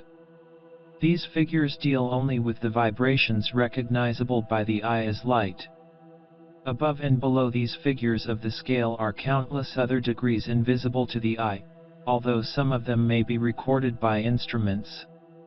The different sensations of color depend upon the rate of the vibrations, red being the limit of the lowest, and violet the limit of the highest visible vibrations, orange, yellow, green, blue, and indigo being the intermediate rates or colors. The cultivation of the sense of sight, under the aid of attention, is most important to all persons. By being able to clearly see and distinguish the parts of an object, a degree of knowledge regarding it is obtained that one may not acquire without the said exercise of the faculty. We have spoken of this under the subject of attention, in a previous lesson, to which lesson we again refer the student. The fixing of the eye upon an object has the power of concentrating the thoughts and preventing them from wandering. The eye has other properties and qualities that will be dwelt upon in future lessons. It has other uses than seeing. The influence of the eye is a marvelous thing, and may be cultivated and developed. We trust that what we have said will bring the student to a realization of the importance of developing the powers of perception. The senses have been developed by the mind during a long period of evolution and effort that surely would not have been given unless the object in view was worth it all. The eye insists upon obtaining knowledge of the universe, and much of this knowledge may be obtained only through the senses. The yogi student must be wide awake and possessed of developed senses and powers of perception. The senses of sight and hearing, the two latest in the scale of evolutionary growth and unfoldment, must receive a particular degree of attention. The student must make himself aware of what is going on about and around him, so that he may catch the best vibrations. It would surprise many Westerners if they could come in contact with a highly developed yogi, and witness the marvelously finely developed senses he possesses. He is able to distinguish the finest differences in things, and his mind is so trained that, in thought, he may draw conclusions from what he has perceived, in a manner that seems almost second sight to the uninitiated. In fact, a certain degree of second sight is possible to one who develops his sense of sight, under the urge of attention. A new world is opened out to such a person. One must learn to master the senses, not only in the direction of being independent of and superior to their urgings, but also in the matter of developing them to a high degree. The development of the physical senses also has much to do with the development of the astral senses, of which we have spoken in our 14 lessons, and of which we may have more to say in the present series. The idea of Raja Yoga is to render the student the possessor of a highly developed mind, with highly developed instruments with which the mind may work. In our future lessons we shall give the student many illustrations, directions, and exercises calculated to develop the different faculties of the mind, not only the ordinary faculties of everyday use, but others hidden behind these familiar faculties and senses. Commencing with the next lesson, we shall present a system of exercises, drills, etc., the purpose of which will be the above-mentioned development of the faculties of the mind. In this lesson we shall not attempt to give specific exercises, but will content ourselves with calling the attention of the student to a few general rules underlying the development of perception. General rules of perception. The first thing to remember in acquiring the art of perception is that one should not attempt to perceive the whole of a complex thing or object at the same time, or at once. One should consider the object in detail, and then, by grouping the details, he will find that he has considered the whole. Let us take the face of a person as a familiar object. If one tries to perceive a face as a whole, he will find that he will meet with a certain degree of failure, the impression being indistinct and cloudy, it following, also, that the memory of that face will correspond with the original perception. But let the observer consider the face in detail, first the eyes, then the nose, then the mouth, then the chin, then the hair, then the outline of the face, the complexion, etc., and he will find that he will have acquired a clear and distinct impression or perception of the whole face. The same rule may be applied to any subject or object. Let us take another familiar illustration. You wish to observe a building. If you simply get a general perception of the building as a whole, you will be able to remember very little about it, except its general outlines, shape, size, color, etc. And a description will prove to be very disappointing. But if you have noted, in detail, the material used, the shape of the doors, chimney, roof, porches, decorations, trimmings, ornamentation, size and number of the window panes, etc., etc., the shape and angles of the roof, etc., you will have an intelligent idea of the building, in the place of a mere general outline or impression of such as might be acquired by an animal in passing. We will conclude this lesson with an anecdote of the methods of that famous naturalist Agassiz, in his training of his pupils. His pupils became renowned for their close powers of observation and perception, and their consequent ability to think about the things they had seen. Many of them rose to eminent positions, and claimed that this was largely by reason of their careful training. The tale runs that a new student presented himself to Agassiz one day, asking to be set to work. The naturalist took a fish from a jar in which it had been preserved, and laying it before the young student bade him observe it carefully, and be ready to report upon what he had noticed about the fish. The student was then left alone with the fish. There was nothing especially interesting about that fish. It was like many other fishes that he had seen before. He noticed that it had fins and scales, and a mouth and eyes, yes, and a tail. In a half hour he felt certain that he had observed all about that fish that there was to be perceived. But the naturalist remained away. The time rolled on, and the youth, having nothing else to do, began to grow restless and weary. He started out to hunt up the teacher, but he failed to find him, and so had to return and gaze again at that wearisome fish. Several hours had passed, and he knew but little more about the fish than he did in the first place. He went out to lunch, and when he returned it was still a case of watching the fish. He felt disgusted and discouraged, and wished he had never come to Agassiz, whom, it seemed, was a stupid old man after all, one away behind the times. Then, in order to kill time, he began to count the scales. This completed, he counted the spines of the fins. Then he began to draw a picture of the fish. In drawing the picture he noticed that the fish had no eyelids.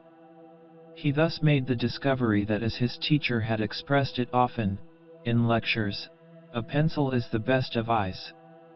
Shortly after the teacher returned, and after ascertaining what the youth had observed, he left rather disappointed, telling the boy to keep on looking and maybe he would see something.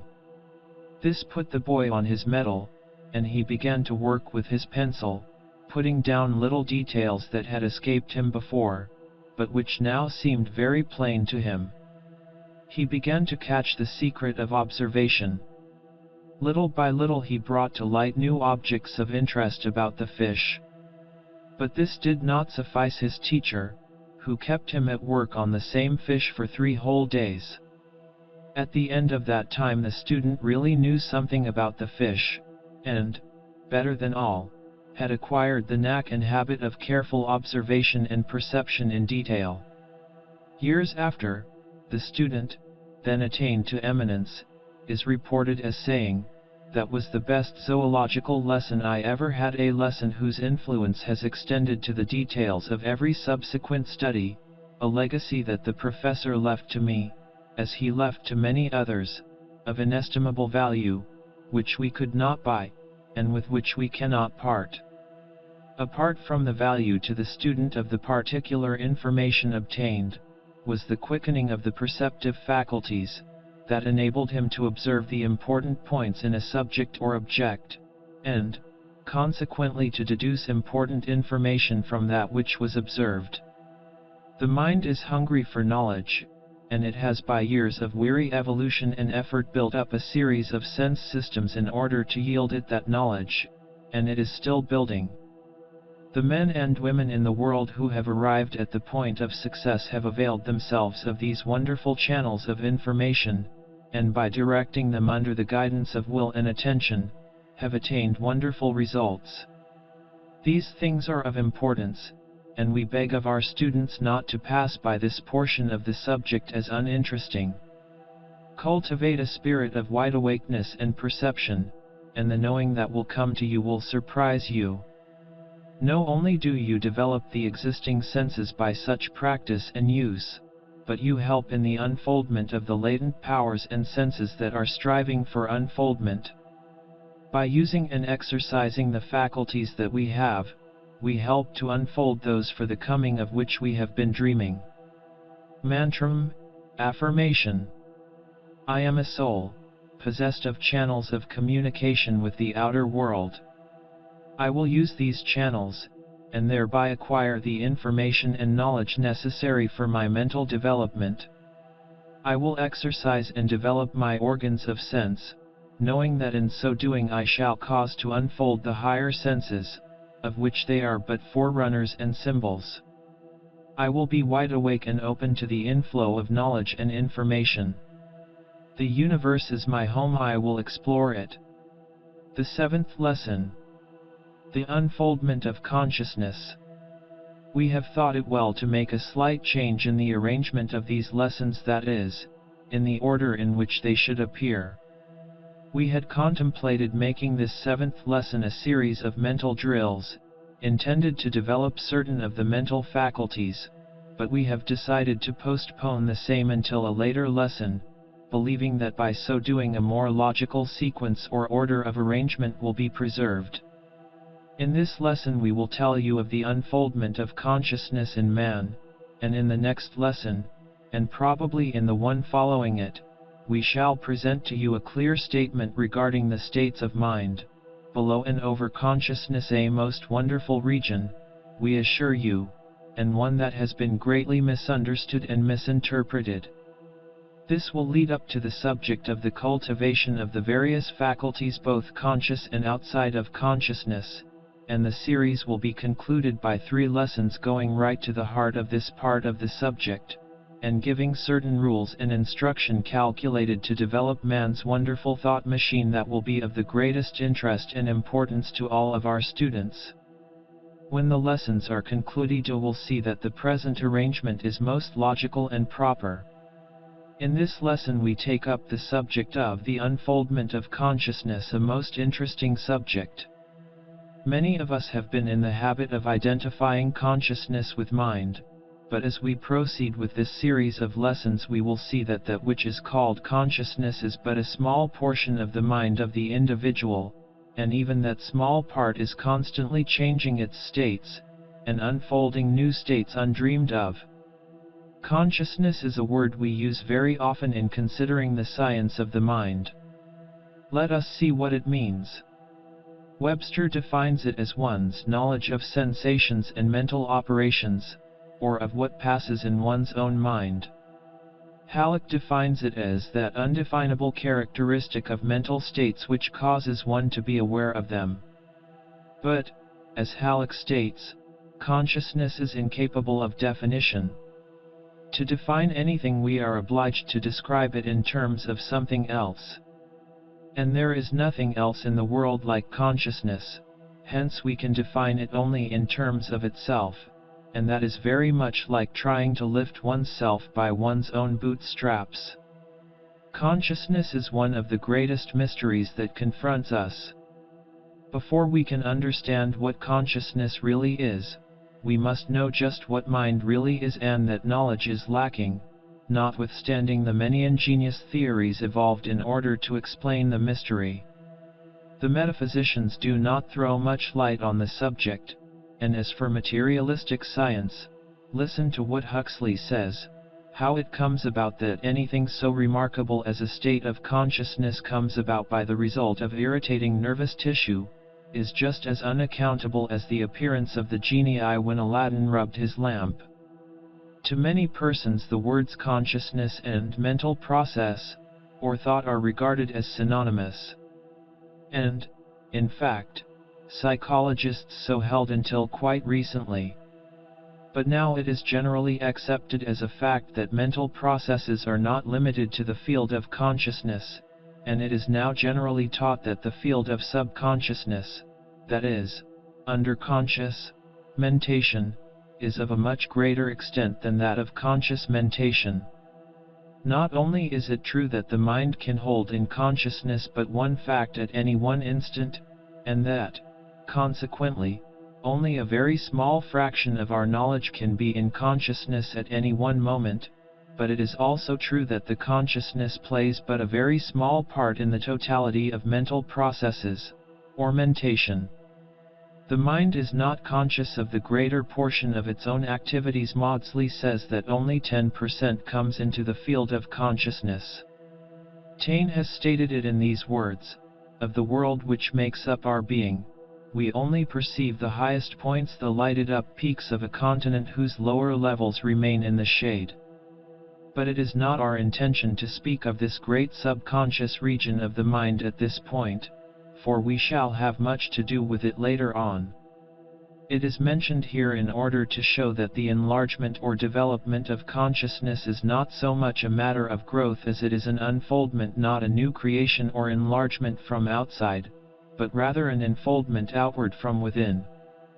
From the very beginning of life among the particles of inorganic substance, may be found traces of something like sensation, and response thereto. Writers have not cared to give to this phenomenon the name of sensation, or sensibility, as the terms savored too much of senses, and sense organs. But modern science has not hesitated to bestow the names so long withheld. The most advanced scientific writers do not hesitate to state that in reaction, chemical response, etc., may be seen indications of rudimentary sensation. Haeckel says, I cannot imagine the simplest chemical and physical process without attributing the movement of the material particles to unconscious sensation.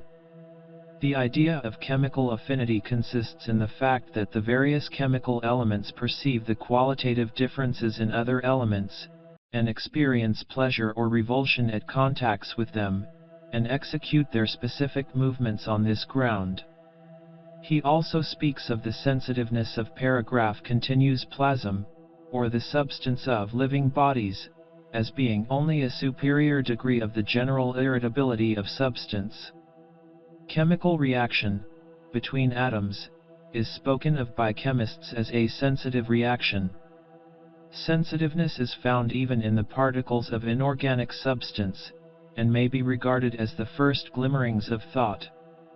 Science recognizes this when it speaks of the unconscious sensation of the particles as athesis or feeling, and the unconscious will that responds thereto, as troesis, or inclination. Haeckel says of this that sensation perceives the different qualities of the stimuli, and feeling the quantity, and also, we may ascribe the feeling of pleasure and pain, in the contact with qualitatively differing atoms, to all atoms, and so explain the elective affinity in chemistry, attraction of loving atoms, inclination, repulsion of hating atoms, disinclination. It is impossible to form a clear or intelligent idea of the phenomenon of chemical affinity, etc., unless we attribute to the atoms something akin to sensation. It is likewise impossible to understand the actions of the molecules, unless we think of them as possessing something akin to sensation. The law of attraction is based upon mental states and substance. The response of inorganic substance to electricity and magnetism is also another evidence of sensation and the response thereto.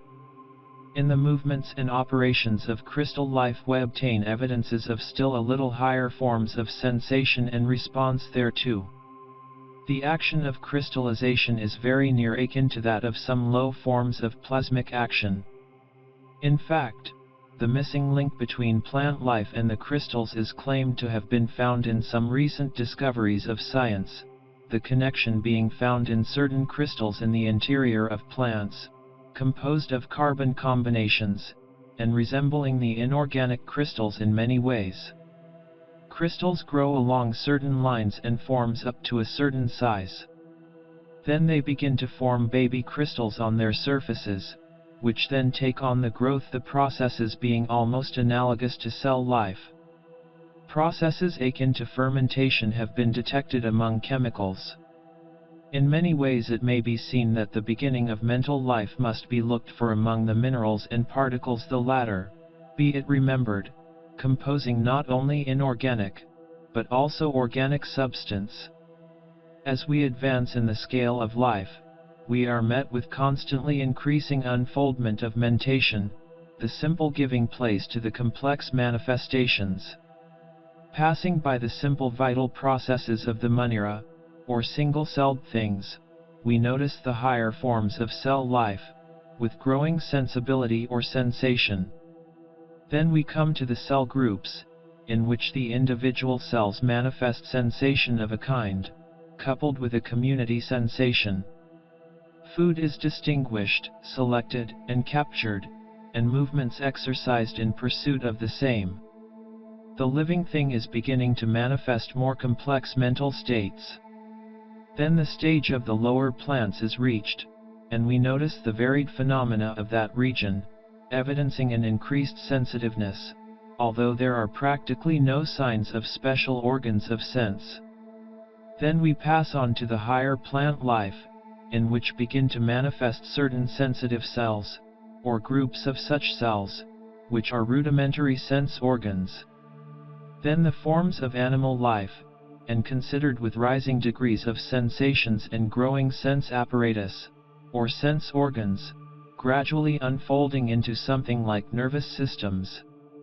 Among the lower animal forms there are varying degrees of mentation with accompanying nerve centers and sense organs, but little or no signs of consciousness, gradually ascending until we have dawning consciousness in the reptile kingdom, etc., and fuller consciousness and a degree of intelligent thought in the still higher forms, gradually increasing until we reach the plane of the highest mammals, such as the horse, dog, elephant, ape, etc., which animals have complex nervous systems, brains, and well-developed consciousness. We need not further consider the forms of mentation in the forms of life below the conscious stage, for that would carry us far from our subject. Among the higher forms of animal life, after a dawn period or semi-consciousness, we come to forms of life among the lower animals possessing a well-developed degree of mental action and consciousness, the latter being called by psychologists simple consciousness, but which term we consider too indefinite, and which we will term physical consciousness, which will give a fair idea of the thing itself. We use the word physical in the double sense of external, and relating to the material structure of a living being, both of which definitions are found in the dictionaries. And that is just what physical consciousness really is, an awareness in the mind, or a consciousness of the external world as evidenced by the senses, and of the body of the animal or person. The animal or person thinking on the plane of physical consciousness, all the higher animals do, and many men seem unable to rise much higher, identifies itself with the physical body, and is conscious only of thoughts of that body and the outside world. It knows, but not being conscious of mental operations, or of the existence of its mind, it does not know that it knows. This form of consciousness, while infinitely above the mentation of the non-conscious plane of, is like a different world of thought from the consciousness of the highly developed intellectual man of our age and race. It is difficult for a man to form an idea of the physical consciousness of the lower animals and savages, particularly as he finds it difficult to understand his own consciousness except by the act of being conscious. But observation and reason have given us a fair degree of understanding of what this physical paragraph continues consciousness of the animal is like, or at least in what respect it differs from our own consciousness. Let us take a favorite illustration. A horse standing out in the cold sleet and rain undoubtedly feels the discomfort, and possibly pain, for we know by observation that animals feel both. But he is not able to analyze his mental states and wonder when his master will come out to him, think how cruel it is to keep him out of the warm stable, wonder whether he will be taken out in the cold again tomorrow, feel envious of other horses who are indoors, wonder why he is compelled to be out cold nights, etc., etc. In short, he does not think as would a reasoning man under such circumstances.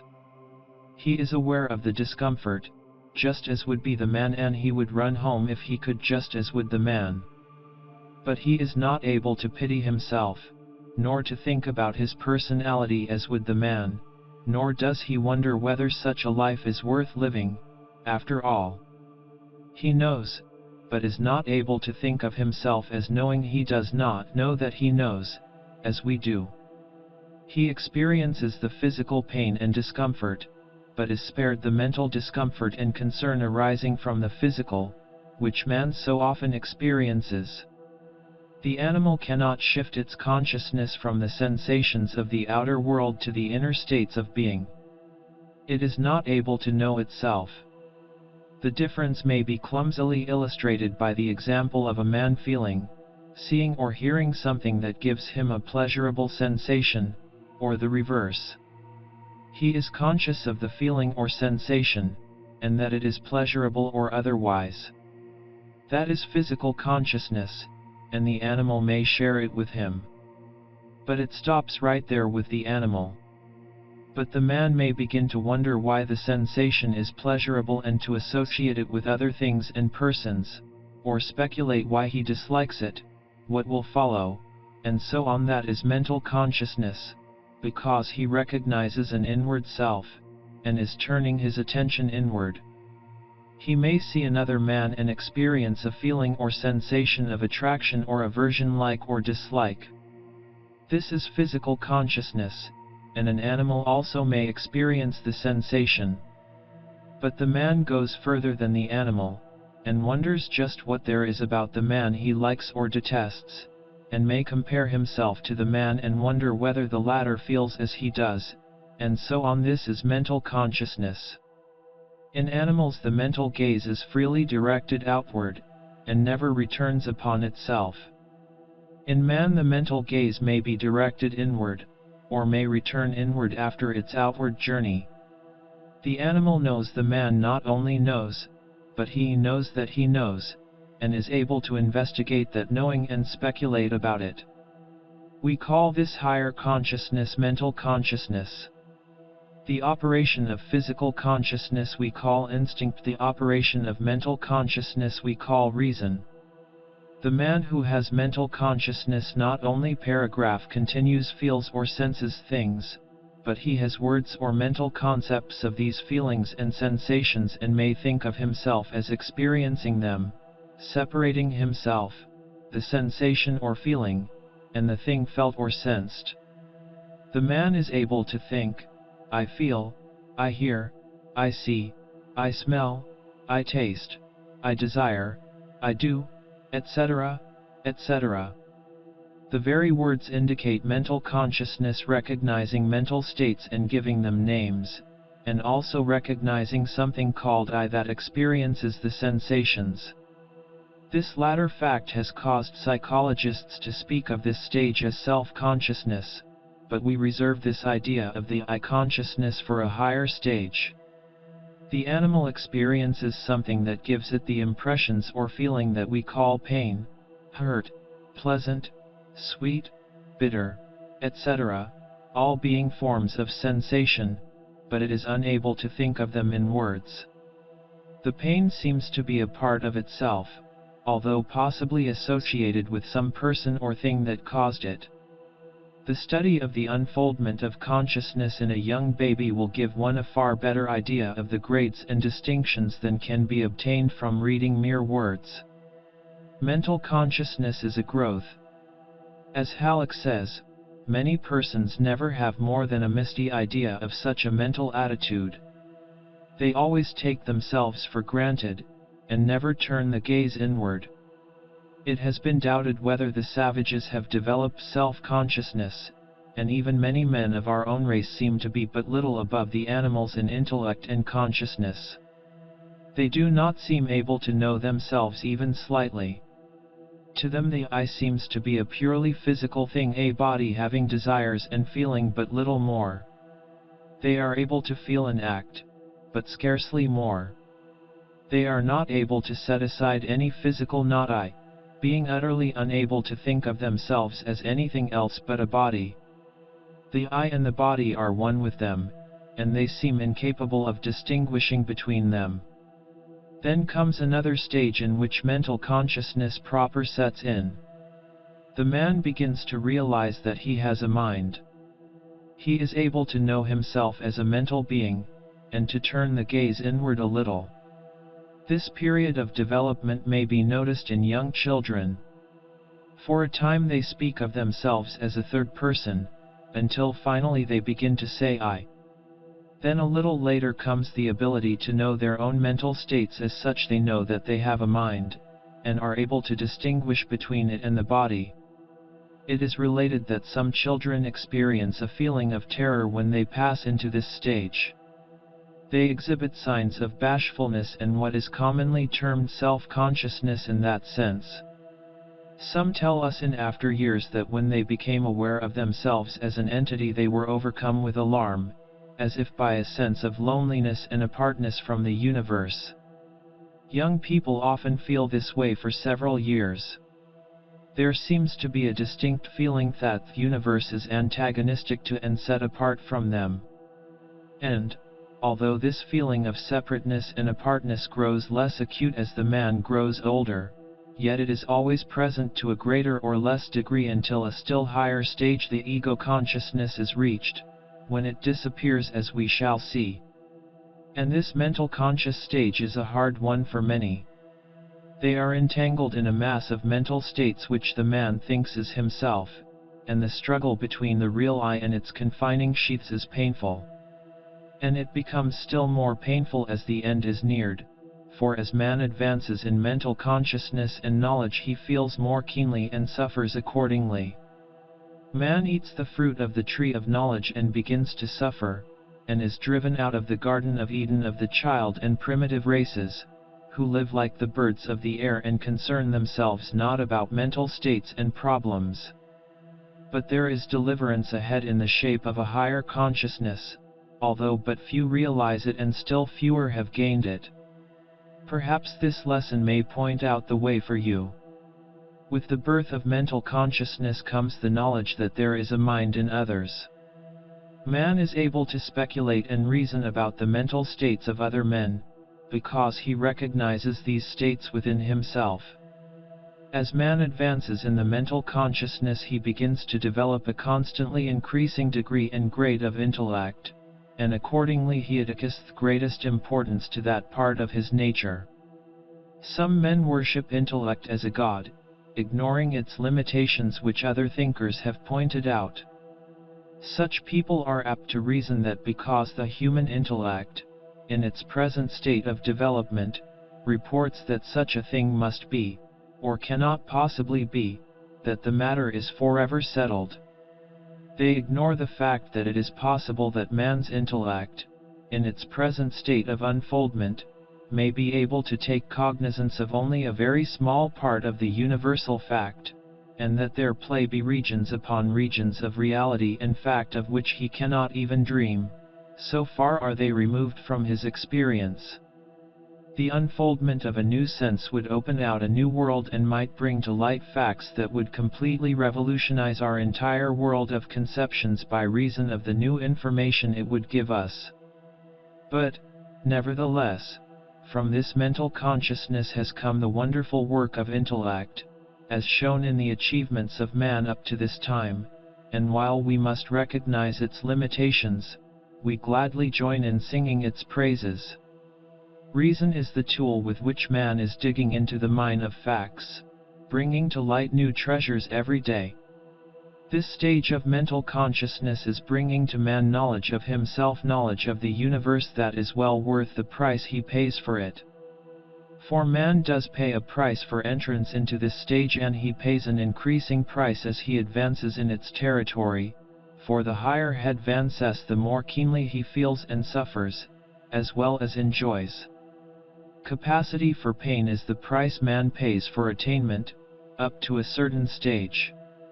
His pain passes from the physical to the mental consciousness, and he becomes aware of problems that he never dreamt existed, and the lack of an intelligent answer produces mental suffering. And the mental suffering that comes to him from unsatisfied longings, disappointment, the pain of others whom he loves, etc., is far worse than any physical suffering. The animal lives its animal life and is contented, for it knows no better.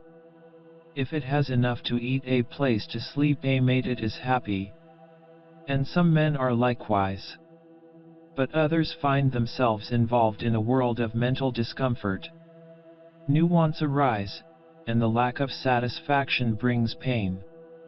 Civilization becomes more and more complex, and brings its new pains as well as new pleasures.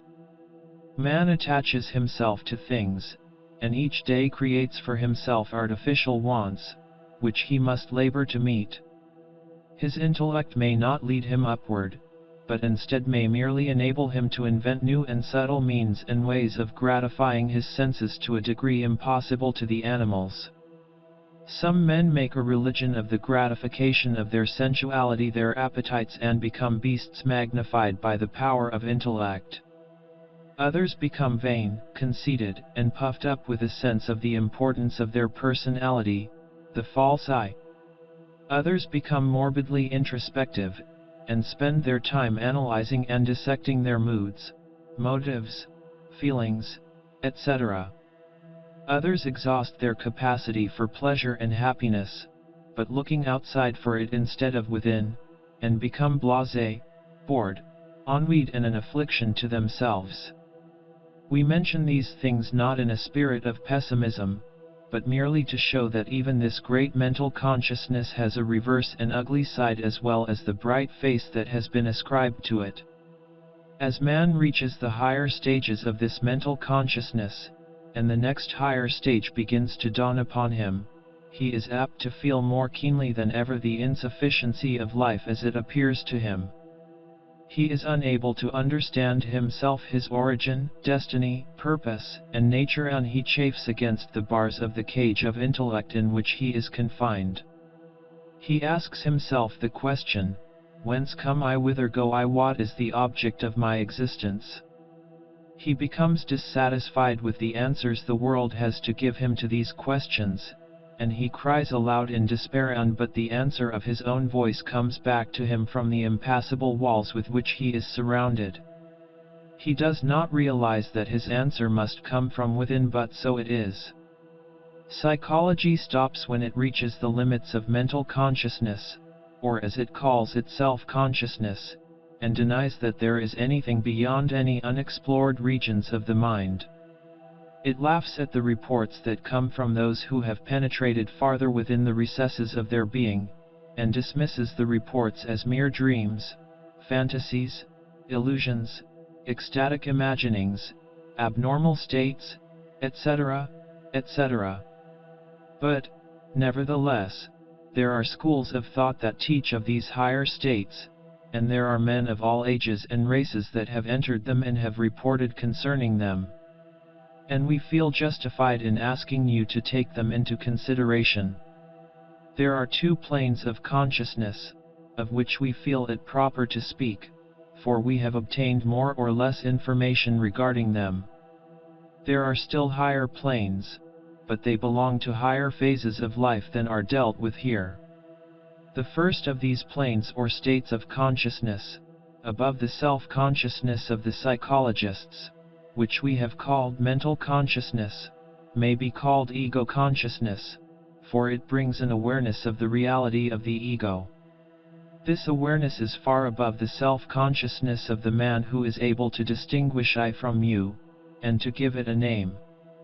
And far above the consciousness that enables a man, as he rises in the scale, to distinguish the I from faculty after faculty of the mind, which he is able to recognize as not I, until he finds left a mental something that he cannot set aside, which he calls I, although this stage alone is very much higher than that of the average of the race, and is a high degree of attainment itself. It is akin to this last stage, and yet still fuller and more complete. In the dawning of ego consciousness, the I recognizes itself still more clearly and, more than this, is fully imbued with a sense and awareness of its own reality, unknown to it before. This awareness is not a mere matter of reasoning, it is a consciousness, just as is physical consciousness and mental consciousness something different from an intellectual conviction. It is a knowing, not a thinking or believing. The I knows that it is real, that it has its roots in the supreme reality underlying all the universe, and partakes of its essence. It does not know what this reality is, but it knows that it is real, and something different from anything in the world of name, form, number, time, space, cause and effect, something transcendental and surpassing all human experience. And knowing this, it knows that it cannot be destroyed or hurt, cannot die, but is immortal, and that there is something which is the very essence of good behind, of, underneath, and even in itself. And in this certainty and consciousness is there peace, understanding, and power. When it fully bursts upon one, doubt, fear, unrest and dissatisfaction drop from him like worn-out garments, and he finds himself clothed in the faith that knows, fearlessness, restfulness, satisfaction. Then he is able to say understandingly and with meaning, I am. This ego consciousness is coming to many as a dawning knowledge. The light is just rising from behind the hills. To others it has come gradually and slowly, but fully, and they now live in the full light of the consciousness. Others it has burst upon like a flash, or vision, like a light falling from the clear sky, almost blinding them at first, but leaving them changed men and women, possessed of that something that cannot be understood by or described to those who have not experienced it. This last stage is called illumination in one of its forms. The man of the ego consciousness may not understand the riddle of the universe or be able to give an answer to the great questions of life, but he has ceased to worry about them. They now disturb him not. He may use his intellect upon them as before, but never with the feeling that in their intellectual solution rests his happiness or peace of mind. He knows that he stands on solid rock, and though the storms of the world of matter and force may beat upon him, he will not be hurt. This and other things he knows. He cannot prove these things to others, for they are not demonstrable by argument. He himself did not get them in that way. And so he says but little about it, but lives his life as if he knew them not, so far as outward appearances go. But inwardly he is a changed man. His life is different from that of his brothers, for while their souls are wrapped in slumber or are tossing in troubled dreams, his soul has awakened and is gazing upon the world with bright and fearless eyes. There are, of course, different stages or degrees of this consciousness, just as there are in the lower planes of consciousness. Some have it to a slight degree, while others have it fully. Perhaps this lesson will tell some of its readers just what is the thing that has happened to them and which they hesitate to speak of to their closest friend or life companion. To others it may open the way to a fuller realization. We sincerely trust so, for one does not begin to live until he knows the I is reality. There is a stage still higher than this last mentioned, but it has come to but very few of the race. Reports of it come from all times, races, countries. It has been called cosmic consciousness, and is described as an awareness of the oneness of life, that is, a consciousness that the universe is filled with one life, an actual perception and awareness that the universe is full of life, motion, and mind, and that there is no such thing as blind force, or dead matter, but that all is alive, vibrating and intelligent. That is, of course, that the real universe, which is the essence or background of the universe of matter, energy, and mind, is as they describe. In fact, the description of those who have had glimpses of this state would indicate that they see the universe as all mind, that all is mind at the last. This form of consciousness has been experienced by men here and there only a few in moments of illumination, the period lasting but a very short space of time, then fading away, leaving but a memory. In the moment of the illumination there came to those experiencing it a sense of in-touchness with universal knowledge and life, impossible to describe, accompanied by a joy beyond understanding. Regarding this last, cosmic consciousness, we would state that it means more than an intellectual conviction, belief, or realization of the facts as stated, for an actual vision and consciousness of these things came in the moment of illumination.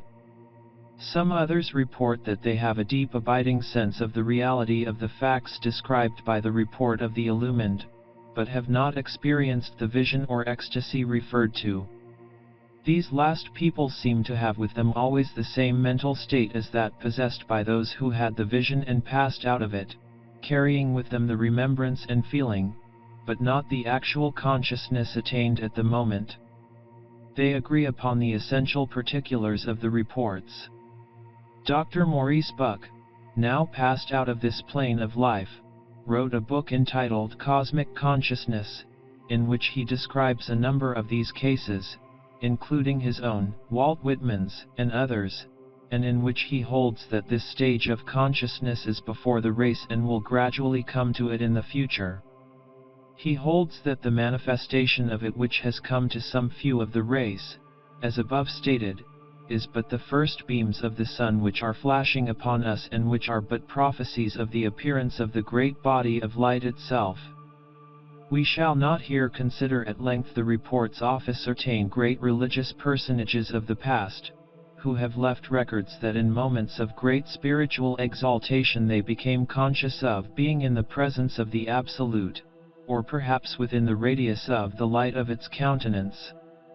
We have great respect for these reports, and have every reason for believing many of them authentic, notwithstanding the conflicting reports that have been handed down to us by those experiencing them. These reports are conflicting because of the fact that the minds of those who had these glimpses of consciousness were not prepared or trained to fully understand the nature of the phenomena. They found themselves in the spiritual presence of something of awful grandeur and spiritual rank, and were completely dazed and bewildered at the sight.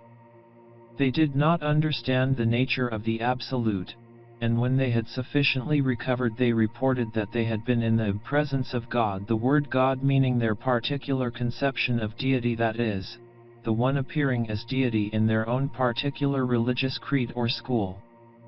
They saw nothing to cause them to identify this something with their particular conception of deity, except that they thought that it must be God, and knowing no other God except their own particular conception, they naturally identifying the something with God as they conceived him to be.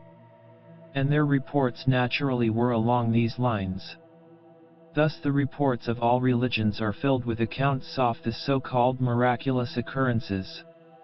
The Catholic saint reports that he saw of light of God's countenance, and the non-Catholic reports likewise regarding God as he knows him. The Mohammedan reports that he caught a glimpse of the face of Allah, and the Buddhist tells us that he saw Buddha under the tree. The Brahmin has seen the face of Brahma, and the various Hindu sects have men who give similar reports regarding their own particular deities. The Persians have given similar reports, and even the ancient Egyptians have left records of similar occurrences. These conflicting reports have led to the belief, on the part of those who did not understand the nature of the phenomena, that these things were all imagination and fancy, if indeed not rank falsehood and imposture. But the yogis know better than this. They know that underneath all these varying reports there is a common ground of truth, which will be apparent to anyone investigating the matter. They know that all of these reports, except a few based upon fraudulent imitation of the real phenomenon, are based upon truth and are but the bewildered reports of the various observers. They know that these people were temporarily lifted above the ordinary plane of consciousness and were made aware of the existence of a being or beings higher than mortal.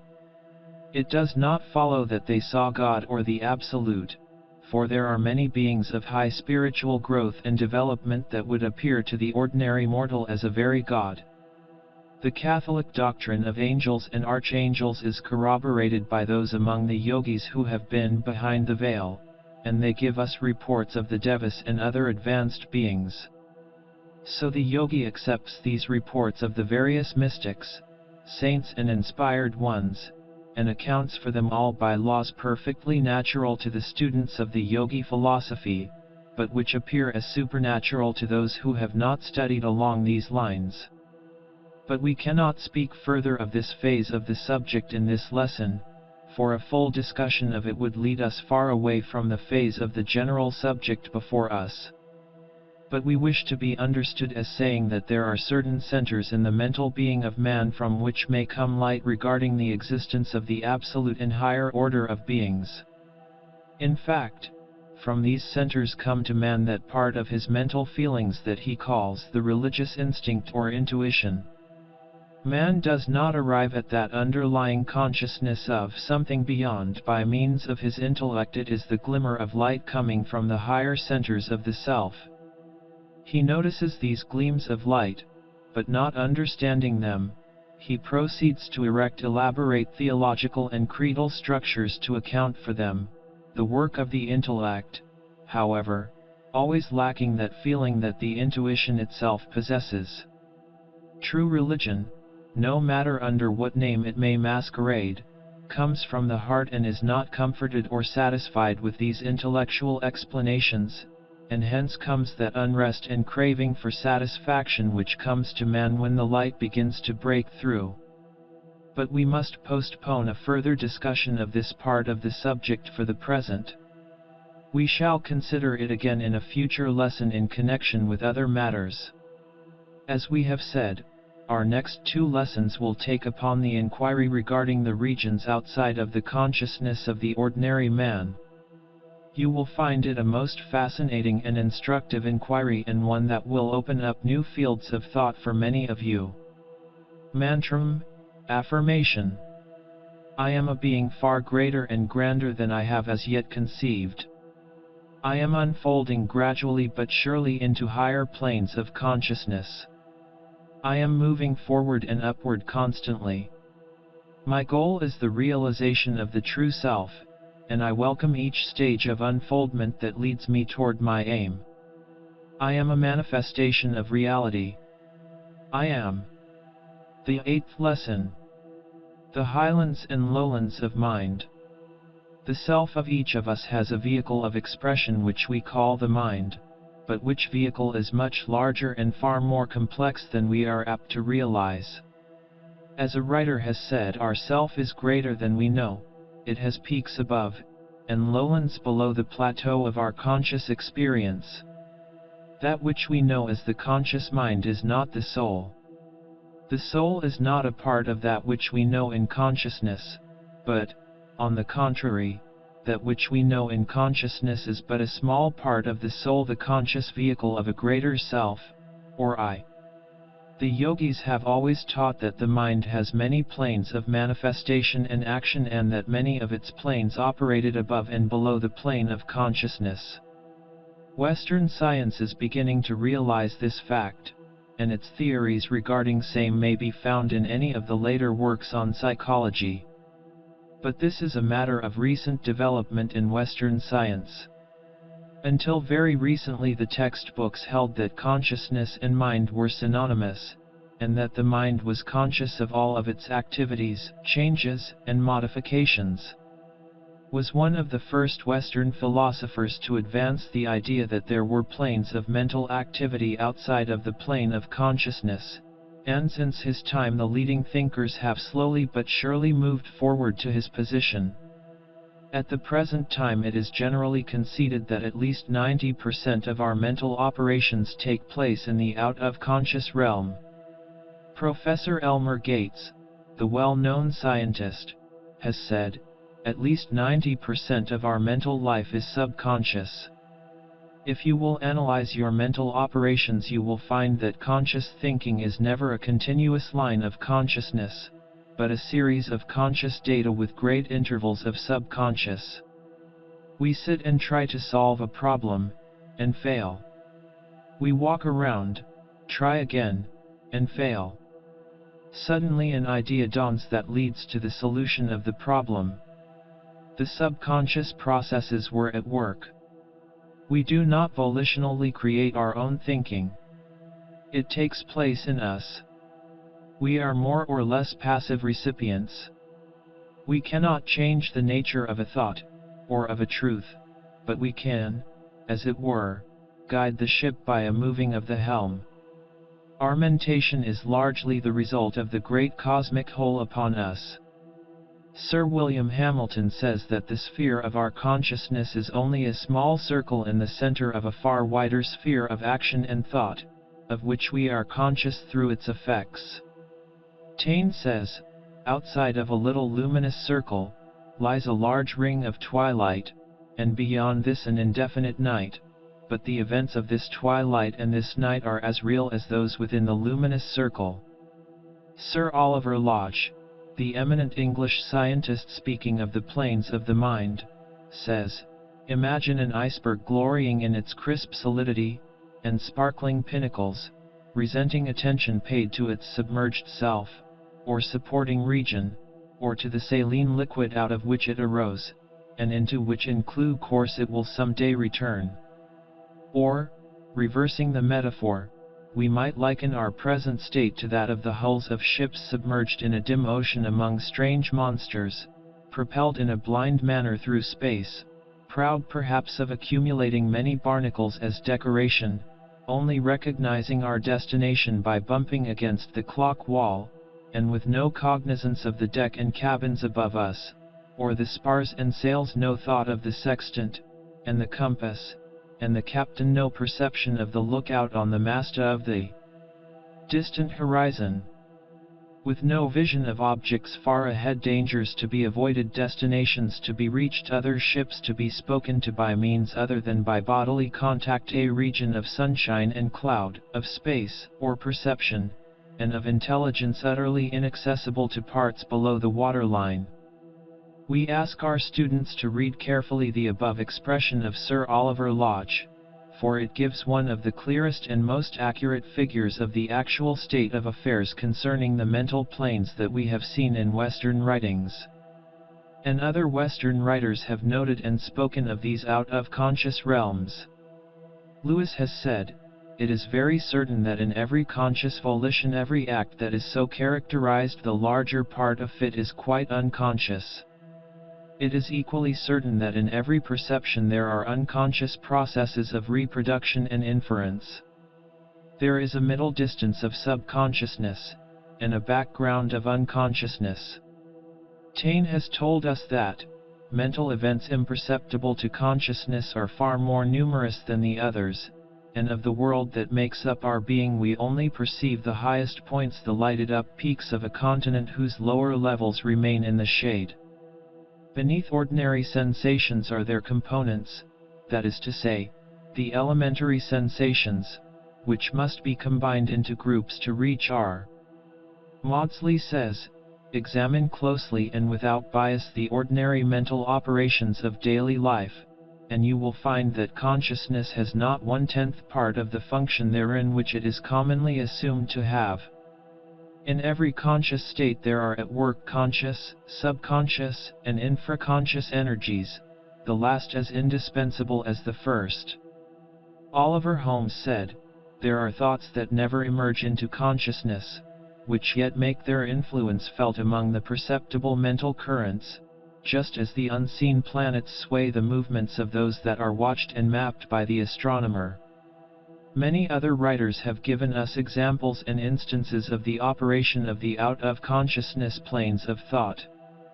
One has written that when the solution of a problem he had long vainly dealt with flashed across his mind, he trembled as if in the presence of another being who had communicated a secret to him. All of us have tried to remember a name or similar thing without success, and have then dismissed the matter from our minds, only to have the missing name or thought suddenly presented to our conscious mind a few minutes, or hours, afterwards.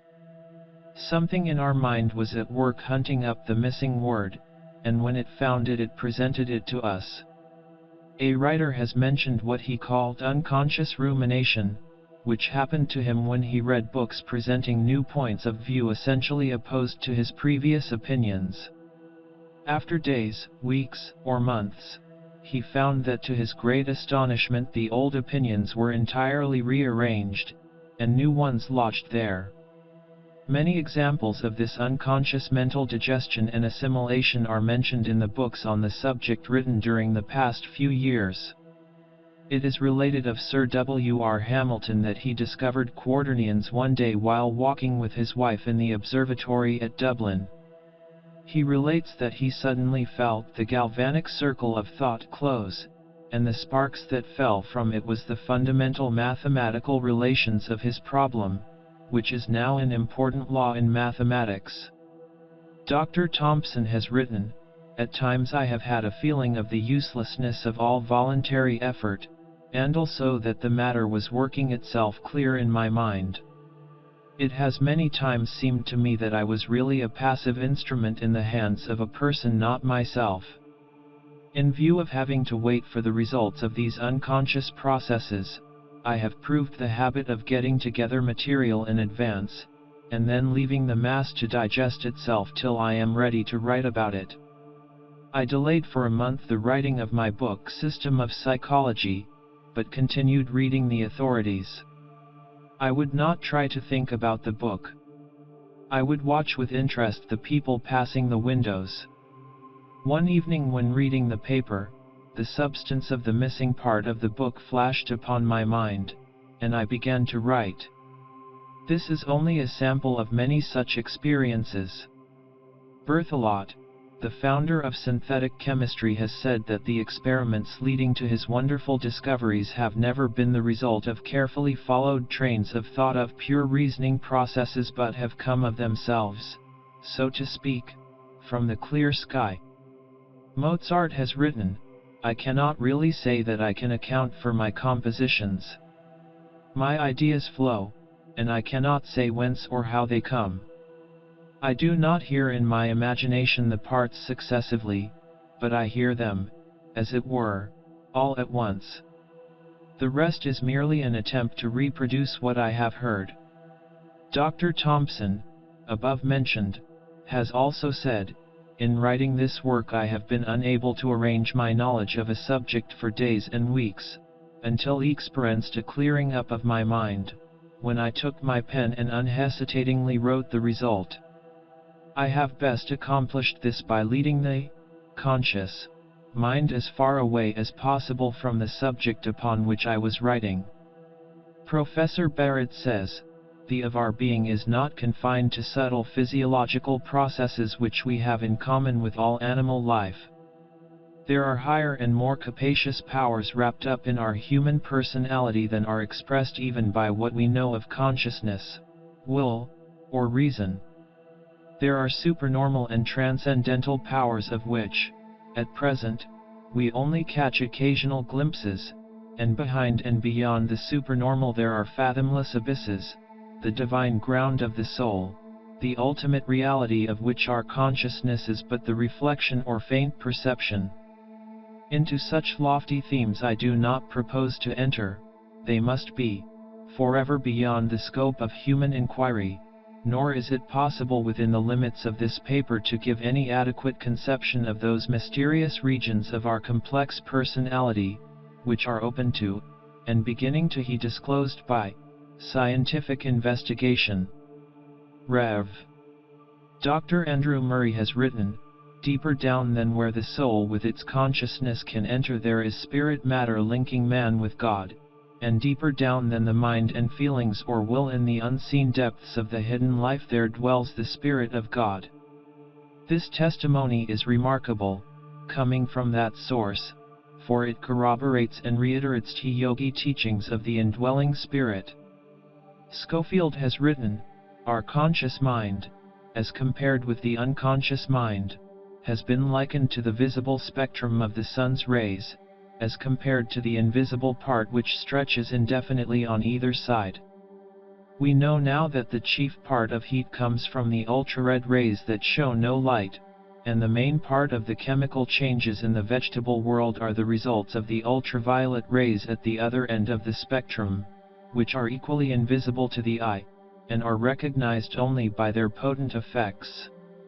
Indeed, as these invisible rays extend indefinitely on both sides of the visible spectrum, so we may say that the mind includes not only the visible or conscious part, and what we have termed the subconscious, that which lies below the red line, but the supraconscious mind that lies at the other end, all those regions of higher soul and spirit life, of which we are only at times vaguely conscious, but which always exist, and link us on to eternal verities, on the one side, as surely as the sub-conscious mind links us to the body on the other." We know that our students will appreciate the above testimony of Dr. Schofield, for it is directly in the line of our teachings in the yogi philosophy regarding the planes of the mind. See 14 lessons. We feel justified in quoting further from Dr. Schofield, for he voices in the strongest manner that which the yogi philosophy teaches as fundamental truths regarding the mind.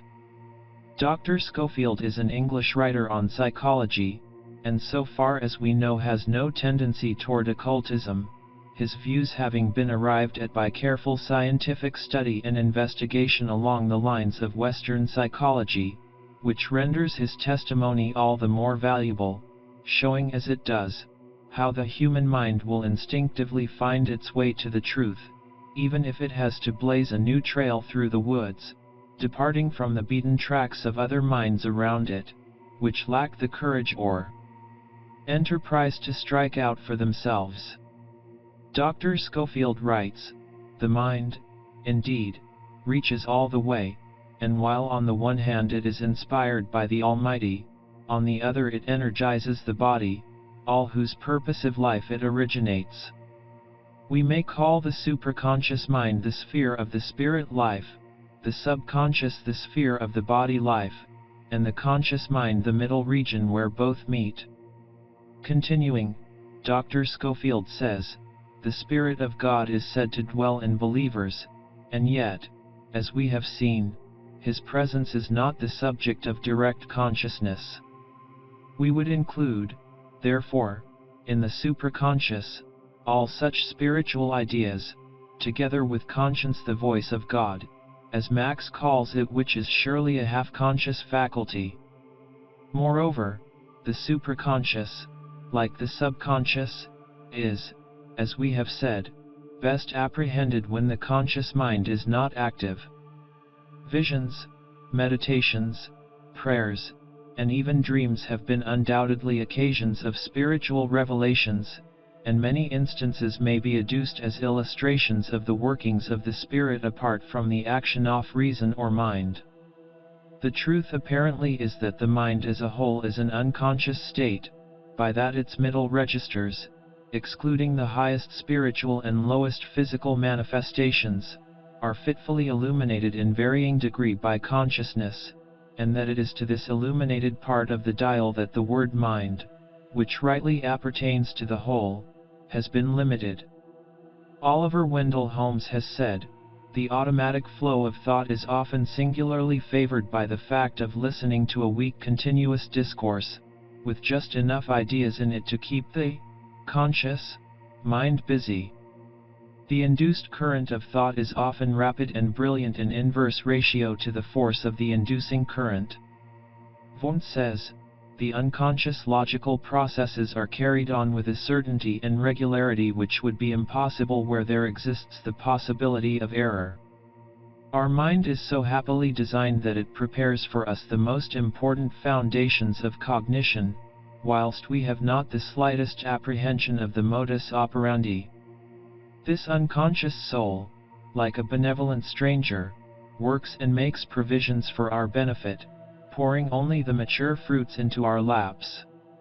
A writer in an English magazine interestingly writes, "Intimations reach our consciousness from unconsciousness, that the mind is ready to work, is fresh, is full of ideas. The grounds of our judgment are often knowledge so remote from consciousness that we cannot bring them to view. That the human mind includes an unconscious part, that unconscious events occurring in that part are proximate causes of consciousness, that the greater part of human intuitional action is an effect of an unconscious cause. The truth of these propositions is so deducible from ordinary mental events, and is so near the surface that the failure of deduction to forestall induction in the discerning of it may well excite wonder. Our behavior is influenced by unconscious assumptions respecting our own social and intellectual rank, and that of the one we are addressing. In company we unconsciously assume a bearing quite different from that of the home circle. After being raised to a higher rank, the whole behavior subtly and unconsciously changes in accordance with it."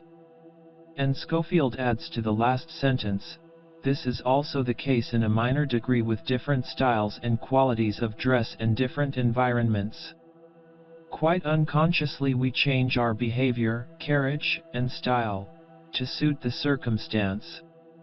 Jensen writes, "When we reflect on anything with the whole force of the mind, we may fall into a state of entire unconsciousness, in which we not only forget the outer world, but also know nothing at all of ourselves and the thoughts passing within us after a time. We then suddenly awake as from a dream, and usually at the same moment the result of our meditations appears as distinctly in consciousness without our knowing how we reached it." Bascom says, "It is inexplicable how premises which lie below consciousness can sustain conclusions in consciousness, how the mind can wittingly take up a mental movement at an advanced stage, having missed its primary steps.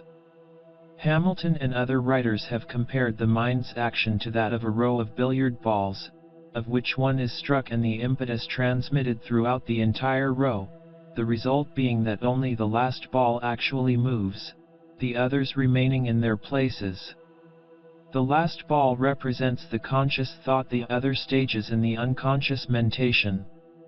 Lewis, speaking of this illustration, says, something like this: Hamilton says, seems often to occur in a train of thought, one idea immediately suggesting another into consciousness, this suggestion passing through one or more ideas which do not themselves rise into consciousness.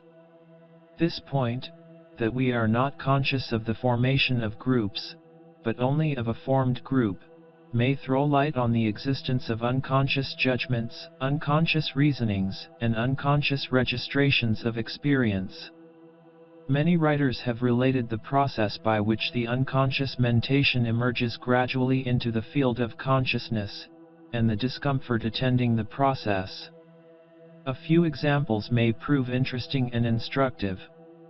Maudsley says, "It is surprising how uncomfortable a person may be made by the obscure idea of something which he ought to have said or done, and which he cannot for the life of him remember.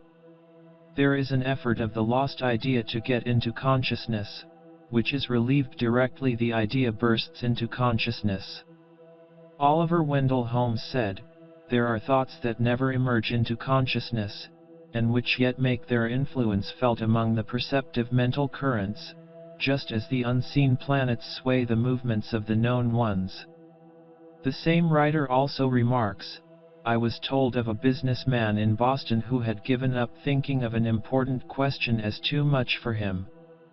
But he continued so uneasy in his brain that he feared he was threatened with palsy. After some hours the natural solution of the question came to him, worked out, as he believed, in that troubled interval." Dr. Schofield mentions several instances of this phase of the workings of the unconscious planes of the mind. We mention a couple that seem interesting and to the point. "Last year," says Dr. Schofield, "I was driving to Fillmore Gardens to give some letters to a friend. On the way, a vague uneasiness sprang up, and a voice seemed to say, 'I doubt if you have those letters.' Conscious reason rebuked it, and said, 'Of course you have, you took them out of the drawer specially.' The vague feeling was not satisfied, but could not reply. On arrival I found the letters were in none of my pockets. On returning I found them on the hall table, where they had been placed a moment while putting on my gloves. The other day I had to go to see a patient in Folkestone, in Shakespeare Terrace. I got there very late, and did not stay but drove down to the pavilion for the night, it being dark and rainy.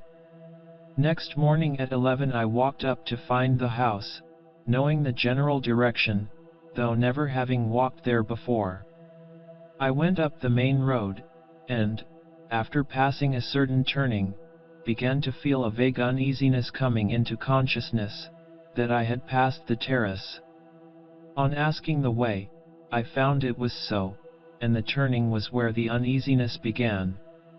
The night before was pitch dark, and very wet, and anything seen from a close carriage was quite unconsciously impressed on my mind."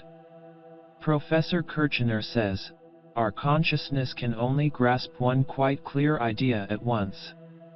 All other ideas are for the time somewhat obscure. They are really existing, but only potentially for consciousness, i.e., they hover, as it were, on our horizon, or beneath the threshold of consciousness. The fact that former ideas suddenly return to consciousness is simply explained by the fact that they have continued psychic existence, and attention is sometimes voluntarily or involuntarily turned away from the present, and the appearance of former ideas is thus made possible." Oliver Wendell Holmes says, "Our different ideas are stepping stones. How we get from one to another we do not know. Something carries us. We, our conscious selves, do not take the step. The creating and informing spirit, which is within us and not of us, is recognized everywhere in real life. It comes to us as a voice that will be heard, it tells us what we must believe, it frames our sentences, and we wonder at this visitor who chooses our brain as his dwelling place. Galton says, I have desired to show how whole states of mental operation that have lapsed out of ordinary consciousness admit of being dragged into light. Montgomery says, we are constant, aware that feelings emerge unsolicited by any previous mental state, directly from the dark womb of unconsciousness. Indeed, all our most vivid feelings are thus mystically derived. Suddenly a new irrelevant, unwilled, unlooked-for presence intrudes itself into consciousness. Some inscrutable power causes it to rise and enter the mental presence as a sensorial constituent. If this vivid dependence on unconscious forces has to be conjectured with regard to the most vivid mental occurrences, how much more must such a sustaining foundation be postulated for those faint revivals of previous sensations that so largely assist in making up our complex mental presence? Sir Benjamin Brodie says, it has often happened to me to have accumulated a store of facts, but to have been able to proceed no further. Then after an interval of time, I have found the obscurity and confusion to have cleared away, the facts to have settled in their right places, though I have not been sensible of having made any effort for that purpose. Wundt says, the traditional opinion that consciousness is the entire field of the internal life cannot be accepted.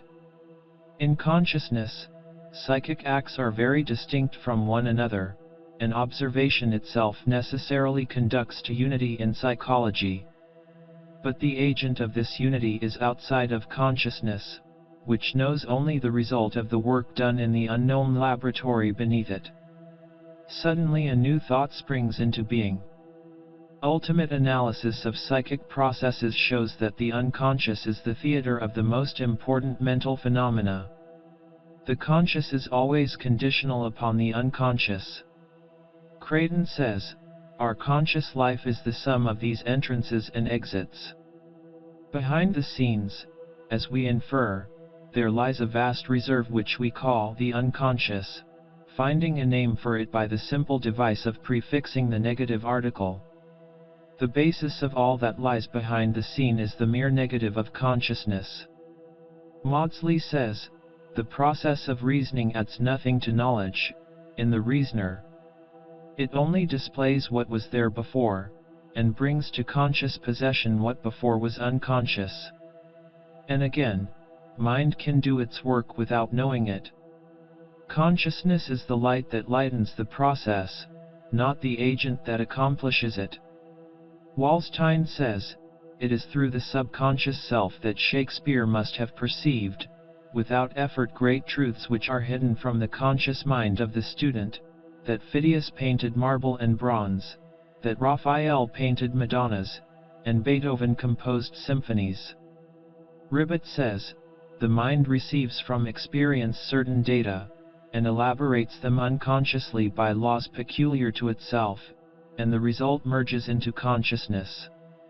Newman says, when the unaccustomed causes surprise, we do not perceive the thing and then feel the surprise, but surprise comes first, and then we search out the cause, so the theory must have acted on the unconscious mind to create the feeling, before being perceived in consciousness.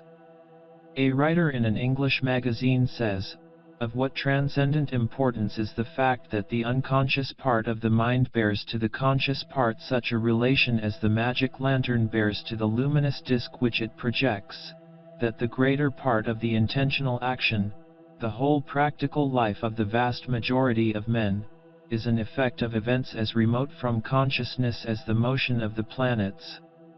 Dr. Schofield says, it is quite true that the range of the unconscious mind must necessarily remain indefinite, none can say how high or low it may reach. As to how far the unconscious powers of life that, as has been said, can make eggs and feathers out of Indian corn, and milk, and beef and mutton out of grass, are to be considered within or beyond the lowest limits of unconscious mind, we do not therefore here press. It is enough to establish the fact of its existence, to point out its more important features, and to show that in all respects it is as worthy of being called mind as that which works in consciousness. We therefore return to our first definition of mind, as the sum of psychic action in us, whether conscious or unconscious. Hartman calls our attention to a very important fact when he says, "The unconscious does not fall ill, the unconscious does not grow weary, but all conscious mental activity becomes fatigued."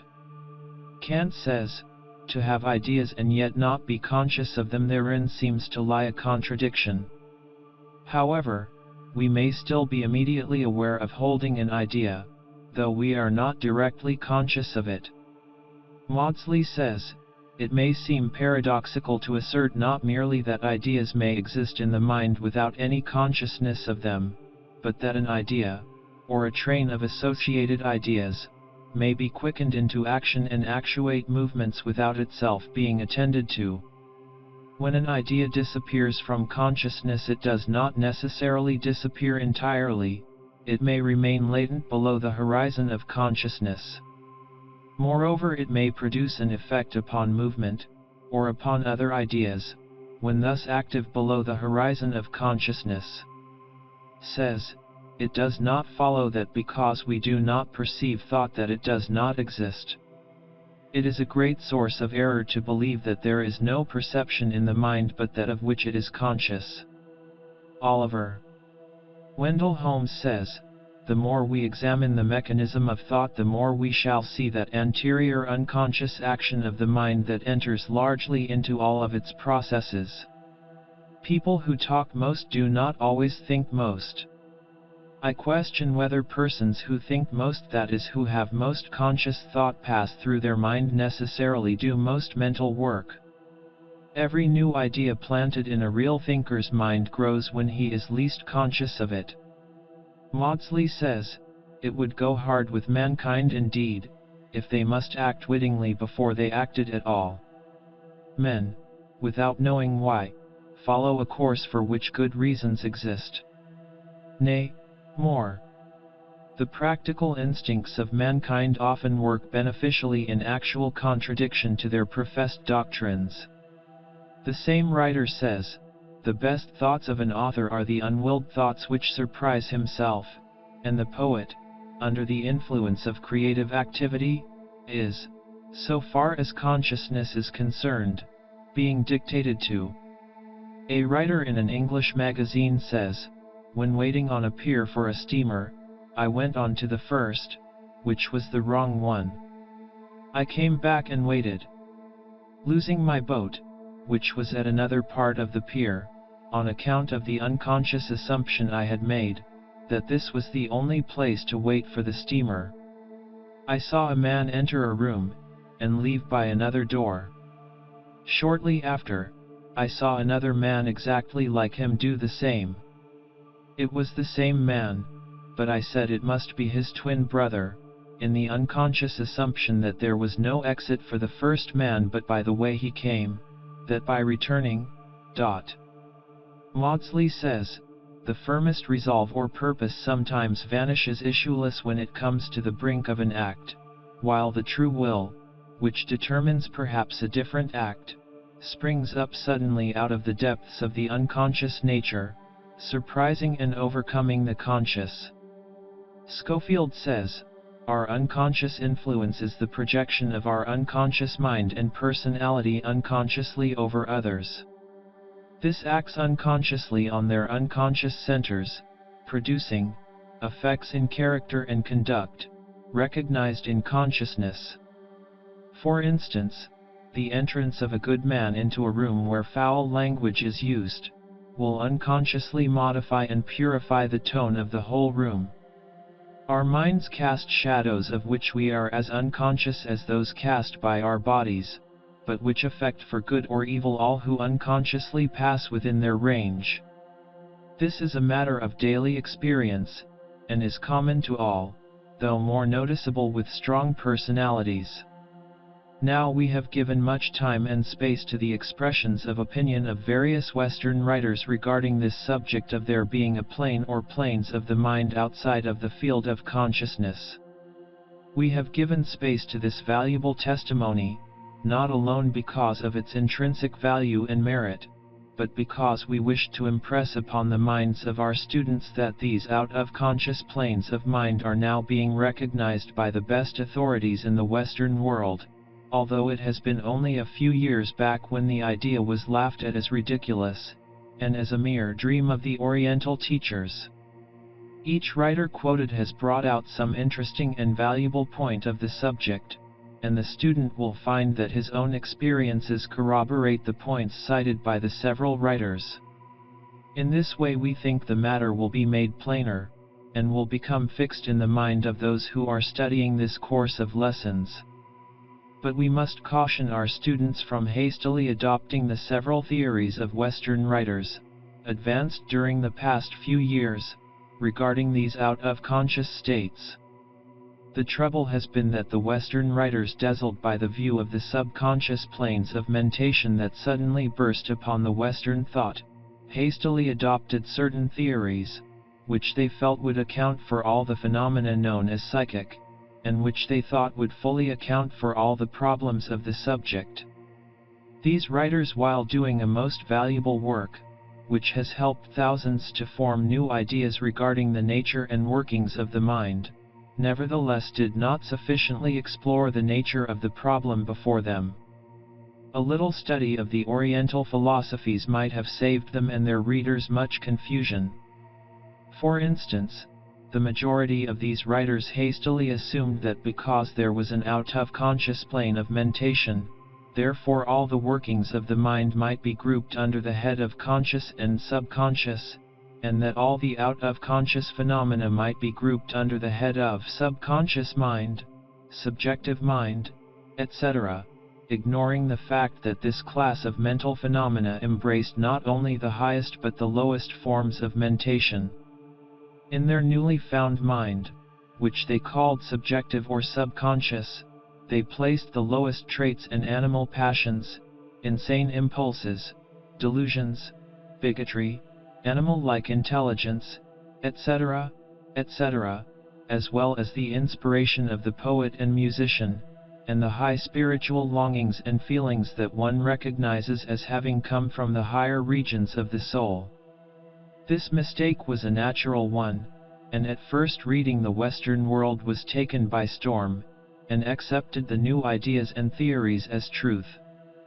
But when reflection came, and analysis was applied, there arose a feeling of disappointment and dissatisfaction, and people began to feel that there was something lacking. They intuitively recognized that their higher inspirations and intuitions came from a different part of the mind than the lower emotions, passions, and other subconscious feelings and instincts. A glance at the Oriental philosophies will give one the key to the problem at once. The Oriental teachers have always held that the conscious mentation was a small fraction of the entire volume of thought. They have always taught that just as there was a field of mentation below consciousness, so was there a field of mentation above consciousness as much higher than intellect as the other was lower than it. The mere mention of this fact will prove a revelation to those who have not heard it before, and who have become entangled with the several dual mind theories of the recent Western writers. The more one has read on this subject, the more he will appreciate the superiority of the Oriental theory over that of the Western writers. It is like the chemical which at once clears the clouded liquid in the test tube. In our next lesson we shall go into this subject of the above conscious planes, and the below conscious planes, bringing out the distinction clearly, and adding to what we have said on the subject in previous books. And all this is leading us toward the point where we may give you instruction regarding the training and cultivation, the retraining and guidance of these out-of-conscious faculties. By retraining the lower planes of mentation to their proper work, and by stimulating the higher ones, man may make himself over, mentally, and may acquire powers of which he but dreams now. This is why we are leading you up to the understanding of this subject, step by step. We advise you to acquaint yourself with each phase of the matter, that you may be able to apply the teachings and instructions to follow in later lessons of the course. Mantram, affirmation. I recognize that myself is greater than it seems, that above and below consciousness are planes of mind, that just as there are lower planes of mind which belong to my past experience in ages past and over which I must now assert my mastery, so are there planes of mind into which I am unfolding gradually, which will bring me wisdom, power, and joy. I am myself. In the midst of this mental world I am the master of my mind. I assert my control of its lower phases, and I demand of its higher all that it has in store for me. The ninth lesson. The mental planes. In our last lesson we told you something about the operation of the mind outside of the field of consciousness. In this lesson we will attempt to classify these out-of-consciousness planes, by directing your attention to the several mental planes above and below the plane of consciousness. As we stated in the last lesson, over % of our mental operations are conducted outside of the field of consciousness, so that the consideration of the planes is seen to be an important subject. Man is a center of consciousness in the great one life of the universe. His soul has climbed a great many steps before it reached its present position and stage of unfoldment. And it will pass through many more steps until it is entirely free and delivered from the necessity of its swaddling clothes. In his mental being man contains traces of all that has gone before, all the experiences of himself and the great race movement of which he is a part. And, likewise, his mind contains faculties and mental planes which have not as yet unfolded into consciousness, and of the existence of which he is but imperfectly aware. All of these mental possessions, however, are useful and valuable to him, even the lowest.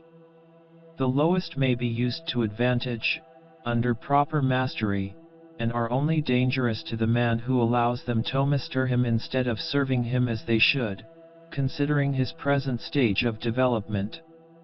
In this consideration of the several mental planes we shall not confine ourselves to the technical occult terms given to these several planes, but will place them in general groups and describe the features and characteristics of each, rather than branch off into long explanations of the growth and reason of the several planes, which would take us far away from the practical consideration of the subject.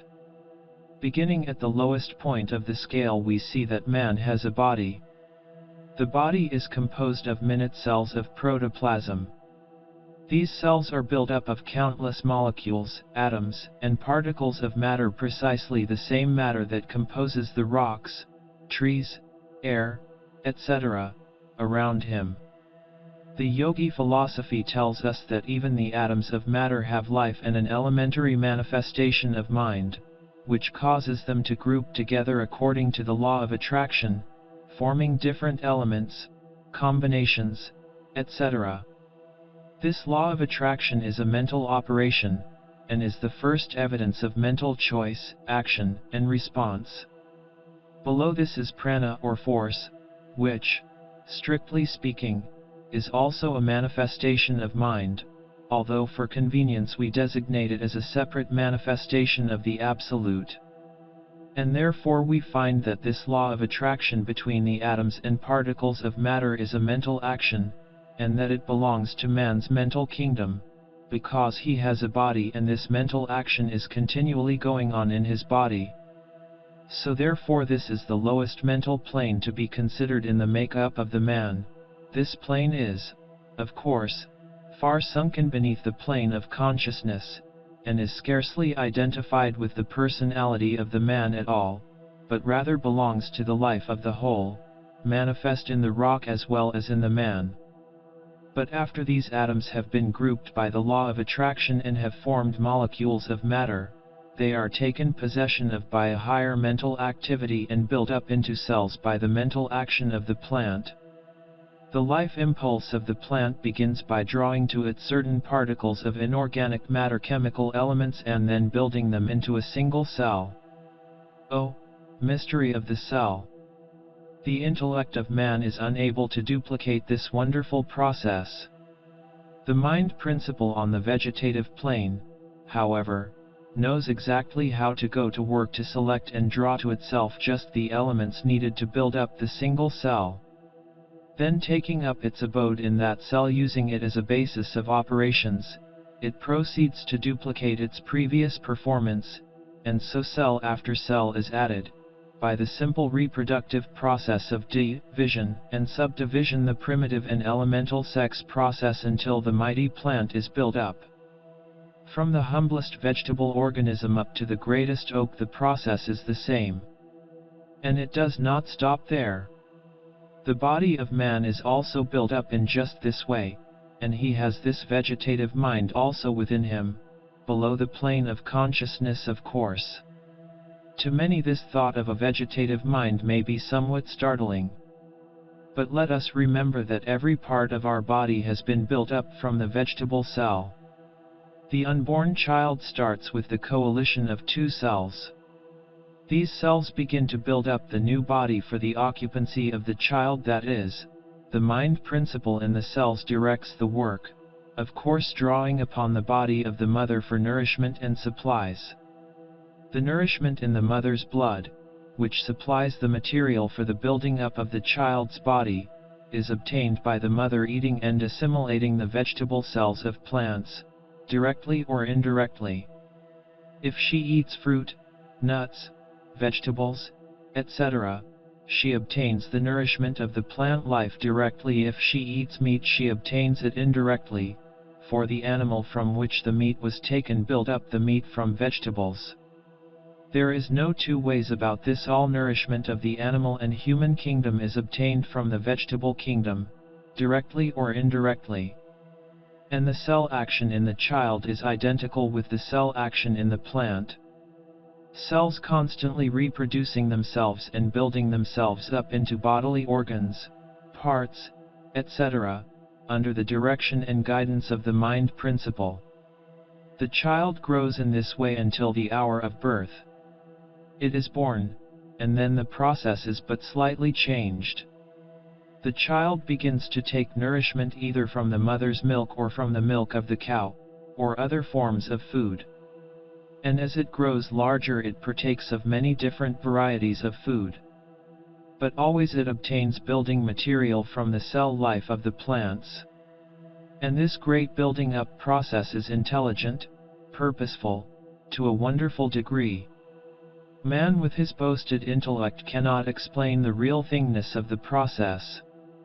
A leading scientist who placed the egg of a small lizard under microscopical examination and then watched it slowly develop has said that it seemed as if some hand was tracing the outlines of the tiny vertebrae, and then building up around it. Think for a moment of the development of the germ within the egg of the hummingbird, or the ant, or the gnat, or the eagle. Every second a change may be noticed. The germ cell draws to itself nourishment from the other part of the egg, and then it grows and reproduces another cell. Then both cells divide, then subdivide until there are millions and millions and millions of cells. And all the while the building up process continues, and the bird or insect assumes shape and form, until at last the work is accomplished and the young bird emerges from the egg. And the work thus commenced continues until the death of the animal. For there is a constant using up and breaking down of cell and tissue, which the organism must replace. And so the vegetative mind of the plant, or insect, or animal, or man, is constantly at work building up new cells from the food, throwing out worn out and used up material from the system.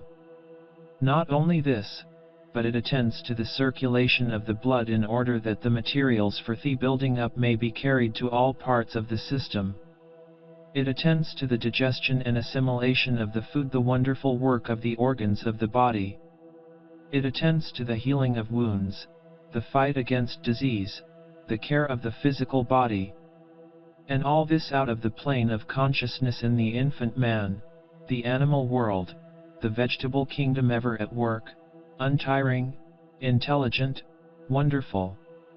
And this plane of mind is in man as well as in the plant, and it does its work without aid from the conscious part of man, although man may interfere with it by adverse conscious thought, which seems to paralyze its efforts. Mental healing is merely the restoring of normal conditions, so that this part of the body may do its work without the hindrance of adverse conscious thought. On this plane of the mind is found all of the vital functions and operations. The work is done out of consciousness, and the consciousness is aware of this part of the mind only when it makes demands upon the conscious for food, etc. On this plane also resides the elementary instinct that tends toward reproduction and sexual activity. The demand of this part of the mind is always increase and multiply, and according to the stage of growth of the individual is the mandate carried out, as we shall see presently.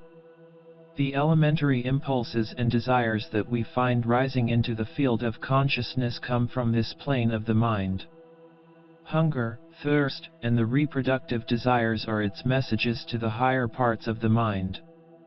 And these messages are natural and free from the abuses and prostitution often observed attached to them by the intellect of man in connection with his unrestrained animal impulses. Gluttony and unnatural lust arise not from the primitive demand of this plane of the mind, for the lower animals even are free from them to a great extent, but it is reserved for man to so prostitute these primitive natural tendencies, in order to gratify unnatural and artificial appetites, which serve to frustrate nature rather than to aid her. As life advanced in the scale and animal forms appeared on the scene, new planes of mind were unfolded, in accordance to the necessity of the living forms. The animal was compelled to hunt for his food, to prey upon other forms, and to avoid being preyed upon by others. He was compelled to struggle for the unfoldment of latent powers of his mind that would give him means to play his part in the scheme of life. He was compelled to do certain things in order to live and reproduce his kind. And he demanded not in vain. For there came to him slowly an unfolding knowledge of the things necessary for the requirements of his life. We call this instinct. But, pray remember, by instinct we do not mean the still higher something that is really rudimentary intellect that we notice in the higher animals. We are speaking now of the unreasoning instinct observed in the lower animals, and to a certain degree in man. This instinctive plane of mentality causes the bird to build its nest before its eggs are laid, which instructs the animal mother how to care for its young when born, and after birth, which teaches the bee to construct its cell and to store up its honey. These and countless other things in animal life, and in the higher form of plant life, are manifestations of instinct, that great plane of the mind. In fact, the greater part of the life of the animal is instinctive, although the higher forms of animals have developed something like rudimentary intellect or reason, which enables them to meet new conditions where intellect alone fails them. And man has this plane of mind within him, below consciousness. In fact, the lower forms of human life manifest but little intellect, and live almost altogether according to their instinctive impulses and desires. Every man has this instinctive mental region within him, and from it are constantly arising impulses and desires to perplex and annoy him, as well as to serve him occasionally. The whole secret consists in whether the man has mastery of his lower self or not. From this plane of the mind arise the hereditary impulses coming down from generations of ancestors, reaching back to the caveman, and still further back into the animal kingdom. A queer storehouse is this. Animal instincts, passions, appetites, desires, feelings, sensations, emotions, etc., are there. Hate, envy, jealousy, revenge, the lust of the animal seeking the gratification of his sexual impulses, etc., etc., there, and are constantly intruding upon our attention until we have asserted our mastery. And often the failure to assert this mastery comes from an ignorance of the nature of the desire, etc. We have been taught that these thoughts were bad without being told why, and we have feared them and thought then, the promptings of an impure nature, or a depraved mind, etc. This is all wrong. These things are not bad of themselves, they came to us honestly, they are our heritage from the past. They belong to the animal part of our nature, and were necessary to the animal in his stage of development. We have the whole menagerie within us, but that does not mean that we should turn the beasts loose upon ourselves or others. It was necessary for the animal to be fierce, full of fight, passionate, regardless of the rights of others, etc., but we have outgrown that stage of development, and it is ignoble for us to return to it, or to allow it to master us. This lesson is not intended as a discourse upon ethics or morals. We do not intend going into a discussion of the details of right and wrong, for we have touched upon that phase of the subject in other works. But we feel justified in calling your attention to the fact that the human mind intuitively recognizes the rightness of the living up to that which comes to us from the highest parts of the mind, the highest product of our unfoldment. And it likewise intuitively recognizes the wrongness of the falling back into that which belongs to the lower stages of our mentality, to the animal part of us, that is our heritage from the past and that which has gone before. While we may be puzzled about many details of morals and ethics and may not be able to explain why we consider certain things right or wrong, we still intuitively feel that the highest right of which we are capable is the acting out of that which is coming to us from the highest pole of our mental being, and that the lowest wrong consists in doing that which carries us back to the life of the lower animals, in so far as mentality is concerned. Not because there is anything absolutely wrong in the mental processes and consequent of the animals in themselves, they are all right and perfectly natural in the animals, but we intuitively recognize that for us to fall back to the animal stage is a going backward in the scale of evolution. We intuitively shrink at an exhibition of brutality and animality on the part of a man or woman. We may not know just why, but a little reflection will show us that it is a sinking in the evolutionary scale, against which the spiritual part of us revolts and protests. But this must not be construed to mean that the advanced soul looks upon the animal world with disgust or horror. On the contrary, there is nowhere to be found a higher respect for animal life and being than among the yogi and other advanced souls. They delight in watching the animals filling their places in life, playing out their parts in the divine scheme of life. Their animal passions and desires are reactions viewed sympathetically and lovingly by the advanced soul, and nothing wrong or disgusting is seen there. And even the coarseness and brutality of the savage races are so regarded by these advanced souls. They see everything as natural according to the grade and degree of development of these people. It is only when these advanced souls view the degeneracies of civilized life that they feel sorrow and pain. For here they see instances of devolution instead of evolution, degeneration instead of regeneration and advancement. And not only do they know this to be the fact, but the degenerate specimens of mankind themselves feel and know it. Compare the expression of the animal or savage going through their natural life actions and performances. See how free and natural are their expressions, how utterly apart are evidences of wrongdoing. They have not as yet found out the fatal secret of good and evil, they have not as yet eaten the forbidden fruit. But, on the contrary, look into the faces of the degenerates and fallen souls of our civilized life. See the furtive glance and the self-consciousness of wrong evident in every face. And this consciousness of wrong bears heavily upon these people. It is heavier than the punishments heaped upon them. That nameless something called conscience may be smothered for a while, but sooner or later it comes to light and demands the pound of flesh from its victim. And yet you will say that it seems hard to think that the same thing can be right in one person and wrong in another.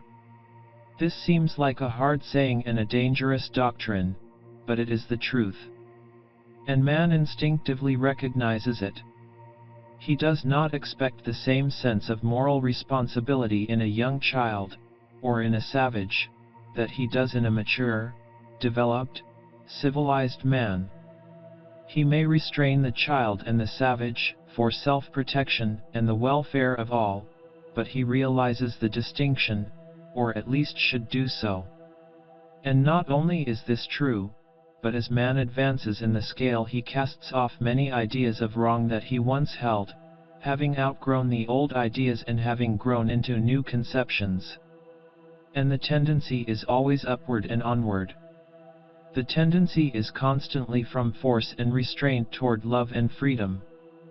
The ideal condition would be one in which there were no laws and no necessity for them, a condition in which men had ceased to do wrong because they had outgrown the desire rather than from fear or restraint or force.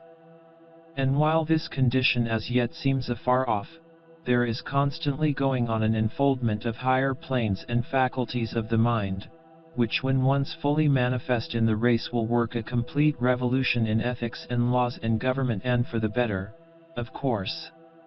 In the meantime mankind moves along, doing the best it can, making a steady though slow progress.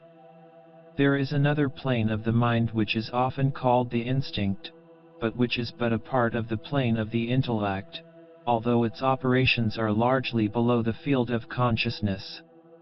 We allude to what may be called the habit mind, in order to distinguish it from the instinctive plane. The difference is this: the instinctive plane of mind is made up of the ordinary operations of the mind below the plane of the intellect, and yet above the plane of the vegetative mind, and also of the acquired experiences of the race, which have been transmitted by heredity, etc.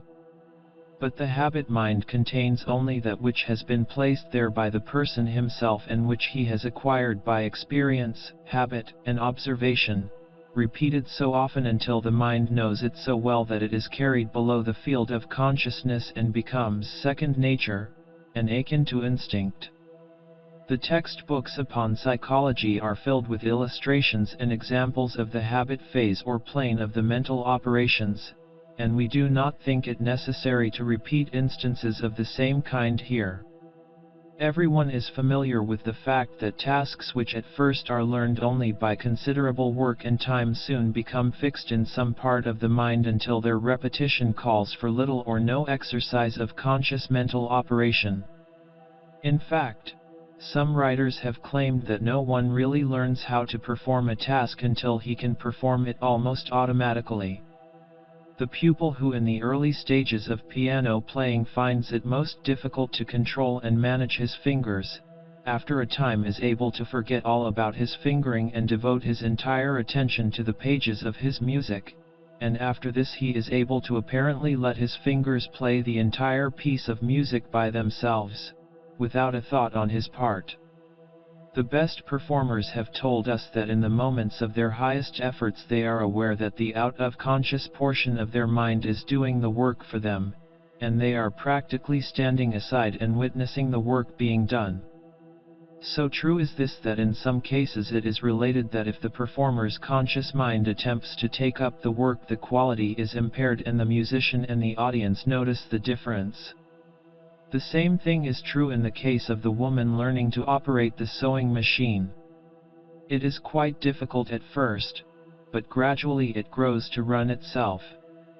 Those who have mastered the typewriter have had the same experience. At first each letter had to be picked out with care and effort. After a gradual improvement, the operator is enabled to devote her entire attention to the copy and let the fingers pick out the keys for themselves. Many operators learn rapid typewriting by so training the habit mind that it picks out the letter keys by reason of their position, the letters being covered over in order to force the mind to adapt itself to the new requirements. A similar state of affairs exists wherever men or women have to use tools of any kind. The tool soon is recognized by the mind and used as if it were a part of the body, and no more conscious thought is devoted to the manipulation than we devote to the operation of walking, which, by the way, is learned by the child only by the expenditure of time and labor. It is astonishing how many things we do automatically in this way. Writers have called our attention to the fact that the average man cannot consciously inform you how he puts on his coat in the morning, which arm goes in first, how the coat is held, etc. But the habit mind knows very well. Let the student stand up and put on his coat in the regular way, following the leadings of the habit mind. Then, after removing it, let him attempt to put it on by inserting the other arm first, for instance. He will be surprised to find out how awkward it will be for him, and how completely he has been depending upon the habit mind. And tomorrow morning let him find out which shoe the habit mind has been putting on him first, and then try to reverse the order and notice how flurried and disturbed the habit mind will become, and how frantically it will signal to the conscious mind, something wrong up there. Or try to button on your collar, reversing the order in which the tabs are placed over the button right before left, or left before right, as the case may be, and notice the involuntary protest. Or, try to reverse the customary habit in walking and attempt to swing your right arm with the movement of your right leg, and so on, and you will find it will require the exercise of great willpower. Or, try to change hands and use your knife and fork. But we must stop giving examples and illustrations.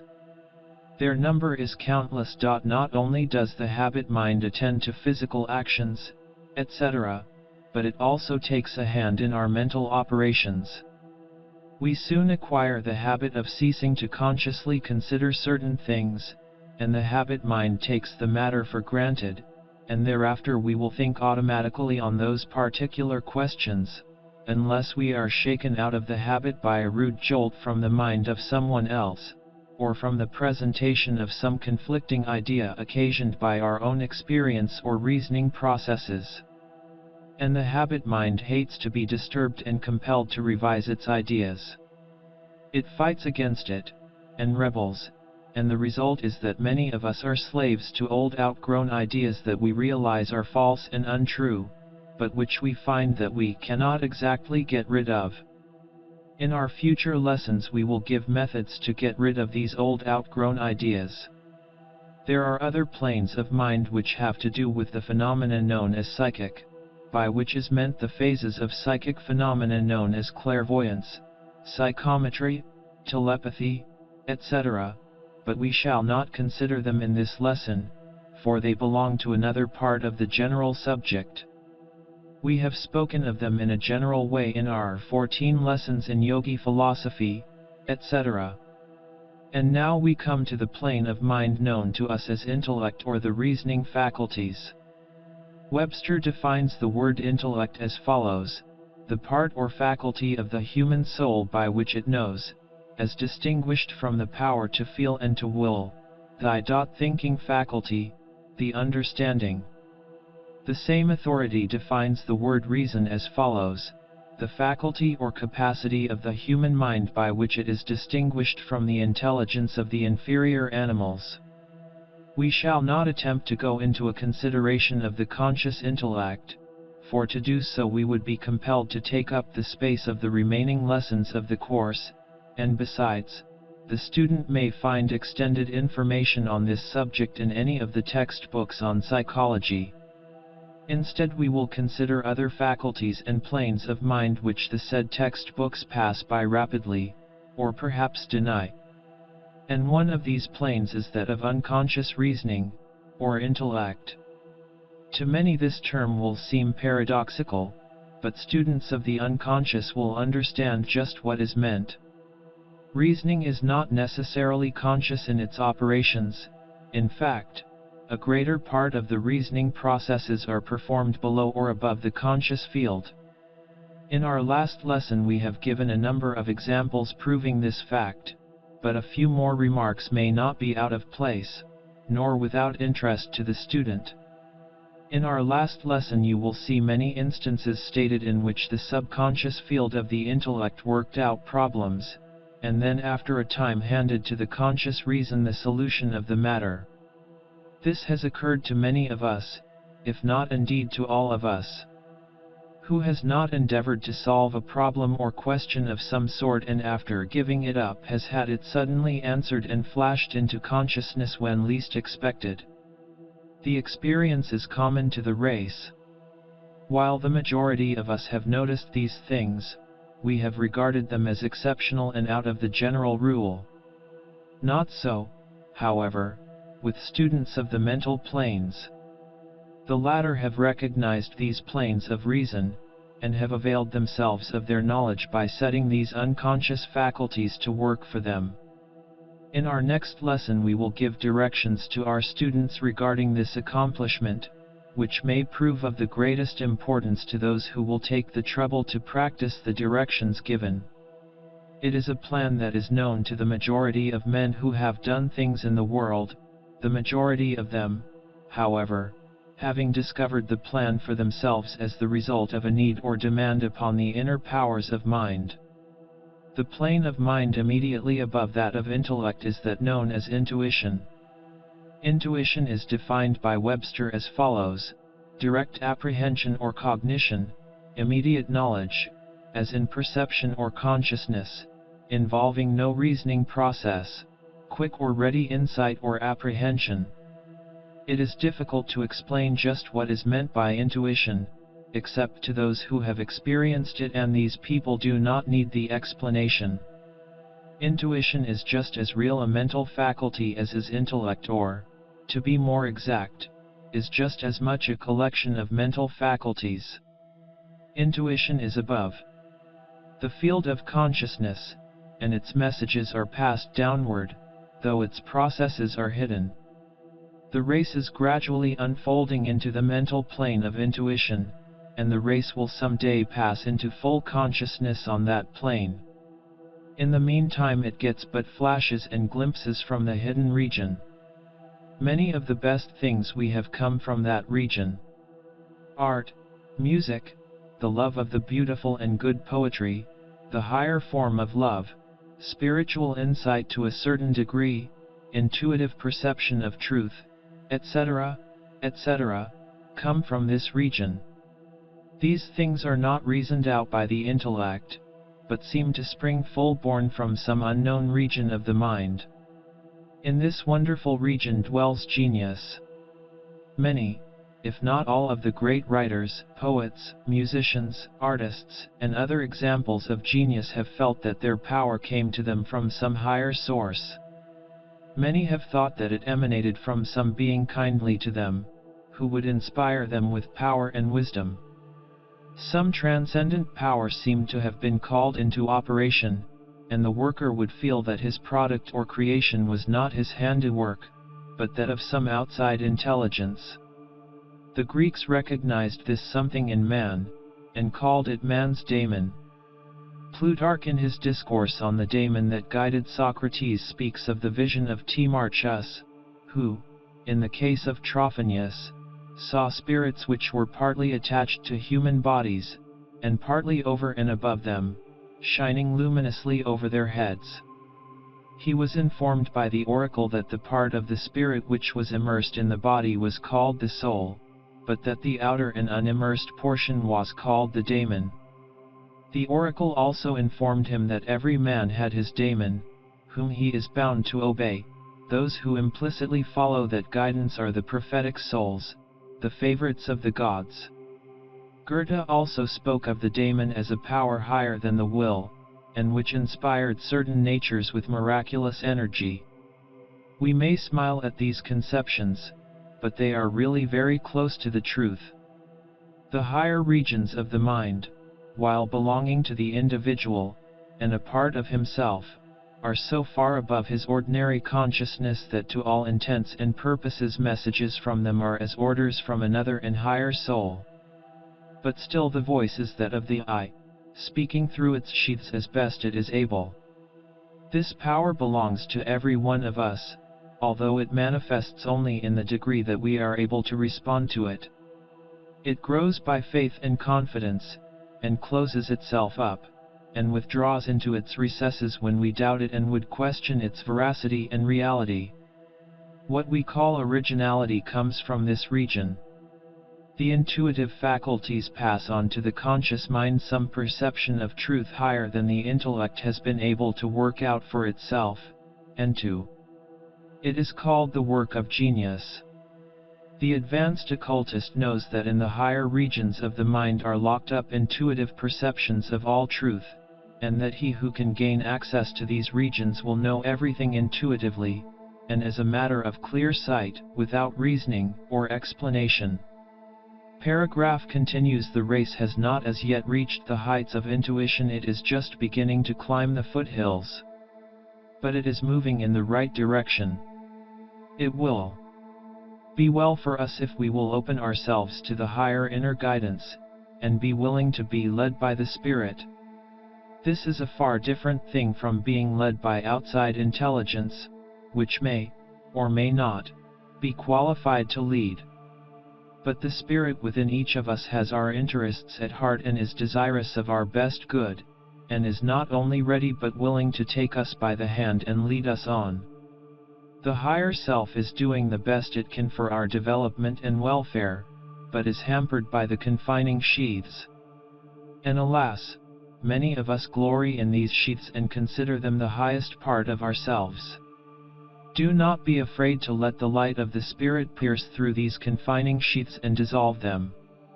The intuition, however, is not the Spirit, but is one of its channels of communication to us. There are other and still higher planes of mind, but the intuition is the one next in the line of unfoldment, and we should open ourselves to its influence and welcome its unfoldment. Above the plane of intuition is that of the cosmic knowing, upon which we will find the consciousness of the oneness of all. We have spoken of this plane in our lesson on the unfoldment of consciousness. When one is able to conscious on this plane, this exalted plane of mind, he is able to see fully, plainly, and completely that there is one great life underlying all the countless forms and shapes of manifestation. Paragraph continues. He is able to see that separateness is only the working fiction of the universe. He is able to see that each ego is but a center of consciousness in the great ocean of life, all in pursuance of the divine plan, and that he is moving forward toward higher and higher planes of manifestation, power, and individuality, in order to take a greater and grander part in the universal work and plans. The cosmic knowing in its fullness has come to but few of the race, but many have had glimpses, more or less clear, of its transcendent wonder, and others are on the borderland of this plane. The race is unfolding gradually, slowly but surely, and those who have had this wonderful experience are preparing others for a like experience. The seed is being sown, and the harvest will come later. This and other phases of the higher forms of consciousness are before the race. The individuals who read this lesson are perhaps nearer to it than they think. Their interest in the lessons is an indication of that hunger of the soul which is a prophecy of the satisfaction of the cry for spiritual bread. The law of life heeds these cries for aid and nourishment and responds accordingly, but along the lines of the highest wisdom and according to the real requirements of the individual. Let us close this lesson with a quotation from Light on the Path, which bears directly upon the concluding thought. Read it carefully and let it sink down deep into your inner consciousness, and you will feel the thrill of joy that comes to him who is nearing the goal. Look for the flower to bloom in the silence that follows the storm, not till then. It shall grow, it will shoot up, it will make branches and leaves, and form buds while the storm lasts. But not until the entire personality of the man is dissolved and melted, not until it is held by the divine fragment which has created it, as a mere subject for grave experiment and experience, not until the whole nature has yielded and become subject unto its higher self, can the bloom open. Then will come a calm such as comes in a tropical country after the heavy rain, when nature works so swiftly that one may see her action. Such a calm will come to the harassed spirit. And in the deep silence the mysterious event will occur which will prove that the way has been found. Call it by whatever name you will. It is a voice that speaks where there is none to speak. It is a messenger that comes, a messenger without form or substance, or it is the flower of the soul that has opened. It cannot be described by any metaphor. But it can be felt after, looked for, and desired, even among the raging of the storm. The silence may last a moment of time, or it may last 1,000 years. But it will end. Yet you will carry its strength with you. Again and again the battle must be fought and won. It is only for an interval that nature can be still. The concluding 3 lessons of this series will be devoted to a practical course of instruction in the development of the hidden planes of the mind, or rather, in the development of the power of the individual to master the same and make use of them in his life. He will be taught to master the lower principles, not only in the surmounting of them, but in the transmitting of the elemental forces toward his higher ends. Power may be obtained from this part of the mind, under the direction of the will. And the student will be told how to set the unconscious intellect to work for him. And he will be told how to develop and train the will. We have now passed the line between the theoretical and the practical phases of the subject, and from now on it will be a case of train, develop, cultivate and apply. Knowing what lies back of it all, the student is now prepared to receive the instructions which he might have misused before. Peace be with thee all. Mantram, affirmation. I am the master of my soul. The 10th lesson. Subconsciousing. In the 9th lesson we called your attention to the fact that reasoning was not necessarily conscious in its operations, and that, in fact, a large part of the rational processes of the mind are performed below or above the field of consciousness. And in the 8th lesson we gave you a number of examples illustrating this fact. We also gave you a number of cases in which the subconscious field of the intellect worked out problems, and then after a time passed on to the conscious field of the intellect the solution of the matter. In this lesson we purpose instructing you in the methods by which this part of the intellect may be set to work for you. Many have stumbled upon bits of this truth for themselves, and, in fact, the majority of successful men and men who have attained eminence in any walk of life have made more or less use of this truth, although they seldom understand the reason of it. Very few Western writers have recognized the work of this plane of the mind. They have given us full and ingenious theories and examples of the workings of the instinctive mind, and in some cases they have touched upon the workings and operations of the intuitional planes, but in nearly every case they have treated the intellect as something entirely confined to the conscious plane of mentation. In this they have missed some of the most interesting and valuable manifestations of subconscious mentation. In this lesson we will take up this particular phase of mentation, and trust to be able to point out the way to use it to the best advantage, giving some simple instructions that have been given by the Hindu teachers to their students for centuries past, such instructions of course, being modified by us to conform to the requirements and necessities of the Western student of today. We have taken the liberty of bestowing a new title upon this phase of mentation. We have thought it well to call it subconsciousing. The word sub, of course, means under, below, and the word consciousing is a favorite term employed by Professor Elmer Gates, and means receiving impressions from the mind. In a general way, subconsciousing, as used in this lesson, may be understood to mean using the subconscious mind, under orders of the conscious mind. By referring to our 8th lesson, we see on page mention made of the case of the man who indulged in unconscious rumination, which happened to him when he read books presenting new points of view essentially opposed to his previous opinion.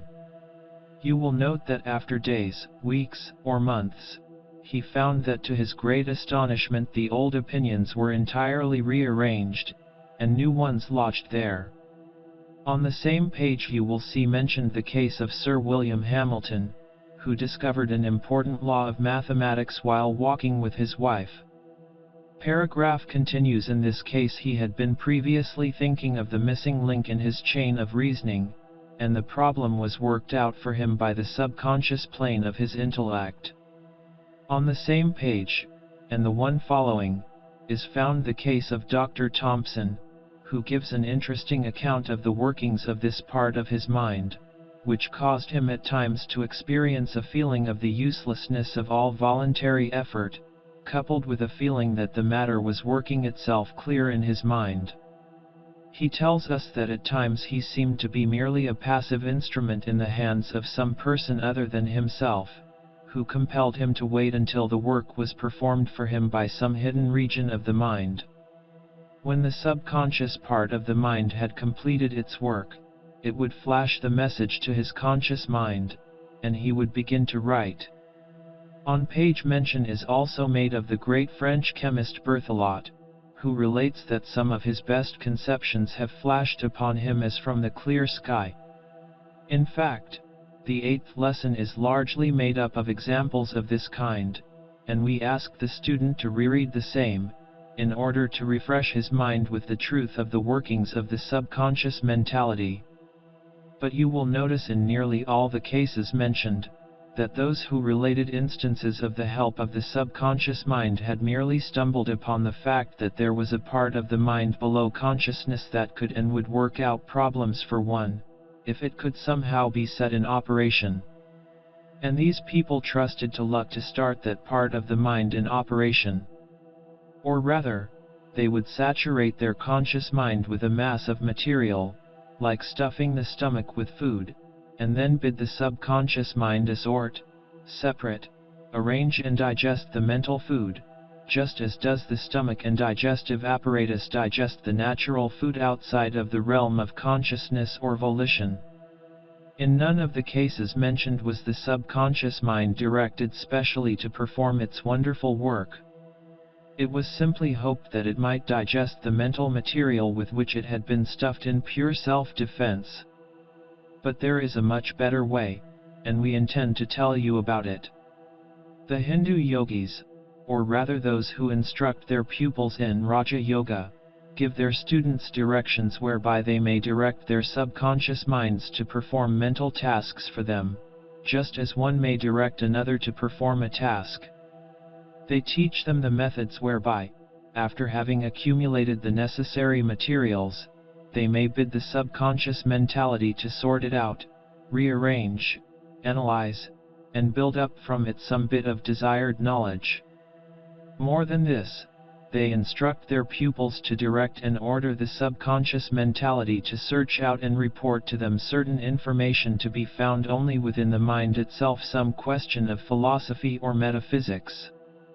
And when such art has been acquired, the student or yogi rests assured that the desired result will be forthcoming in due time, and consequently dismisses the matter from his conscious mind, and busies himself with other matters, knowing that day and night, incessantly, the subconsciousing process is going on, and that the subconscious mind is actively at work collecting the information, or working out the problem. You will see at once the great superiority of this method over the old hit or miss, hope it will work plan pursued by those who have stumbled upon bits of the truth. The yogi teacher begins by impressing upon his students the fact that the mind is capable of extending outward toward an object, material or mental, and by examining it by methods inherent in itself, extracting knowledge regarding the object named. This is not a startling truth, because it is so common, everyone employing it more or less every day. But the process by which the knowledge is extracted is most wonderful, and really is performed below the plane of consciousness, the work of the conscious mind being chiefly concerned in holding the attention upon the object. We have spoken of the importance of attention in previous lessons, which it will be well for you to reread at this time. When the student is fully impressed with the details of the process of attention, and the subsequent unfoldment of knowledge, the yogi proceeds to inform him that there are other means of obtaining knowledge about an object, by the employment of which the attention may be firmly directed toward the object, and then afterwards held there unconsciously, that is, a portion of the attention, or a subconscious phase of mentation, which will hold the subconscious mind firmly upon the work until accomplished, leaving the conscious attention and mentality free to employ itself with other things. The yogis teach the students that this new form of attention is far more intense and powerful than is the conscious attention, for it cannot be disturbed or shaken, or distracted from its object, and that it will work away at its task for days, months, years, or a lifetime if necessary, according to the difficulty of the task, and in fact carries its work over from one life to another, unless recalled by the will. They teach the student that in everyone's life there is going on a greater or less degree of this subconscious work, carried on in obedience to a strong desire for knowledge manifested in some former life, and bearing fruit only in the present existence. Many important discoveries have been made in obedience to this law. But it is not of this phase of the matter that we wish to speak in this lesson. The yogi theory is that the subconscious intellectual faculty may be set to work under the direction of orders given by the will. All of you know how the subconscious mentality will take up an order of the will, or a strong wish, that the person be awakened at a certain hour in order to catch a train. Or, in the same way how the remembrance of a certain engagement at, say, 4 o'clock, will flash into the mind when the hands of the clock approach the stated hour. Nearly everyone can recall instances of this sort in his own experience. But the yogis go much further than this. They claim that any and all faculties of the mind may be set going, or working on any problem, if ordered thereto by the will. In fact, the yogis and their advanced students have mastered this art to such a surprising extent that they find it unnecessary to do the drudgery of thinking in the conscious field, and prefer to relegate such mental work to the subconscious, reserving their conscious work for the consideration of digested information and thought presented to them by the subconscious mind. Their directions to their students cover a great deal of ground, and extend over a long period of time, and many of the directions are quite complicated and full of detail. But we think that we can give our students an abbreviated and condensed idea in a few pages of the lesson. And the remaining lessons of the course will also throw additional light on the subject of subconscious mental action, in connection with other subjects. The yogi takes the student when the latter is much bothered by a consideration of some knotty and perplexing philosophical subject. He bids the student relax every muscle, take the tension from every nerve, throw aside all mental strain, and then wait a few moments. Then the student is instructed to grasp the subject which he has had before his mind, firmly and fixedly before his mental vision, by means of concentration. Then he is instructed to pass it on to the subconscious mentality by an effort of the will, which effort is aided by forming a mental picture of the subject as a material substance, or bundle of thought, which is being bodily lifted up and dropped down a mental hatchway, or trap door, in which it sinks from sight. The student is then instructed to say to the subconscious mentality, "I wish this subject thoroughly analyzed, arranged, classified, and whatever else is desired, and then the results handed back to me. Attend to this." The student is taught to speak to the subconscious mentality just as if it were a separate entity of being, which had been employed to do the work. He is also taught that confident expectation is an important part of the process, and that the degree of success depends upon the degree of this confident expectation. In obstinate cases, the student is taught to use the imagination freely, until he is able to make a mental image or picture of the subconscious mind doing what is required of it. This process clears away a mental path for the feet of the subconscious mind, which it will choose thereafter, as it prefers to follow the line of least resistance. Of course, much depends upon practice. Practice makes perfect, in everything else, and subconsciousing is no exception to the rule. The student gradually acquires a proficiency in the art of subconsciousing, and thereafter devotes his time to acquiring new facts for mental digestion, rather than bestowing it upon the mechanical act of thinking. But a very important point to be remembered is that the willpower back of the transferred thought material, which willpower is the cause of the subconscious action, depends very greatly upon the attention and interest given to the acquired material. This mass of thought material, which is to be digested and threshed out by the subconscious mind, must be well saturated with interest and attention, in order to obtain the best results. In fact, interest and attention are such important aids to the will, that any consideration of the development and acquirement of willpower is practically a development and acquirement of attention and interest. The student is referred to previous lessons in this course in which the importance of interest and attention is explained and described. In acquiring the mass of thought material which is to be passed on to the subconscious digestion, one must concentrate a great degree of interest and attention upon each item of thought material gathered up. The gathering of this thought material is a matter of the greatest importance, and must not be lightly passed by. One cannot hastily gather together all sorts of thought material, and then expect the subconscious mind to do its work properly. It will not, in fact, and the student proceeding upon any such erroneous supposition is doomed to disappointment.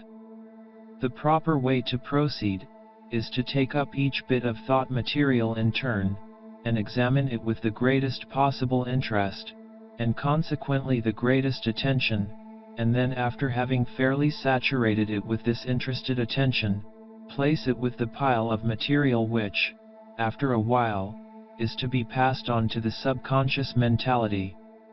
Then take up the next bit of material, and after giving it similar treatment, pass it along to the pile also. Then, after a while, when you have gathered up the main facts of the case, proceed to consider the mass as a whole, with interest and attention, giving it as it were a general treatment. Then drop it down the trapdoor into the subconscious mind, with the strong command, attend to this thought material, coupled with a strong expectant belief that your order will be obeyed. The idea underlying this treatment of the thought material with interest and attention is that by so doing a strong mental image is created, which may be easily handled by the subconscious mind. Remember that you are passing on thoughts for the subconsciousness to act upon, and that the more tangible and real these thoughts are, the better can they be handled. Therefore, any plan that will build these thoughts up into real things is the plan to pursue. And attention and interest produce just this result. If we may be pardoned for using a homely and commonplace illustration, we would say that the idea may be grasped by the illustration of boiling an egg, whereby the fluid white and yolk becomes solid and real. Also the use of a shaving brush by a man, by which the thin lather is gradually worked up into a rich, thick, creamy mass, is an illustration.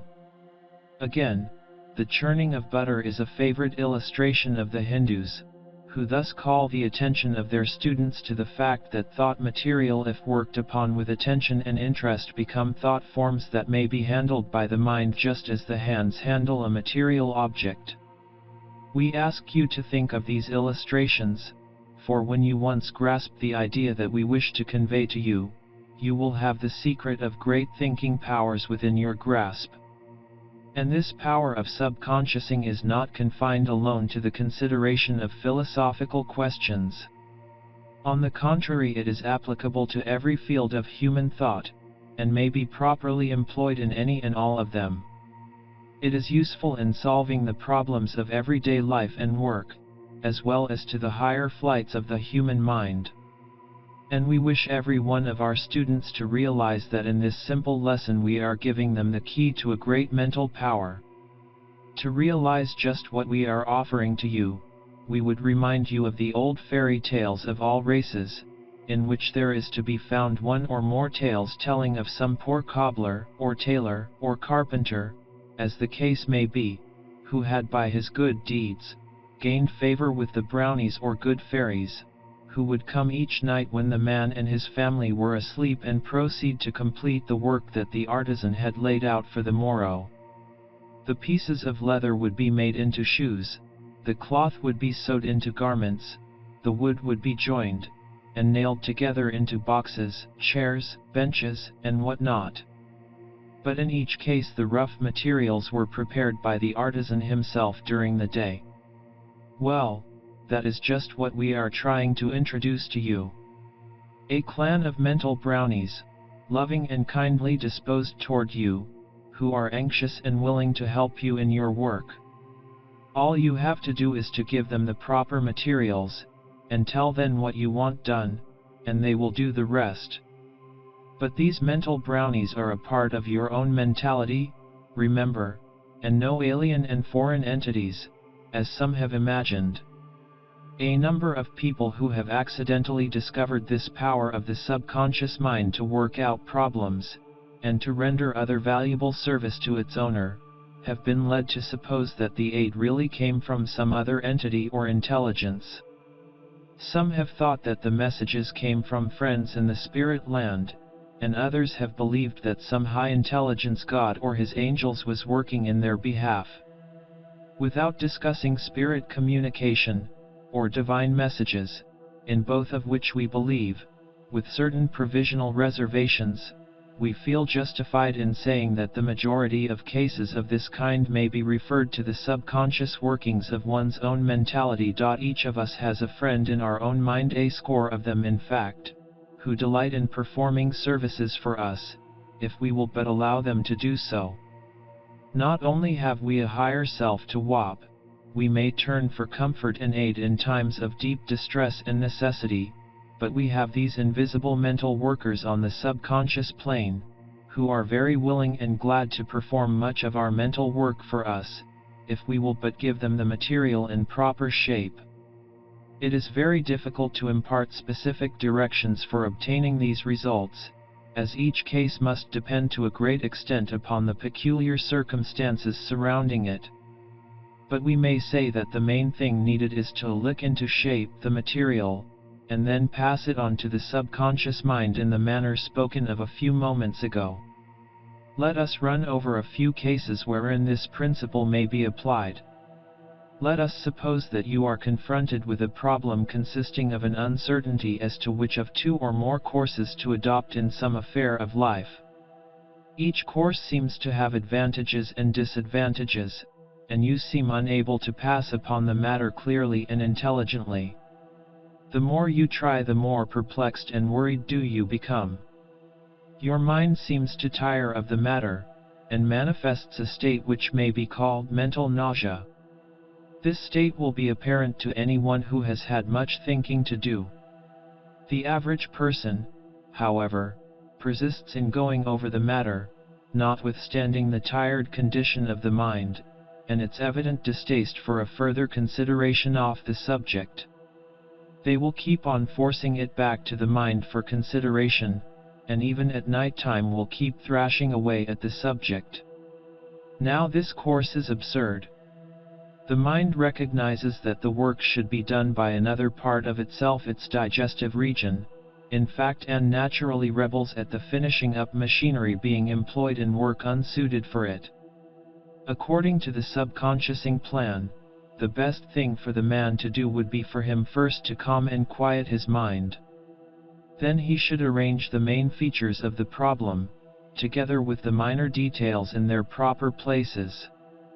Then he should pass them slowly before him in review, giving a strong interest and attention to each fact and detail, as it passes before him, but without the slightest attempt to form a decision, or come to a conclusion.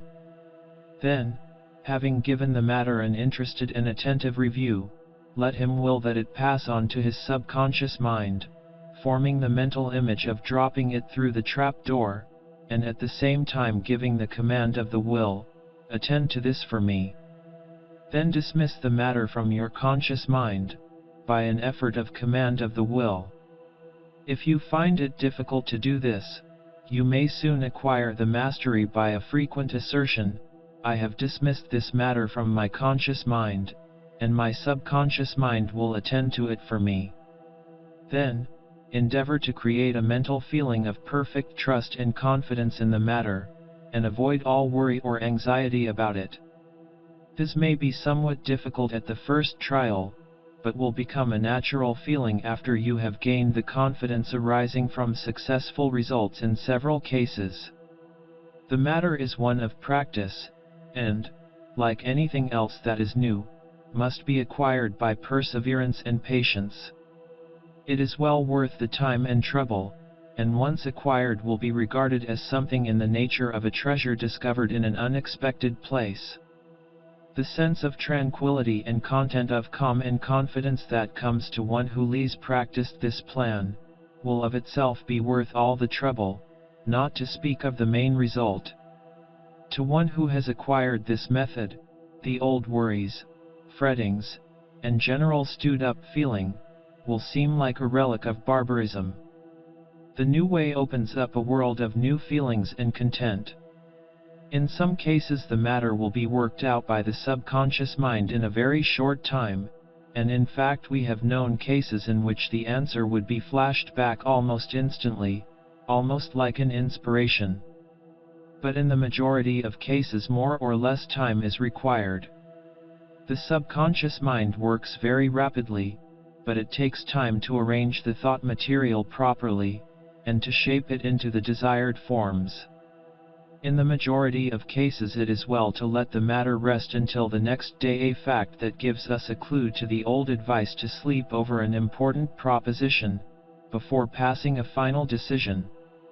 If the matter does not present itself the following day, bring it up again before the conscious mind for review. You will find that it has shaped itself up considerably, and is assuming definite form and clearness. But right here on this is important: do not make the mistake of again dissecting it, and meddling with it, and trying to arrange it with your conscious mind.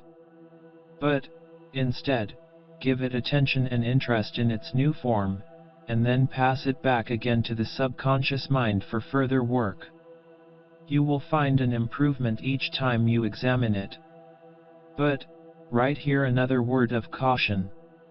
Do not make the mistake of yielding to the impatience of the beginner, and keep on repeatedly bringing up the matter to see what is being done. Give it time to have the work done on it. Do not be like the boy who planted seeds, and who each day would pull them up to see whether they had sprouted, and how much. Sooner or later, the subconscious mind will, of its own choice, lift up the matter and present it to you in its finished shape for the consideration of the conscious mind. The subconscious mind does not insist that you shall adopt its views, or accept its work, but merely hands out to you the result of its sorting, classifying, and arranging.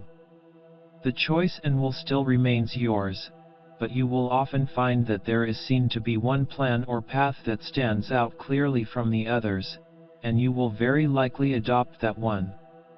The secret is that the subconscious mind with its wonderful patience and care has analyzed the matter, and has separated things before apparently connected. It has also found resemblances and has combined things heretofore considered opposed to each other. In short, it has done for you all that you could have done with the expenditure of great work and time, and done it well. And then it lays the matter before you for your consideration and verdict. Its whole work seems to have been in the nature of assorting, dissecting, analyzing, and arranging the evidence, and then presenting it before you in a clear, systematic shape. It does not attempt to exercise the judicial prerogative or function, but seems to recognize that its work ceases with the presentation of the edited evidence, and that of the conscious mind begins at the same point, Now, do not confuse this work with that of the intuition, which is a very different mental phase or plane. This subconscious working, just mentioned, plays an entirely different part. It is a good servant, and does not try to be more. The intuition, on the contrary, is more like a higher friend, a friend at court, as it were, who gives us warnings and advice. In our directions we have told you how to make use of this part of the mind, consciously and knowingly, so as to obtain the best results, and to get rid of worry and anxiety attendant upon unsettled questions. But, in fact, every one of us makes more or less use of this part of the mind unconsciously, and not realizing the important part it plays in our mental life. We are perplexed about a matter and keep it on our minds until we are forced to lay it aside by reason of some other demand, or when we sink to sleep. Often to our surprise we will find that when we next think of it the matter has somehow cleared up and straightened itself out, and we seem to have learned something about it that we did not know before. We do not understand it, and are apt to dismiss it as just one of those things. In these lessons we are attempting to explain some of those things, and to enable you to use them consciously and understandingly, instead of by chance, instinctively, and clumsily. We are teaching you mastery of the mind. Now to apply the rule to another case. Suppose you wish to gather together all the information that you possess relating to a certain subject. In the first place, it is certain that you know a very great deal more about any subject than you think you do. Stored away in the various recesses of the mind, or memory if you prefer that term, are stray bits of information and knowledge concerning almost any subject. But these bits of information are not associated with each other. You have never attempted to think attentively upon the particular question before you, and the facts are not in the mind. It is just as if you had so many 100 pounds of anything scattered throughout the space of a large warehouse, a tiny bit here, and a tiny bit there, mixed up with thousands of other things. You may prove this by sitting down sometime and letting your thoughts run along the line of some particular subject, and you will find emerging into the field of consciousness all sorts of information that you had apparently forgotten, and each fitting itself into its proper place. Every person has had experiences of this kind. But the work of gathering together the scattered scraps of knowledge is more or less tedious for the conscious mind, and the subconscious mind will do the work equally well with the wear and tear on the attention. In fact, it is the subconscious mind that always does the work, even when you think it is the conscious mind. All the conscious mind does is to hold the attention firmly upon the object before it, and then let the subconsciousness pass the material before it. But this holding the attention is tiresome work, and it is not necessary for it to expend its energies upon the details of the task, for the work may be done in an easier and simpler way. The best way is to follow a plan similar to the one mentioned a few pages back. That is, to fix the interested attention firmly upon the question before you, until you manage to get a clear, vivid impression of just what you want answered. Then pass the whole matter into the subconscious mind with the command "attend to this," and then leave it. Throw the whole matter off of your mind, and let the subconscious work go on. If possible, let the matter run along until the next morning and then take it up for consideration, when, if you have proceeded properly, you will find the matter worked out, arranged in logical sequence, so that your conscious attention will be able to clearly review the string of facts, examples, illustrations, experiences, etc., relating to the matter in question. Now, many of you will say that you would like this plan to work in cases in which you have not the time to sleep over it. In such cases we will say that it is possible to cultivate a rapid method of subconsciousing, and in fact many businessmen and men of affairs have stumbled upon a similar plan, driven to the discovery by necessity. They will give a quick, comprehensive, strong flash of attention upon the subject, getting right to the heart of it, and then will let it rest in the subconscious mind for a moment or two, killing a minute or two of time in preliminary conversation, until the first flash of answer comes to them. After the first flash, and taking hold of the first loose end of the subject that presents itself to them, they will unwind a string of information and talk about the subject that will surprise even themselves. Many lawyers have acquired this knowledge, and are what is known as resourceful. Such men are often confronted with questions of conditions utterly unsuspected by them a moment before. Practice has taught them the folly of fear and loss of confidence at such moments, and has also impressed upon them the truth that something within them will come to the rescue. So, presenting a confident air, they will manage to say a few platitudes or commonplaces, while the subconscious mind is most rapidly gathering its materials for the answer. In a moment an opening thought flashes upon the man, and as he continues idea after idea passes before his conscious and eager attention, sometimes so rapidly that it is almost impossible to utter them, and lo! The danger is over, and a brilliant success is often snatched from the jaws of an apparent failure and defeat. In such cases the mental demand upon the subconscious mind is not voiced in words, but is the result of a strong mental need. However, if one gives a quick verbal command to attend to this, the result will be heightened.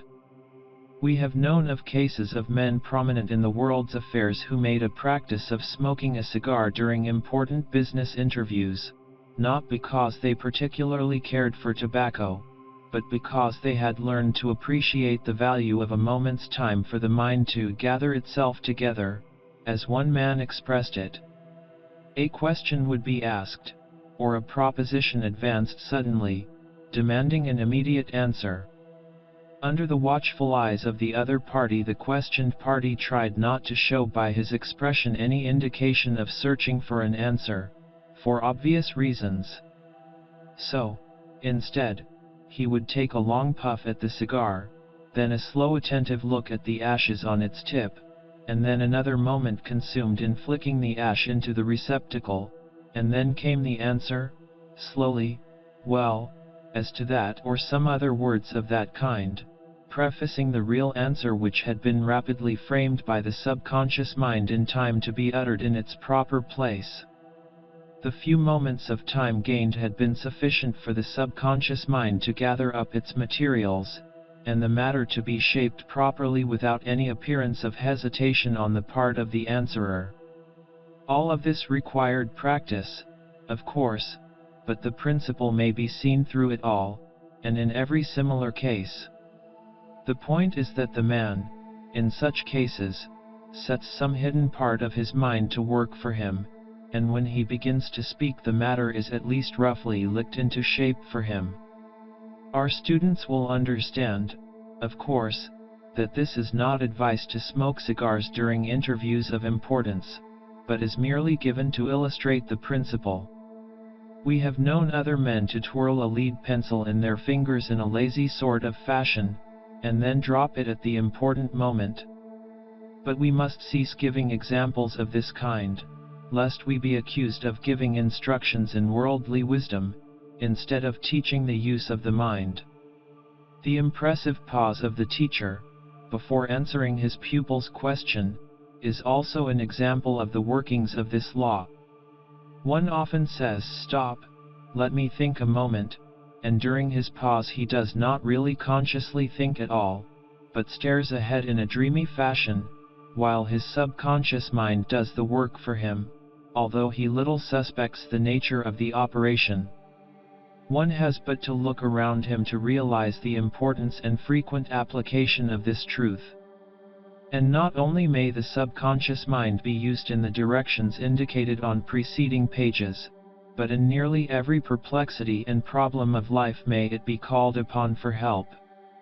These little subconscious brownies are ever at our disposal, and seem to be happy to be of service to us.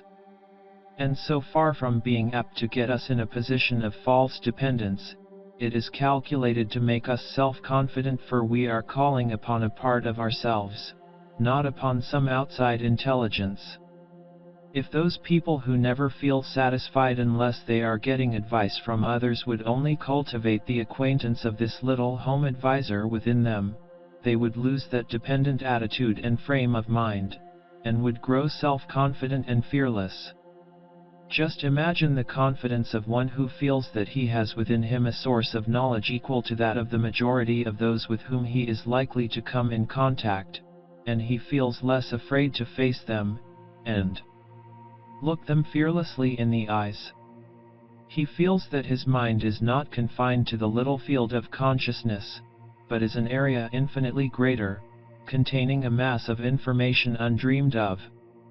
Everything that the man has inherited, or brought with him from past lives, everything that he has read, heard, or seen, or experienced in this life, is hidden away there in some quarter of that great subconscious mind, and, if he will but give the command, the essence of all that knowledge is his. The details may not be presented to his consciousness, often it is not, for very good occult reasons, by the result, or essence of the knowledge will pass before his attention, with sufficient examples and illustrations, or arguments to enable him to make out a good case for himself. In the next lesson we will call your attention to other features and qualities of this great field of mind, showing you how you can put it to work, and master it. Remember, always, the I is the master, and its mastery must always be remembered and asserted over all phases and planes of the mind. Do not be a slave to the subconscious, but be its master. Mantram, or affirmation. I have within me a great area of mind that is under my command, and subject to my mastery. This mind is friendly to me, and is glad to do my bidding, and obey my orders. It will work for me when I ask it, and is constant, untiring, and faithful. Knowing this, I am no longer afraid, ignorant, or uninformed. The I is master of it all, and is asserting its authority.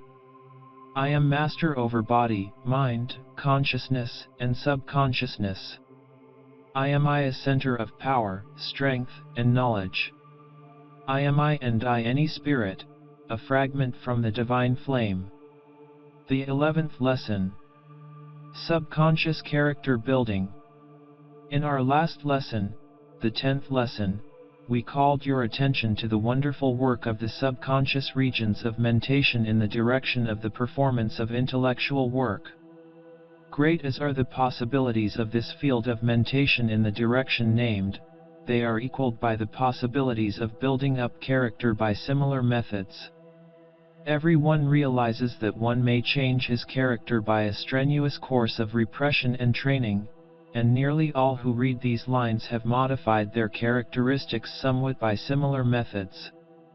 But it is only of late years that the general public have become aware that character might be modified, changed, and sometimes completely altered by means of an intelligent use of the subconscious faculties of the mind.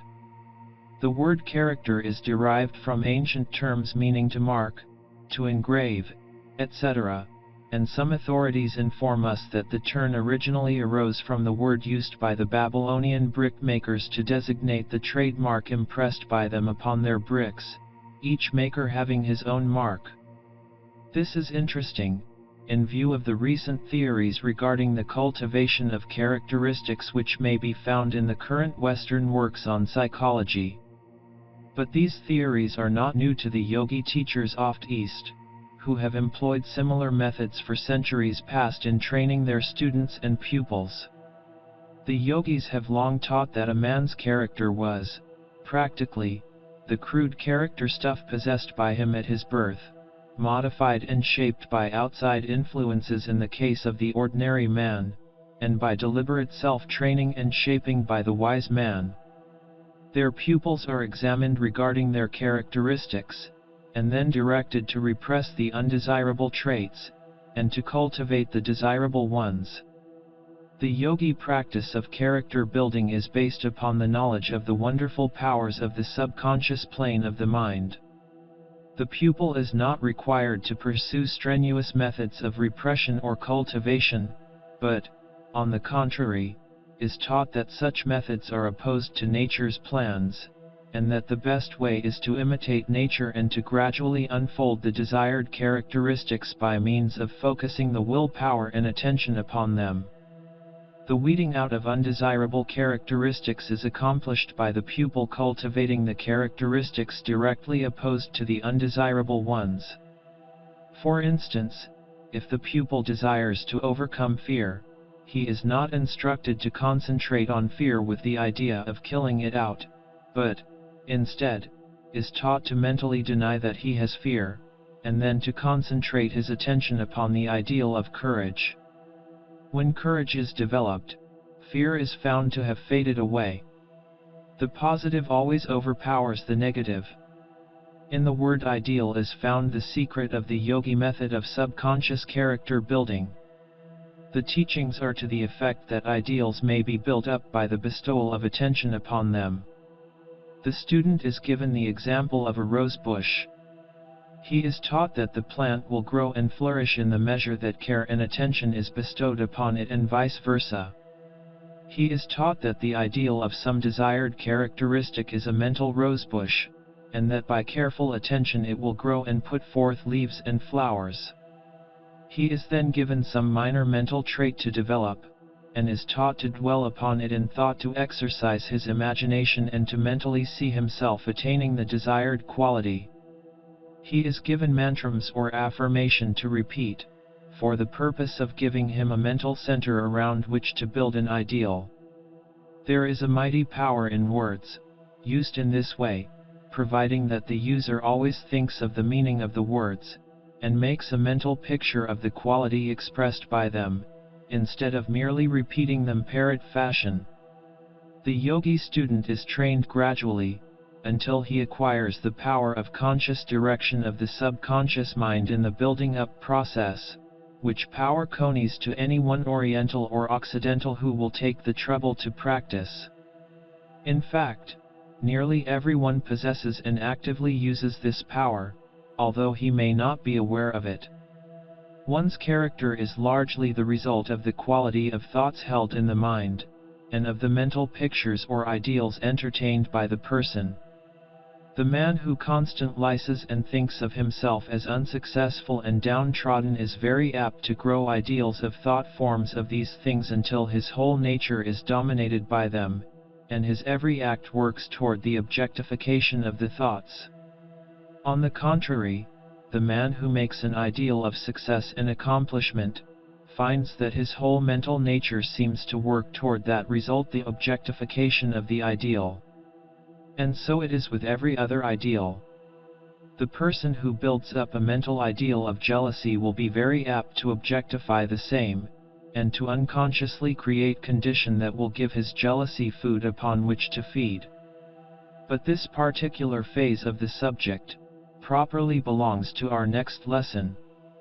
This 11th lesson is designed to point out the way by which people may mold their characters in any way they desire, supplanting undesirable characteristics by desirable ones, and developing desirable ideals into active characteristics. The mind is plastic to him who knows the secret of its manipulation.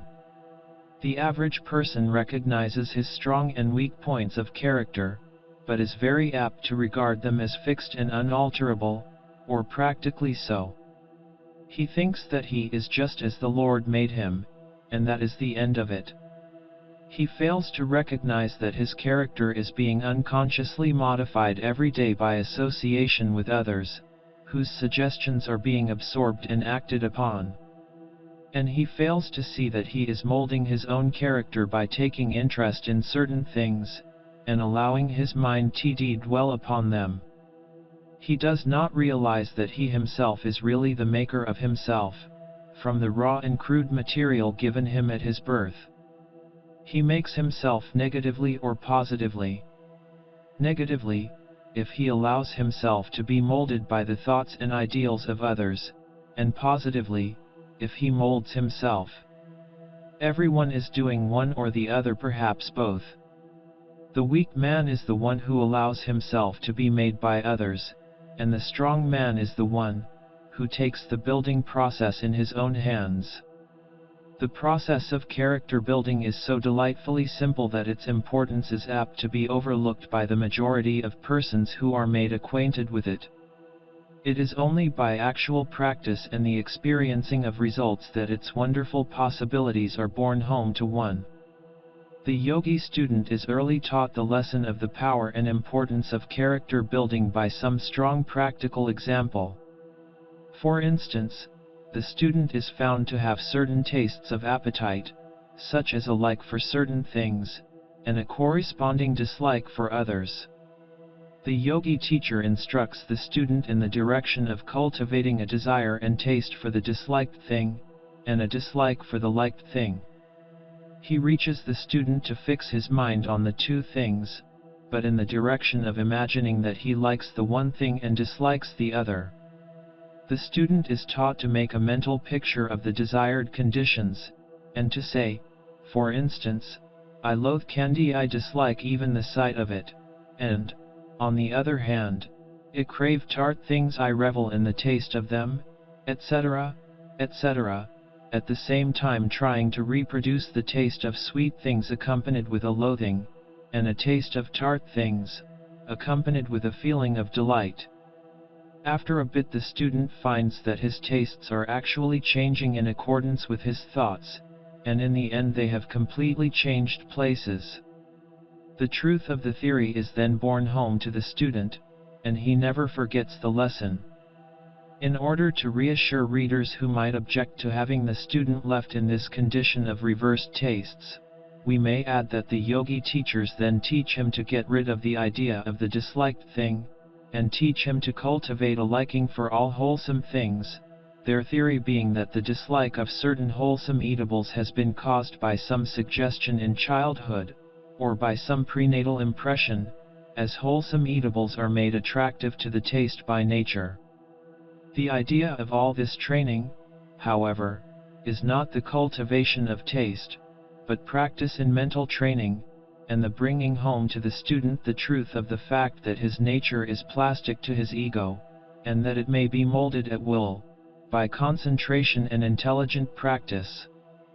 The reader of this lesson may experiment upon himself along the lines of the elementary yogi practice as above mentioned, if he so desires. He will find it possible to entirely change his dislike for certain food, etc., by the methods mentioned above. He may likewise acquire a liking for heretofore distasteful tasks and duties, which he finds it necessary to perform. The principle underlying the whole yogi theory of character building by the subconscious intellect is that the ego is master of the mind, and that the mind is plastic to the commands of the ego. The ego or I of the individual is the one real, permanent, changeless principle of the individual, and the mind, like the body, is constantly changing, moving, growing, and dying. Just as the body may be developed and molded by intelligent exercises, so may the mind be developed and shaped by the ego if intelligent methods are followed. The majority of people consider that character is a fixed something, belonging to a man, that cannot be altered or changed.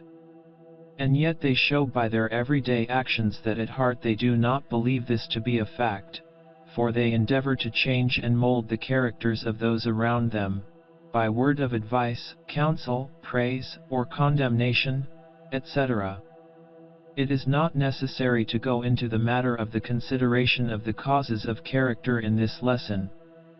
We will content ourselves by saying that these causes may be summed up, roughly, as follows: result of experiences in past lives, heredity, environment, suggestion from others, and autosuggestion.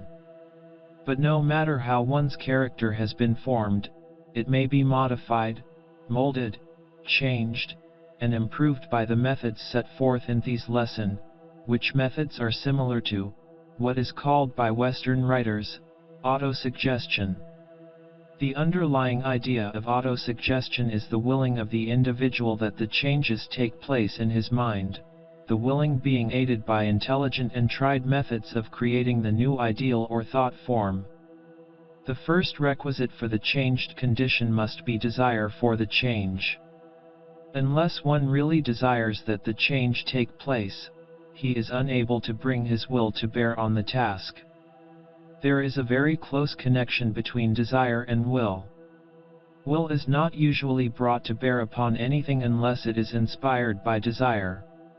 Some people connect the word desire with the lower inclinations, but it is equally applicable to the higher. If one fights off a low inclination or desire, it is because he is possessed of a higher inclination or desire. Many desires are really compromises between two or more conflicting desires, a sort of average desire, as it were. Unless one desires to change his character, he will not make any move toward it. And in proportion to the strength of the desire, so will be the amount of willpower that is put in the task. The first thing for one to do in character building is to want to do it. And if he finds that the want is not sufficiently strong to enable him to manifest the perseverance and effort necessary to bring it to a successful conclusion, then he should deliberately proceed to build up the desire. Desire may be built up by allowing the mind to dwell upon the subject until a desire is created. This rule works both ways, as many people have found out to their sorrow and misery.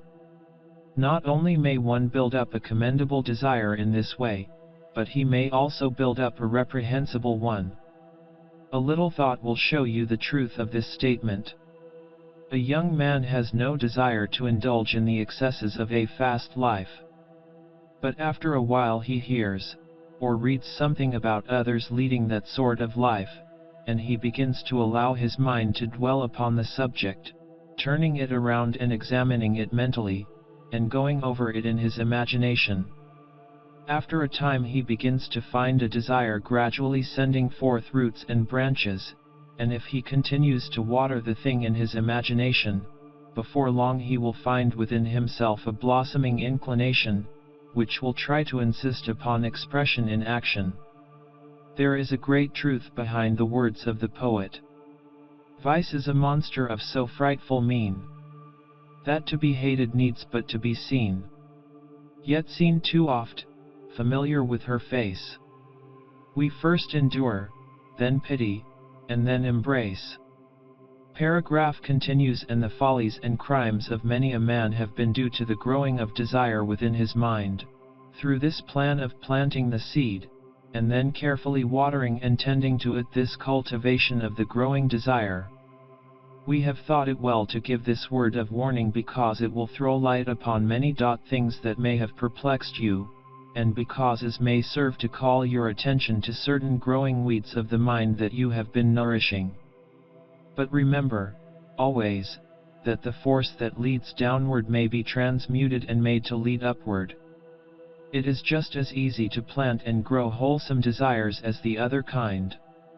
If you are conscious of certain defects and deficiencies in your character, and who is not, and yet find yourself not possessed of a strong enough desire to make the changes necessary, then you should commence by planting the desire seed and allowing it to grow by giving it constant care and attention.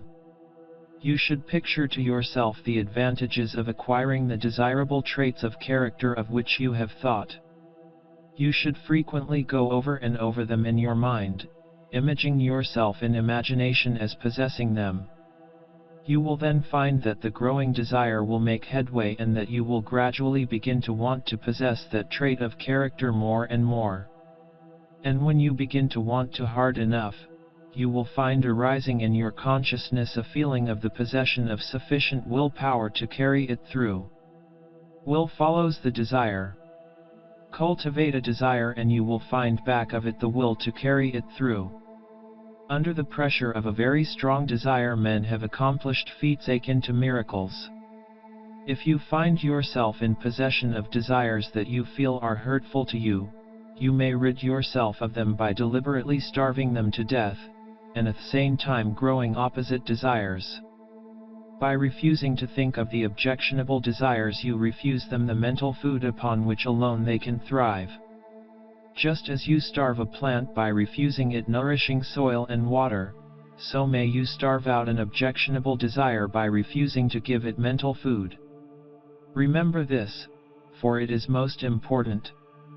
Refuse to allow the mind to dwell upon such desires, and resolutely turn aside the attention, and, particularly, the imagination, from the subject. This may call for the manifestation of a little willpower in the beginning, but it will become easier as you progress, and each victory will give you renewed strength for the next fight. But do not temporize with the desire, do not compromise with it, refuse to entertain the idea. In a fight of this kind, each victory gives one added strength, and each defeat weakens one. And while you are refusing to entertain the objectionable guest, you must be sure to grow a desire of an entirely opposite nature, a desire directly opposed to the one you are starving to death. Picture the opposite desire, and think of it often. Let your mind dwell upon it lovingly, and let the imagination help to build it up into form.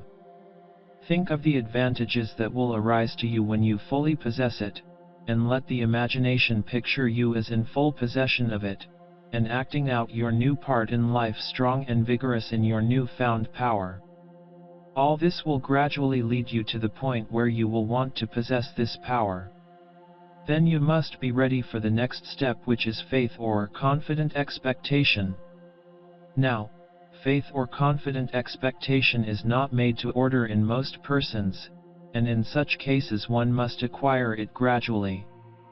Many of you who read these lines will have an understanding of the subject that will give you this faith.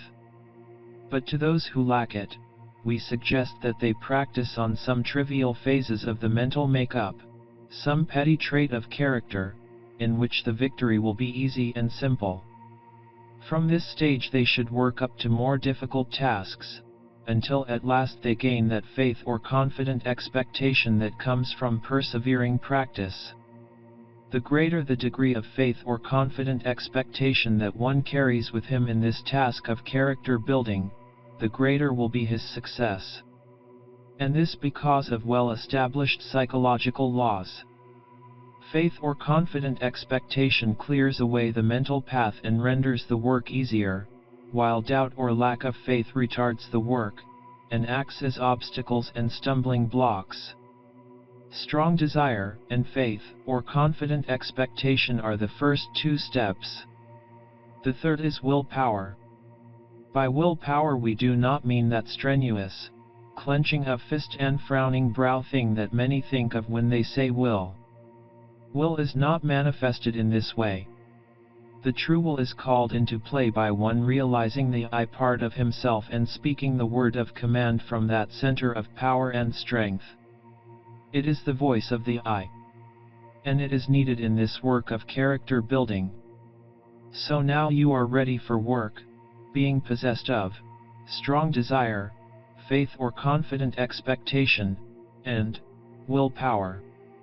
With such a triple weapon nothing but success is possible. Then comes the actual work. The first thing to do is to lay the track for a new character habit. Habit. You may ask in surprise. Yes, habit. For that word gives the secret of the whole thing. Our characters are made up of inherited or acquired habits. Think over this a little and you will see the truth of it. You do certain things without a thought, because you have gotten into the habit of doing them. You act in certain ways because you have established the habit. You are in the habit of being truthful, honest, virtuous, because you have established the habit of being so. Do you doubt this? Then look around you or look within your own heart, and you will see that you have lost some of your old habits of action, and have acquired new ones. The building up of character is the building up of habits. And the changing of character is the changing of habits. It will be well for you to settle this fact in your own mind, for it will give you the secret of many things connected with the subject. And, Remember this, that habit is almost entirely a matter of the subconscious mentality. It is true that habits originate in the conscious mind, but as they are established they sink down into the depths of the subconscious mentality, and thereafter become second nature, which, by the way, is often more powerful than the original nature of the person. The Duke of Wellington said that habit was as strong as 10 natures, and he proceeded to drill habits into his army until they found it natural to act in accordance with the habits pounded into them during the drills. Darwin relates an interesting instance of the force of habit over the reason.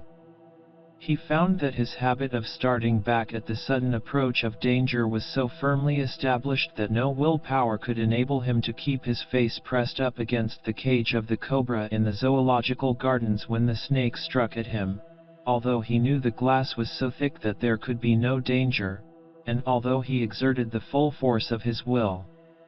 But we venture to say that one could overcome even this strongly ingrained habit, by gradually training the subconscious mentality and establishing a new habit of thought and action. It is not only during the actual process of willing the new habit that the work of making the new mental path goes on. In fact, the yogis believe that the principal part of the work goes on subconsciously between the intervals of command, and that the real progress is made in that way, just as the real work of solving the problem is performed subconsciously, as related in our last lesson. As an example, we may call your attention to some instances of the cultivation of physical habits. A physical task learned in the evening is much easier to perform the following morning than it was the night before, and still easier the following Monday morning than it was on the Saturday afternoon previous. The Germans have a saying that we learn to skate in summer, and to swim in winter, meaning that the impression passed on to the subconscious mentality deepens and broadens during the interval of rest. The best plan is to make frequent, sharp impressions, and then to allow reasonable periods of rest in order to give the subconscious mentality the opportunity to do its work. By sharp impressions we mean impressions given under strong attention, as we have mentioned in some of the earlier lessons of this series. A writer has well said, "Sow an act, reap a habit, sow a habit, reap a character, sow a character, reap a destiny," thus recognizing habit as the source of character. We recognize this truth in our training of children, forming good habits of character by constant repetition, by watchfulness, etc. Habit acts as a motive when established, so that while we think we are acting without motive we may be acting under the strong motive power of some well-established habit. Herbert Spencer has well said, "The habitually honest man does what is right, not consciously because he ought but with simple satisfaction, and is ill at ease till it is done."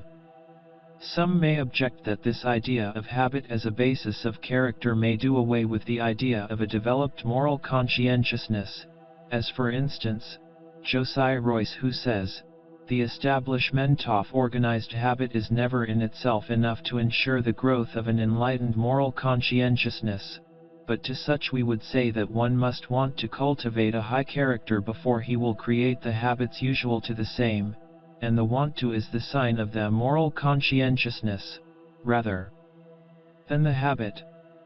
And the same is true of the ought to side of the subject. The ought to arises in the conscious mind in the beginning, and inspires the cultivation of the habit, although the latter after a while becomes automatic, a matter of the subconscious mentality, without any ought to attachment. It then becomes a matter of like to. Thus we see that the molding, modifying, changing, and building of character is largely a matter of the establishing of habits. And what is the best way to establish habits? Becomes our next question. The answer of the yogi is, establish a mental image, and then build your habit around it. And in that sentence he has condensed a whole system. Everything we see having a form is built around a mental image, either the mental image of some man, some animal, or of the Absolute. This is the rule of the universe, and in the matter of character building we but follow a well-established rule. When we wish to build a house, we first think of house in a general way. Then we begin to think of what kind of a house. Then we go into details. Then we consult an architect, and he makes us a plan, which plan is his mental image, suggested by our mental image. Then, the plan once decided upon, we consult the builder, and at last the house stands completed an objectified mental image. And so it is with every created thing, all manifestation of a mental image. And so, when we wish to establish a trait of character, we must form a clear, distinct mental image of what we wish to be. This is an important step.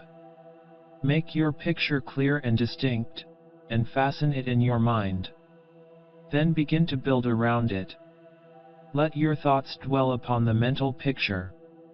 Let your imagination see yourself as possessed of the desired trait, and acting it out.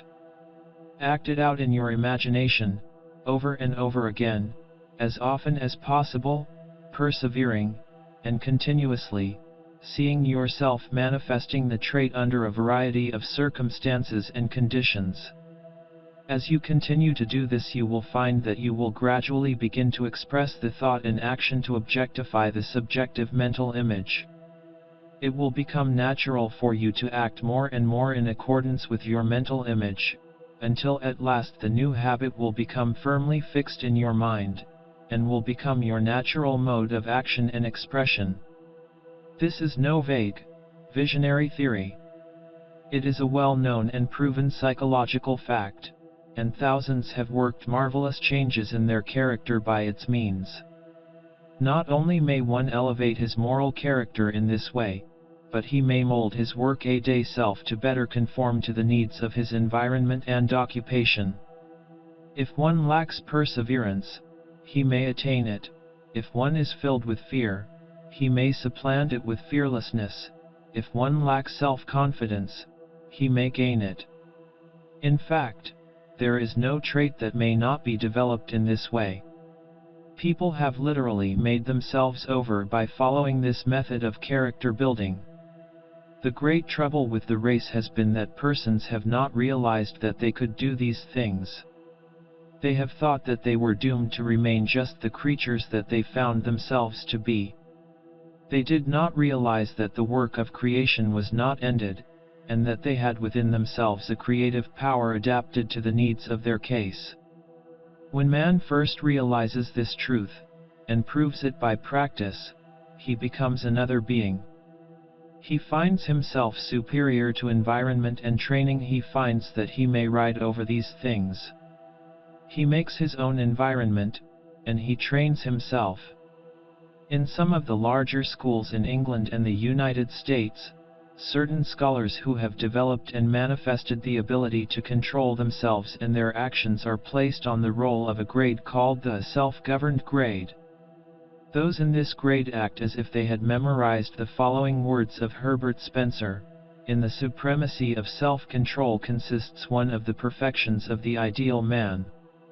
Not to be impulsive, not to be spurred hither and thither by each desire, but to be self-restrained, self-balanced, governed by the just decision of the feelings in council assembled *******, that it is which moral education strives to produce." And this is the desire of the writer of this lesson, to place each student in the self-governed class. We cannot attempt, in the short space of a single lesson, to map out a course of instruction in character building adapted to the special needs of each individual.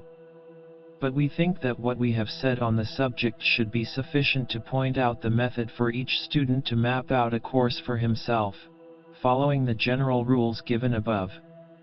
As a help to the student, however, we will give a brief course of instruction for the cultivation of one desirable trait of character.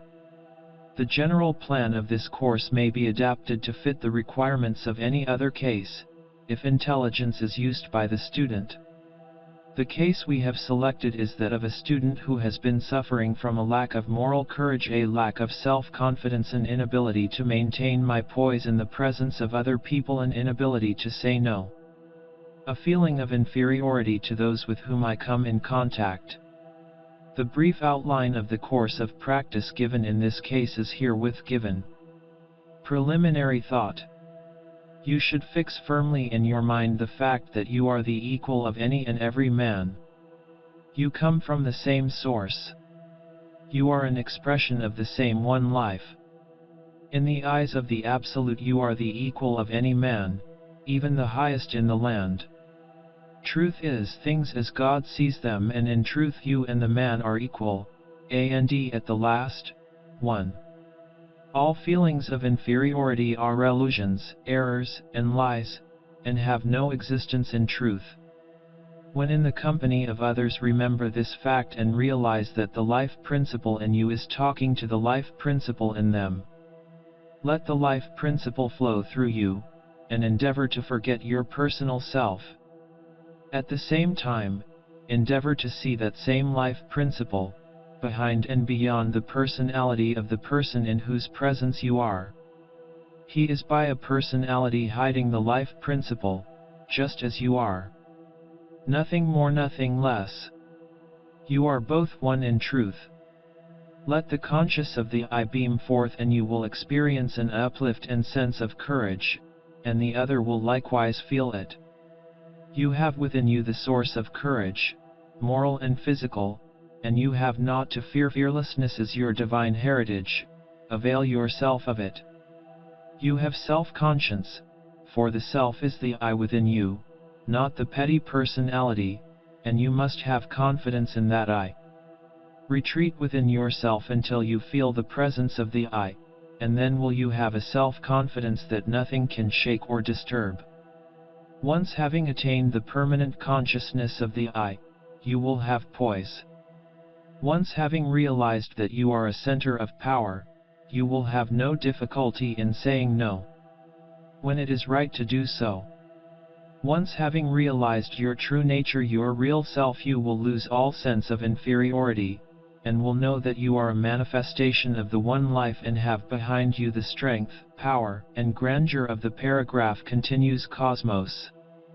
Begin by realizing yourself, and then proceed with the following methods of training the mind. Word images. It is difficult for the mind to build itself around an idea, unless that idea be expressed in words. A word is the center of an idea, just as the idea is the center of the mental image, and the mental image the center of the growing mental habit. Therefore, the yogis always lay great stress upon the use of words in this way. In the particular case before us, we should suggest the holding before you of a few words crystallizing the main thought. We suggest the words I am, courage, confidence, poise, firmness, equality. Commit these words to memory, and then endeavor to fix in your mind a clear conception of the meaning of each word, so that each may stand for a live idea when you say it. Beware of parrot-like or phonographic repetition. Let each word's meaning stand out clearly before you, so that when you repeat it you may feel its meaning. Repeat the words over frequently, when opportunity presents itself, and you will soon begin to notice that they act as a strong mental tonic upon you, producing a bracing, energizing effect. And each time you repeat the words, understandingly, you have done something to clear away the mental path over which you wish to travel. Practice. When you are at leisure, and are able to indulge in daydreams without injury to your affairs of life, call your imagination into play and endeavor to picture yourself as being possessed of the qualities indicated by the words named. Picture yourself under the most trying circumstances, making use of the desired qualities, and manifesting them fully. Endeavor to picture yourself as acting out your part well, and exhibiting the desired qualities. Do not be ashamed to indulge in these daydreams, for they are the prophecies of the things to follow, and you are but rehearsing your part before the day of the performance. Practice makes perfect, and if you accustom yourself to acting in a certain way in imagination, you will find it much easier to play your part when the real performance occurs. This may seem childish to many of you, but if you have an actor among your acquaintances, consult him about it, and you will find that he will heartily recommend it. He will tell you what practice does for one in this direction, and how repeated practice and rehearsals may fix a character so firmly in a man's mind that he may find it difficult to divest himself of it after a time. Choose well the part you wish to play, the character you wish to be yours, and then after fixing it well in your mind, practice, practice, practice. Keep your ideal constantly before you, and endeavor to grow into it. And you will succeed, if you exercise patience and perseverance. But, more than this, do not confine your practice to mere private rehearsal. You need some dress rehearsals as well, rehearsals in public. Therefore, after you get well started in your work, manage to exercise your growing character habits in your everyday life. Pick out the little cases first and try it on them.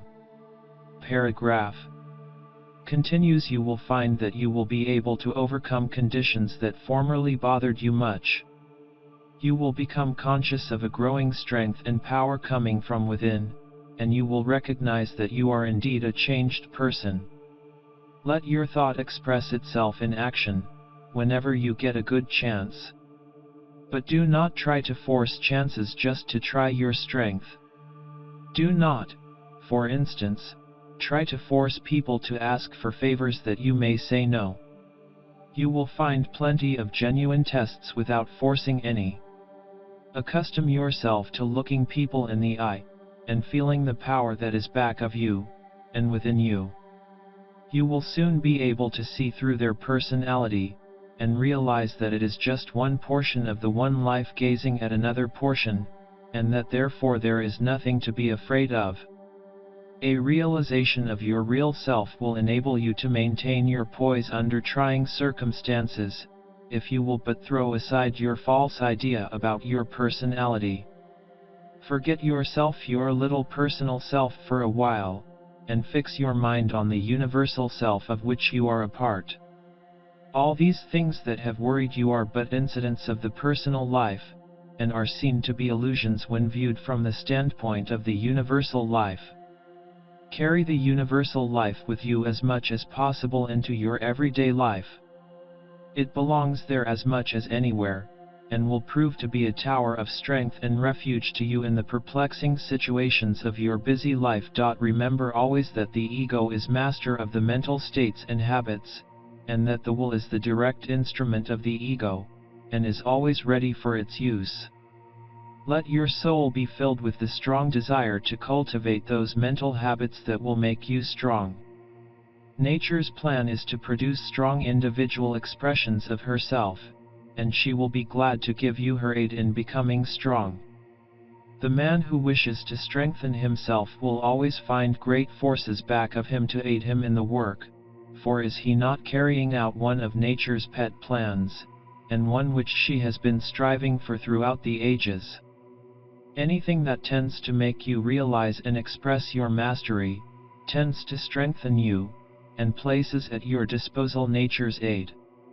You may witness this in everyday life. Nature seems to like strong individuals, and delights in pushing them ahead. By mastery, we mean mastery over your own lower nature, as well as over outside nature, of course. The I is master, forget it not, O student, and assert it constantly. Peace be with you. Mantram, or affirmation. I am the master of my mental habits. I control my character. I will to be strong, and summon the forces of my nature to my aid. The 12th lesson. Subconscious influences. In this lesson we wish to touch upon a certain feature of subconscious mentation that has been much dwelt upon by certain schools of Western writers and students during the past 20 years, but which has also been misunderstood, and, alas, too often misused, by some of those who have been attracted to the subject. We allude to what has been called the power of thought. While this power is very real, and like any other of the forces of nature may be properly used and applied in our everyday life, still many students of the power of the mind have misused it and have stooped to practices worthy only of the followers of the schools of black magic.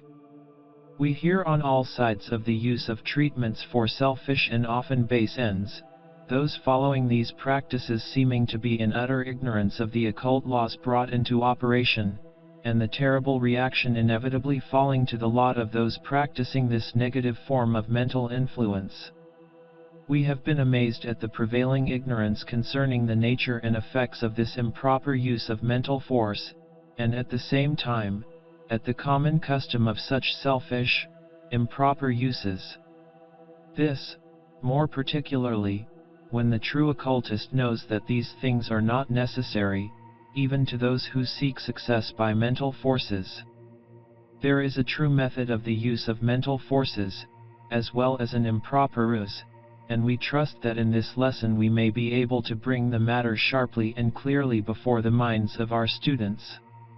In our first course, the 14 lessons, in the several lessons entitled, respectively, Thought Dynamics, Telepathy, etc., and Psychic Influence, we have given a general idea of the effect of one mind upon other minds, and many other writers have called the attention of the Western world to the same facts. There has been a general awakening of interest in this phase of the subject among the Western people of late years, and many and wonderful are the theories that have been advanced among the conflicting schools regarding the matter. But, notwithstanding the conflicting theories, there is a general agreement upon the fundamental facts. They all agree that the mental forces may be used to affect oneself and others, and many have started in to use these mental forces for their own selfish ends and purposes, believing that they were fully justified in so doing, and being unaware of the web of psychic causes and effects which they were weaving around them by their practices. Now, at the beginning, let us impress upon the minds of our students the fact that while it is undoubtedly true that people who are unaware of the true sources of strength within them, may be, and often are affected by mental force exerted by others, it is equally true that no one can be adversely affected in this way providing he realizes the I within himself, which is the only real part of him, and which is an impregnable tower of strength against the assaults of others. There is no cause for all of this fear that is being manifested by many Western students of thought power, who are in constant dread of being treated adversely by other people. The man or woman who realizes the I within, may by the slightest exercise of the will surround himself with a mental aura which will repel adverse thought waves emanating from the minds of others. Nay, more than this, the habitual recognition of the I, and a few moments meditation upon it each day, will of itself erect such an aura, and will charge this aura with a vitality that will turn back adverse thought, and cause it to return to the source from which it came, where it will serve the good purpose of bringing to the mistaken mind originating it, the conviction that such practices are hurtful and to be avoided. This realization of the I, which we brought out in the first few lessons of the present series, is the best and only real method of self-protection. This may be easily understood, when we remind you that the whole phenomena of mental influencing belongs to the illusion side of existence, the negative side, and that the real and positive side must of necessity be stronger. Nothing can affect the real in you, and the nearer you get to the real, in realization and understanding, the stronger do you become. This is the whole secret. Think it over. But, there are comparatively few people who are able to rest firmly in the I consciousness all the time, and the others demand help while they are growing. To such, we would say creep as close the realization of the I as possible, and rest your spiritual feet firmly upon the rock of the real self. If you feel that people, circumstances, or things are influencing you unduly, stand up boldly, and deny the influence. Say something like this: I deny the power or influence of persons, circumstances, or things to adversely affect me. I assert my reality, power, and dominion over these things. These words may seem very simple, but when uttered with the consciousness of the truth underlying them, they become as a mighty force. You will understand, of course, that there is no magic or virtue in the words themselves, that is, in the grouping of the letters forming the words, or the sounds of the words, the virtue resting in the idea of which the words are the expression. You will be surprised at the effect of this statement upon depressing, or adverse influences surrounding you. If you who are reading these words now feel yourself subject to any adverse or depressing influences, will then stand up erect, throwing your shoulders back, raising your head, and looking boldly and fearlessly ahead, and repeat these words firmly, and with faith, you will feel the adverse influences disappearing. You will almost see the cloud falling back from you. Try it now, before reading further, and you will become conscious of a new strength and power. You are perfectly justified in thus denying adverse influence. You have a perfect right to drive back threatening or depressing thought clouds. You have a perfect right to take your stand upon the rock of truth, your real self, and demand your freedom. These negative thoughts of the world in general, and of some people in particular, belong to the dark side of life, and you have a right to demand freedom from them. You do not belong to the same side of life, and it is your privilege, yes, your duty, to repel them and bid them disappear from your horizon. You are a child of light, and it is your right and duty to assert your freedom from the things of darkness. You are merely asserting the truth when you affirm your superiority and dominion over these dark forces. And in the measure of your recognition and faith, will be the power at your disposal. Faith and recognition renders man a god. If we could but fully recognize and realize just what we are, we could rise above this entire plane of negative, dark world of thought.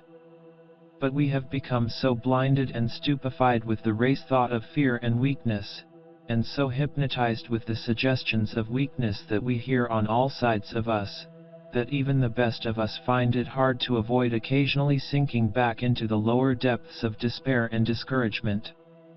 But, let us remember this, brothers and sisters, that these periods of backsliding become less frequent, and last a shorter time, as we proceed. By and by we shall escape them altogether. Some may think that we are laying too much stress upon the negative side of the question, but we feel that what we have said is timely, and much needed by many who read these lessons. There has been so much said regarding this negative, adverse power of thought, that it is well that all should be taught that it is in their power to rise above this thing, that the weapon for its defeat is already in their hand. The most advanced student may occasionally forget that he is superior to the adverse influence of the race thought, and other clouds of thought influence that happen to be in his neighborhood.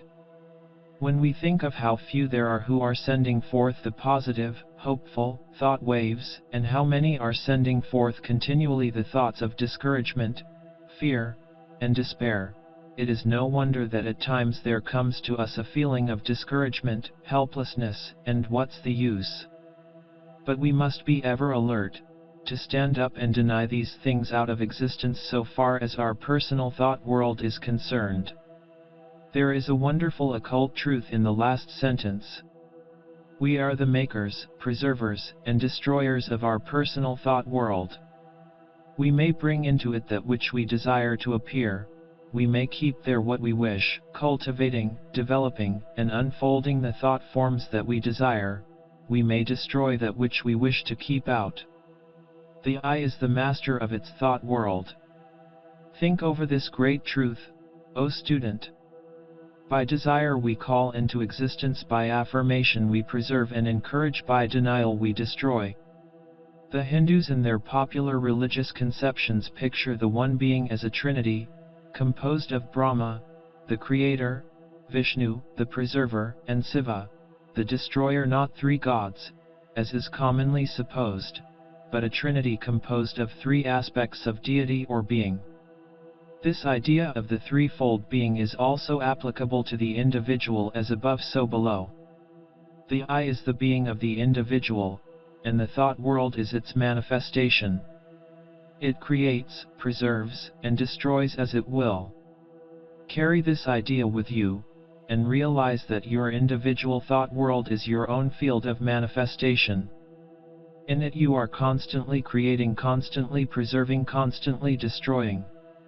And if you can destroy anything in your own thought world, you remove it from its field of activity, so far as you are concerned.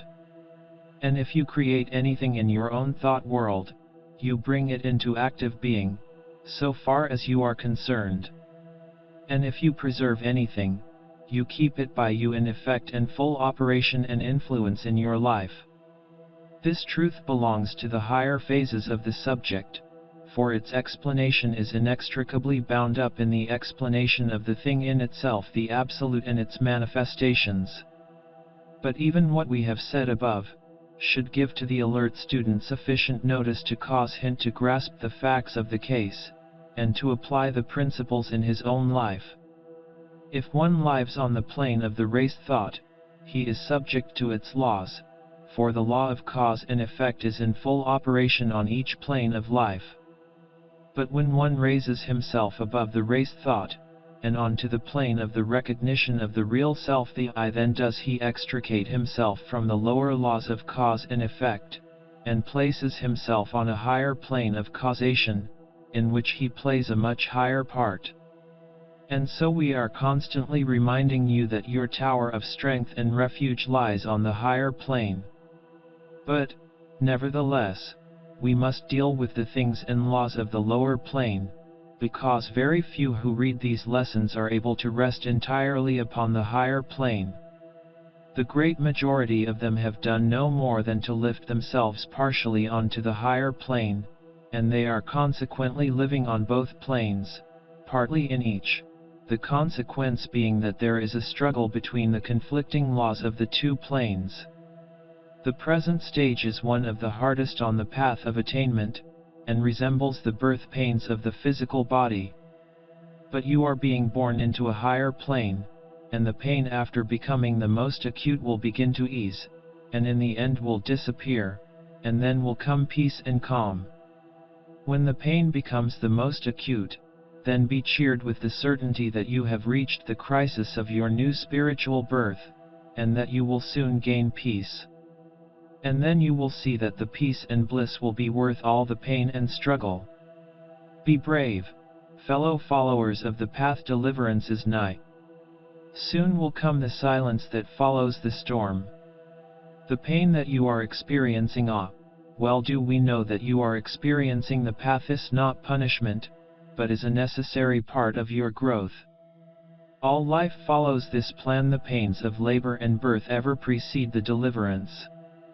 Such is life, and life is based upon truth, and all is well with the world.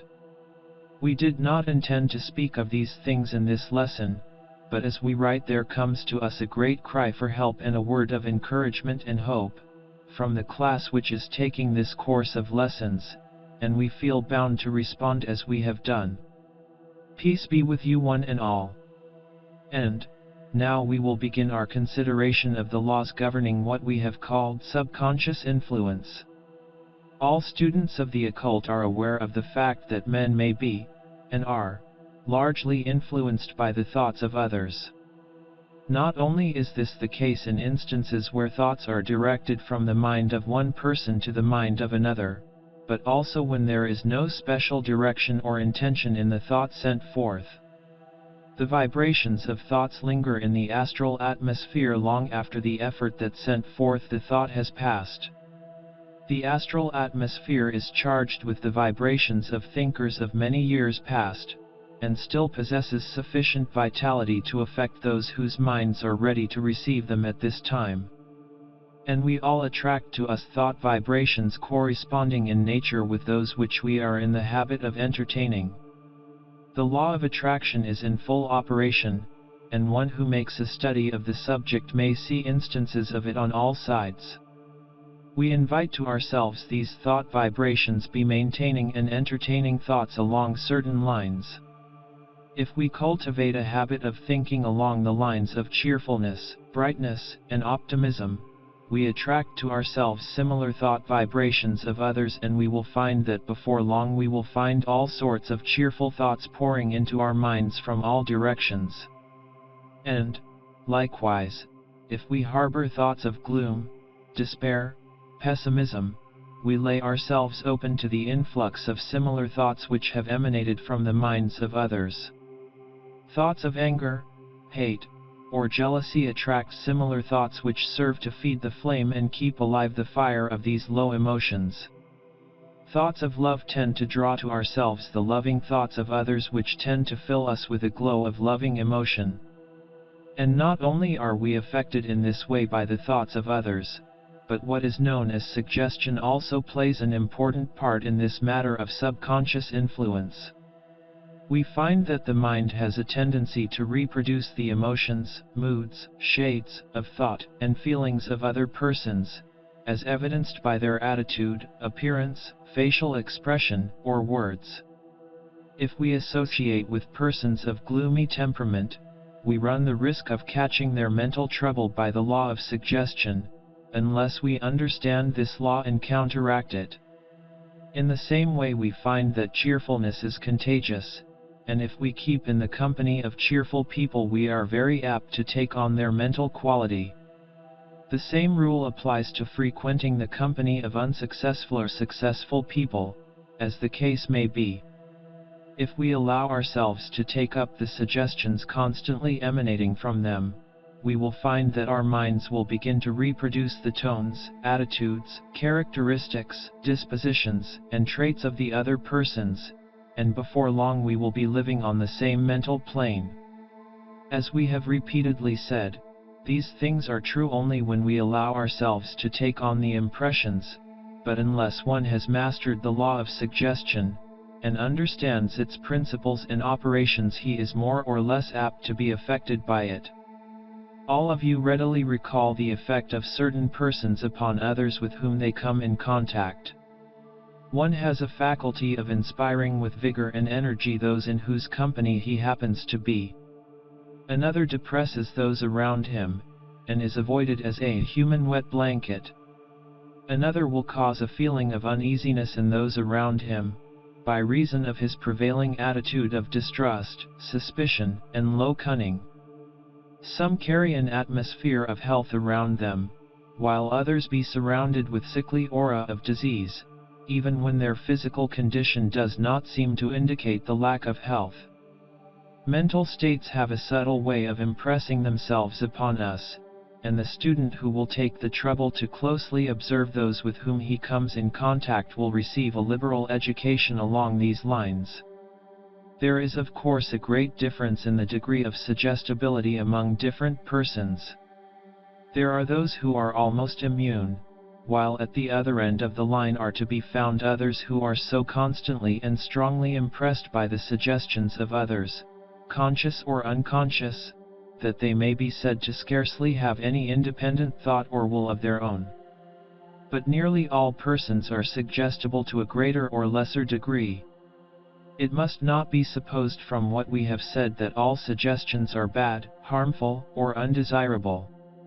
Many suggestions are very good for us, and coming at the right time have aided us much. But, nevertheless, it is well to always let your own mind pass upon these suggestions, before allowing them to manifest in your subconscious mind. Let the final decision be your own and not the will of another, although you may have considered outside suggestions in connection with the matter. Remember always that you are an individual, having a mind and will of your own. Rest firmly upon the base of your I consciousness, and you will find yourself able to manifest a wonderful strength against the adverse suggestions of others. Be your own suggester, train and influence your subconscious mind yourself, and do not allow it to be tampered with by the suggestions of others. Grow the sense of individuality. There has been much written of recent years in the Western world regarding the effect of the mental attitude upon success and attainment upon the material plane. While much of this is nothing but the wildest imagining, still there remains a very firm and solid substratum of truth underlying it all. It is undoubtedly true that one's prevailing mental attitude is constantly manifesting and objectifying itself in his life. Things, circumstances, people, plans, all seem to fit into the general ideal of the strong mental attitude of a man. And this from the operation of mental law along a number of lines of action. In the first place, the mind when directed toward a certain set of objects becomes very alert to discover things concerning those objects, to seize upon things, opportunities, persons, ideas, and facts tending to promote the objects thought of. The man who is looking for facts to prove certain theories, invariably finds them, and is also quite likely to overlook facts tending to disprove his theory. The optimist and the pessimist passing along the same streets, each sees thousands of examples tending to fit in with his idea. As Kay says, when one is engaged in seeking for a thing, if he keep the image of it clearly before the mind, he will be very likely to find it, and that too, probably, where it would otherwise have escaped his notice. So when one is engaged in thinking on a subject, thoughts of things resembling it, or bearing upon it, and tending to illustrate it, come up on every side. Truly, we may well say of the mind, as has been said of the eye, that it perceives only what it brings within the power of perceiving. John Burroughs has well said regarding this that no one ever found the walking fern who did not have the walking fern in his mind. A person whose eye is full of Indian relics picks them up in every field he walks through. They are quickly recognized because the eye has been commissioned to find them. While the mind is kept firmly fixed upon some ideal or aim, its whole and varied powers are bent toward the realization and manifestation of that ideal. In thousands of ways the mind will operate to objectify the subjective mental attitude, a great proportion of the mental effort being accomplished along subconscious lines. It is of the greatest importance to one who wishes to succeed in any undertaking, to keep before his mind's eye a clear mental image of that which he desires. He should picture the thing desired, and himself as securing it, until it becomes almost real. In this way he calls to his aid his entire mental force and power, along the subconscious lines, and, as it were, makes a clear path over which he may walk to accomplishment. Bain says regarding this, by aiming at a new construction, we must clearly conceive what is aimed at. Where we have a very distinct and intelligible model before us, we are in a fair way to succeed. Proportion as the ideal is dim and wavering, we stagger or miscarry. Maudsley says, we cannot do an act voluntarily unless we know what we are going to do, and we cannot know exactly what we are going to do until we have taught ourselves to do it. Carpenter says, the continued concentration of attention upon a certain idea gives it a dominant power, not only over the mind, but over the body. Says the idea of our own strength gives strength to our movements. A person who is confident of effecting anything by muscular efforts will do it more easily than one not so confident of his own power. Tanner says, to believe firmly is almost tantamount in the end to accomplishment. Extraordinary instances are related showing the influence of the will over even the involuntary muscles. Along the same lines, many Western writers have added their testimony to the yogi principle of the manifestation of thought into action. Kay has written, a clear and accurate idea of what we wish to do, and how it is to be effected, is of the utmost value and importance in all the affairs of life. A man's conduct naturally shapes itself according to the ideas in his mind, and nothing contributes more to success in life than having a high ideal and keeping it constantly in view. Where such is the case, one can hardly fail in attaining it. Numerous unexpected circumstances will be found to conspire to bring it about, and even what seemed at first to be hostile may be converted into means for its furtherance, while by having it constantly before the mind he will be ever ready to take advantage of any favoring circumstances that may present themselves. Along the same lines, Foster has written these remarkable words: "It is wonderful how even the casualties of life seem to bow to a spirit that will not bow to them, and yield to subserve a design which they may, in their first apparent tendency, threaten to frustrate." When a firm, decisive spirit is recognized, it is curious to see how the space clears around a man and leaves him room and freedom. Paragraph. Continues Simpson has said, "A passionate desire and an unwearied will can perform impossibilities, or what seem to be such to the cold and feeble." And Maudsley gives to aspiring youth a great truth, when he says, "Thus it is that aspirations are often prophecies, of what a man shall be in a condition to perform." And we may conclude the paragraph by quoting Lytton: "Dream, O youth, dream manfully and nobly, and thy dreams shall be prophets." This principle of the power of the mental image is strongly impressed upon the mind of the Kila, or student, by the yogi teachers. The student is taught that just as the house is erected in accordance with the plan of the architect, so is one's life built in accordance with the prevailing mental image. The mind subconsciously molds itself around the prevailing mental image or attitude, and then proceeds to draw upon the outer world for material with which to build in accordance with the plan. Not only is one's character built in this way, but the circumstances and incidents of his life follow the same rule. The yogi student is instructed into the mysteries of the power of the mind in this direction, not that he may make use of it to build up material success, or to realize his personal desires, for he is taught to avoid these things, but he is fully instructed, nevertheless, that he may understand the workings of the law around him.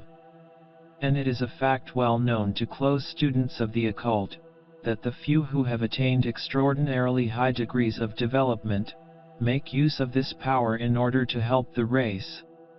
Many a world movement has been directed by the mind, or minds, of some of these advanced souls who were able to see the ideal of evolution ahead of the race, and by visualizing the same, and concentrating upon it in meditation, actually hastened the progress of the evolutionary wave, and caused to actually manifest that which they saw, and upon which they had meditated. It is true that some occultists have used similar plans to further their own selfish personal ends, often without fully realizing just what power they were employing, but this merely illustrates the old fact that the forces of nature may be used rightly and wrongly. And it is all the more reason why those who are desirous of advancing the race, of assisting in the evolution of the world, should make use of this mighty power in their work.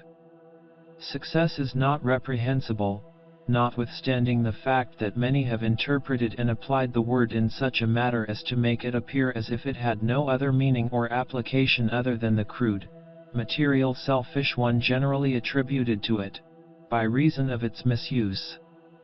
The Western world is playing its part in the evolution of the race, and its keynote is accomplishment. Those who have advanced so high that they are able to view the world of men, as one sees a valley from a mountain peak, recognize what this strenuous Western life means. They see mighty forces in operation, mighty principles being worked out by those who little dream of the ultimate significance of that which they are doing. Mighty things are before the Western world today, wonderful changes are going on, great things are in the womb of time, and the hour of birth draws near. The men and women in the Western world feel within them the mighty urge to accomplish something, to take an active part in the great drama of life. And they are right in giving full expression to this urge, and are doing well in using every legitimate means in the line of expression.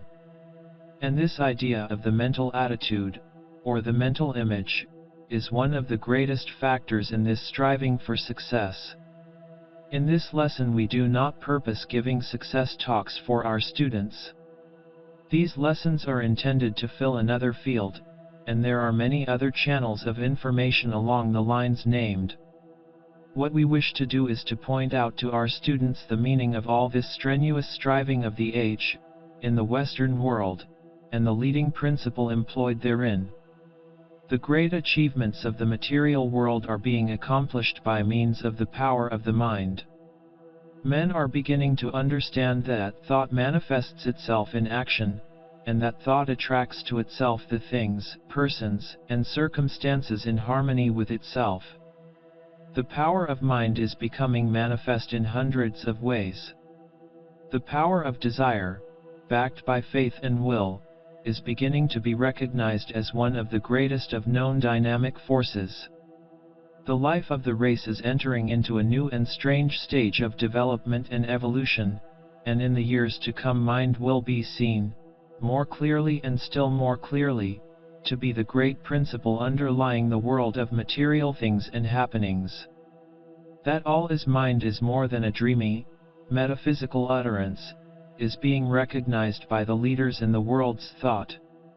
As we have said, great changes are before the world and the race, and every year brings us nearer to the beginning of them. In fact, the beginning is already upon us.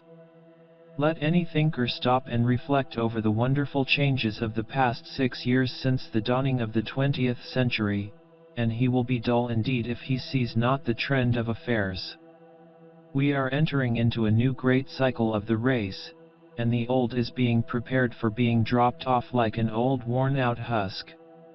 Old conventions, ideals, customs, laws, ethics, and things sociological, economical, theological, philosophical, and metaphysical have been outgrown, and are about to be shed by the race. The great cauldron of human thought is bubbling away fiercely, and many things are rising to its surface. Like all great changes, the good will come only with much pain. All birth is with pain. The race feels the pain and perpetual unrest, but knows not what is the disease nor the remedy. Many false cases of diagnosis and prescription are even now noticeable, and will become still more in evidence as the years roll by. Many self-styled saviors of the race, prescribers for the pain of the soul and mind, will arise and fall. But out of it all will come that for which the race now waits. The changes that are before us are as great as the changes in thought and life described in the late novel by H. G. Wells, entitled In the Days of the Comet. In fact, Mr. Wells has indicated in that story some of the very changes that the advanced souls of the race have informed their students are before the race. The prophetic insight of the writer named seems marvelous, until one realizes that even that writer is being used as a part of the mental machinery of the change itself. But the change will not come about by reason of the new gas caused by the brushing of the Earth's surface by a passing comet. It will come from the unfolding of the race mind, the process being now underway. Are not the signs of mental unrest and discomfort becoming more and more apparent as the days go by? The pain is growing greater, and the race is beginning to fret and chafe, and moan. It knows not what it wants, but it knows that it feels pain and wants something to relieve that pain. The old things are beginning to totter and fall, and ideas rendered sacred by years of observance are being brushed aside with a startling display of irreverence. Under the surface of our civilization we may hear the straining and groaning of the ideas and principles that are striving to force their way out onto the plane of manifestation. Men are running hither and thither crying for a leader and a savior. They are trying this thing, and that thing, but they find not that which they seek. They cry for satisfaction, but it eludes them. And yet all this search and disappointment is part of the great change, and is preparing the race for that which must come. And yet the relief will not come from anything or things. It will come from within. Just as when, in Wells' story, things righted themselves when the vapor of the comet had cleared men's minds, so will things take their new places when the mind of the race becomes cleared by the new unfoldment that is even now underway. Men are beginning to feel each other's pains. They find themselves unsatisfied by the old rule of every man for himself, and the devil take the hindmost. It used to content the successful, but now it doesn't seem to be so satisfying. The man on top is becoming lonesome, and dissatisfied, and discontented. His success seems to appall him, in some mysterious manner. And the man underneath feels stirring within himself strange longings and desires, and dissatisfaction. And new frictions are arising, and new and startling ideas are being suddenly advanced, supported, and opposed. And the relations between people seem to be unsatisfactory. The old rules, laws, and bonds are proving irksome.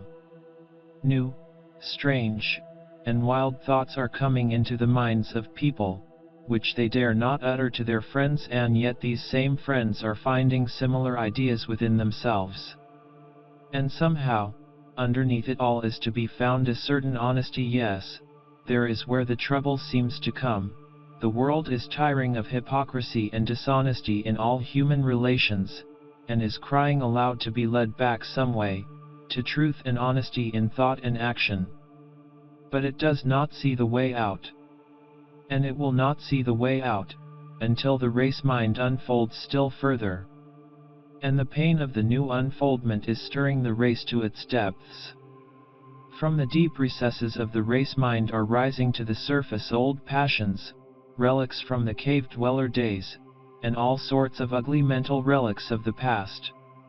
And they will continue to rise and show themselves until at last the bubbling pot will begin to quiet down, and then will come a new peace, and the best will come to the surface, the essence of all the experiences of the race.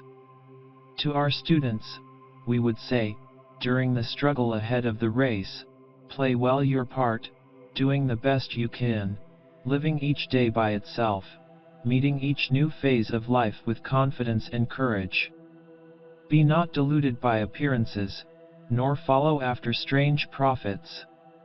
Let the evolutionary processes work themselves out, and do you fall in with the wave without struggling, and without overmuch striving. The law is working itself out well, of that be assured. Those who have entered into even a partial understanding and recognition of the one life underlying, will find that they will be as the chosen people during the changes that are coming to the race. They have attained that which the race is reaching toward in pain and travail. And the force behind the law will carry them along, for they will be the leaven that is to lighten the great mass of the race in the new dispensation. Not by deed, or by action, but by thought, will these people leaven the mass. The thought is even now at work, and all who read these words are playing a part in the work, although they may know it not. If the race could realize this truth of the one life underlying, today, the change would occur in a moment, but it will not come in that way.